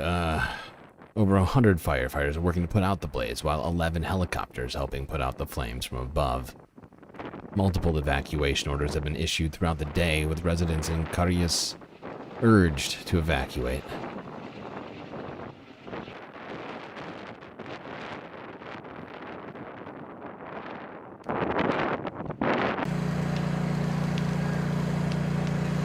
An urgent investigation has been launched into the cause of the blaze, with authorities concerned it was a deliberate arson attack. A specialized arson task force is on its way to the island, who will work with Greece's police state security division. The extent of the damage is still being assessed, but officers warn strong winds could cause the fire to spread throughout the night.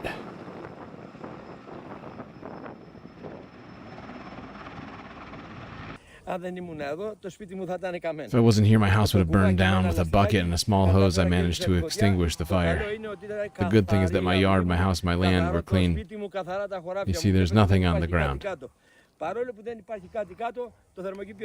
Despite this, my greenhouse was half burned. Not the only one who's having a rough time with this fire, as this fire persisted throughout the week, at least for a few days. Greece is sending more than 170 extra firefighters to help battle wildfires in the Chios region.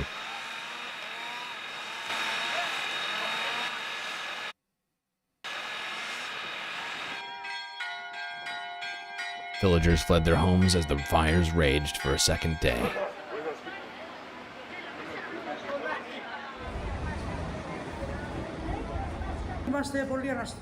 We are very upset. The fire is going upwards.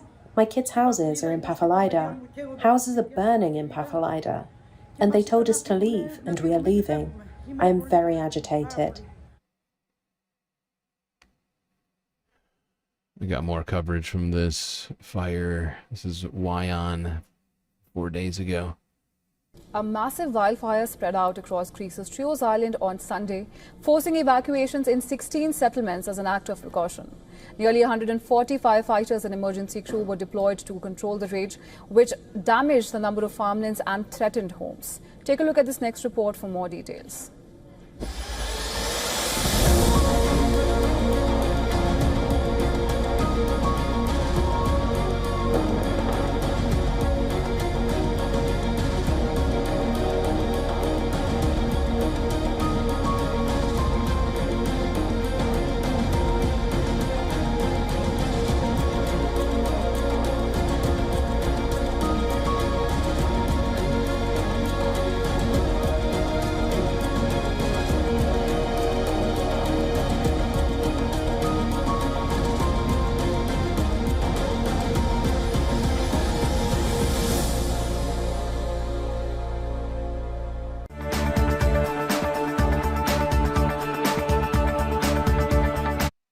I have one more on the Greek fire. Yeah.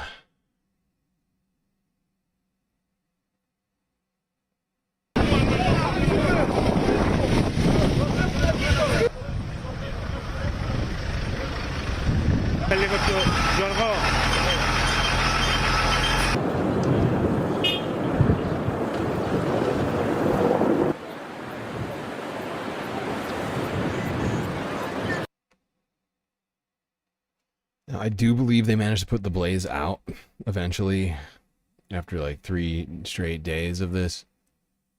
But I'm not 100% sure on that, so don't hold me on that one. Might still be going. I just couldn't find any updates to it past Tuesday. All right, let's go not very far to Turkey, where another wildfire was raging.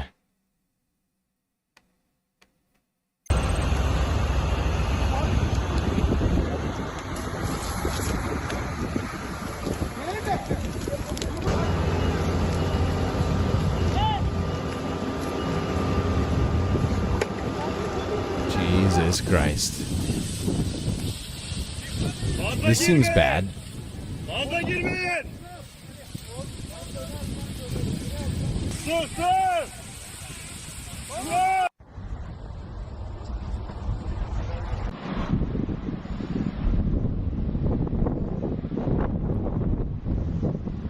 Jesus Christ, look at that. It's a wall of fire. It's like a virtual wall of fire. Hundreds of feet in the air, it almost seems. Hard to tell. Hard to tell. But holy shit. Holy shit. Oh my god. That is insane. That's too much, man!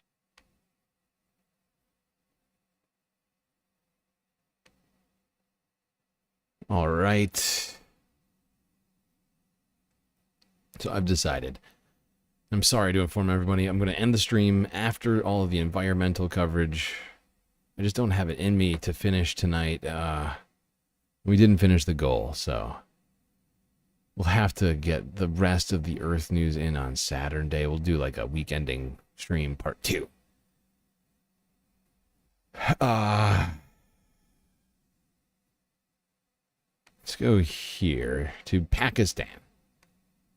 back to flooding. Fire, flood, fire, flood, fire, flood.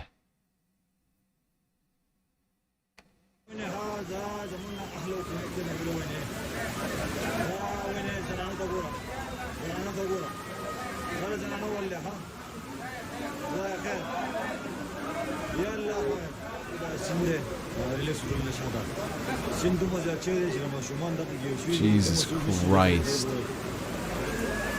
Oh my God. Oh my fucking God.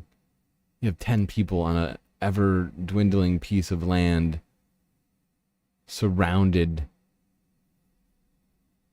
by incredibly tempestuous, violent water. Oh my God, it must be moving 30 miles an hour.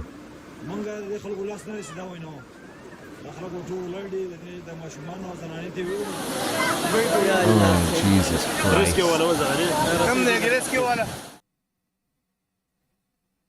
That is horrifying. All right, we got more from this. Rains ahead of monsoon season have already caused widespread damage across northern Pakistan. The sudden and heavy downpours turned the river Swat into a raging torrent. This family of 18 people, including children, were caught by surprise by a sudden surge of water. Onlookers could only watch helplessly as they were swept away one by one. Swat Valley is a popular summer destination that attracts thousands of tourists escaping scorching temperatures elsewhere in the country. Rescue teams have saved dozens of people, including tourists stranded across the country. The Meteorological Department has forecast heavy downpours over the next few weeks and has issued travel advisories, especially in the northern regions, due to the threat of landslides and flash floods. In 2022, Pakistan saw devastating floods that caused extensive damage to infrastructure worth billions of dollars and destroyed crops and homes in southern Punjab and Sindh province. The United Nations Secretary General called it a flood on steroids. The fact is Pakistan does have a rainy season, and it is for the next 4 months or something like that. But these floods have been getting worse and worse in the recent years. As climate change hits us all, these floods have been getting worse and more deadly, coming out of nowhere in many cases, as was described in this video. People left to fend them for themselves without any forewarning. 20 people died, if you didn't quite hear that, in this flood which hit Pakistan. I have one more. This is actually our second to last video of the night. Great job, everyone, for making it this far. So go your Guardian News, wrap up what's happening in Pakistan, then we'll go to New Zealand.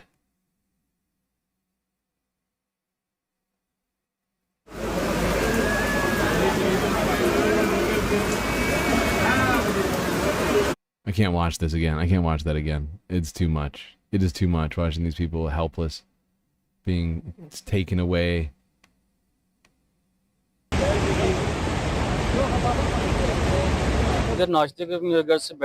They were having breakfast. Then they went to take some selfies.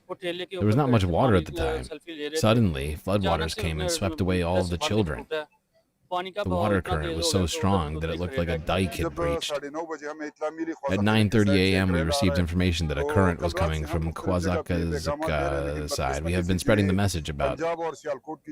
Sorry. It's moving too fast. We've been spreading the message about it since last night. But unfortunately, this family from Punjab and Sialkot reached Swat and they were having breakfast at the bypass point. Some of their children and other family members went to the river. And 18 people were swept away by the water. There were 5 people from Mardan, 12 others from Sialkot.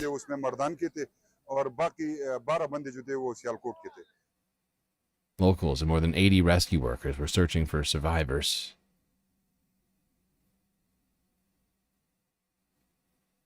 Well, that's an ominous end to the video. Thanks, Guardian. Jesus Christ.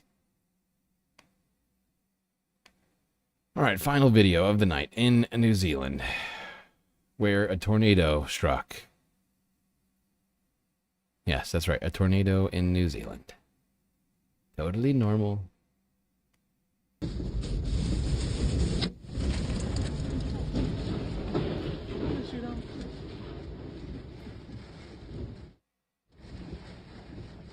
we've had a small, well, a tornado pop through Blockhouse Bay, and it affected the building behind us, where the awning of that building has come down, and the power pole came down as well, and we've just rendered the scene safe by using all of our agencies to pick up the heavy stuff off the road that gets hauled away by truck, and the road sweep will come through and do a clean of the road to make sure that's safe for us to open the road.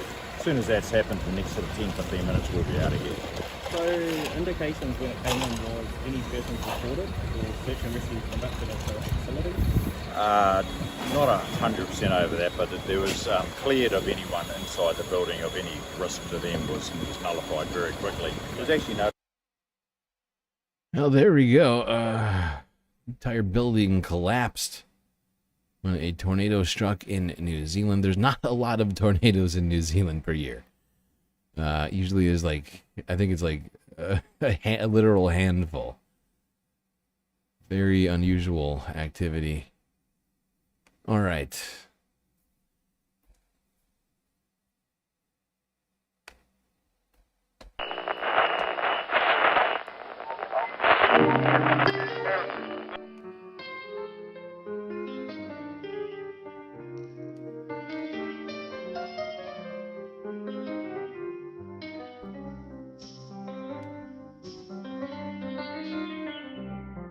Well, it would seem that we got through another stream. It was difficult. We had each other to get through it. That is going to be it for me tonight. In the meantime, you stay classy, Galactic Stream Nation.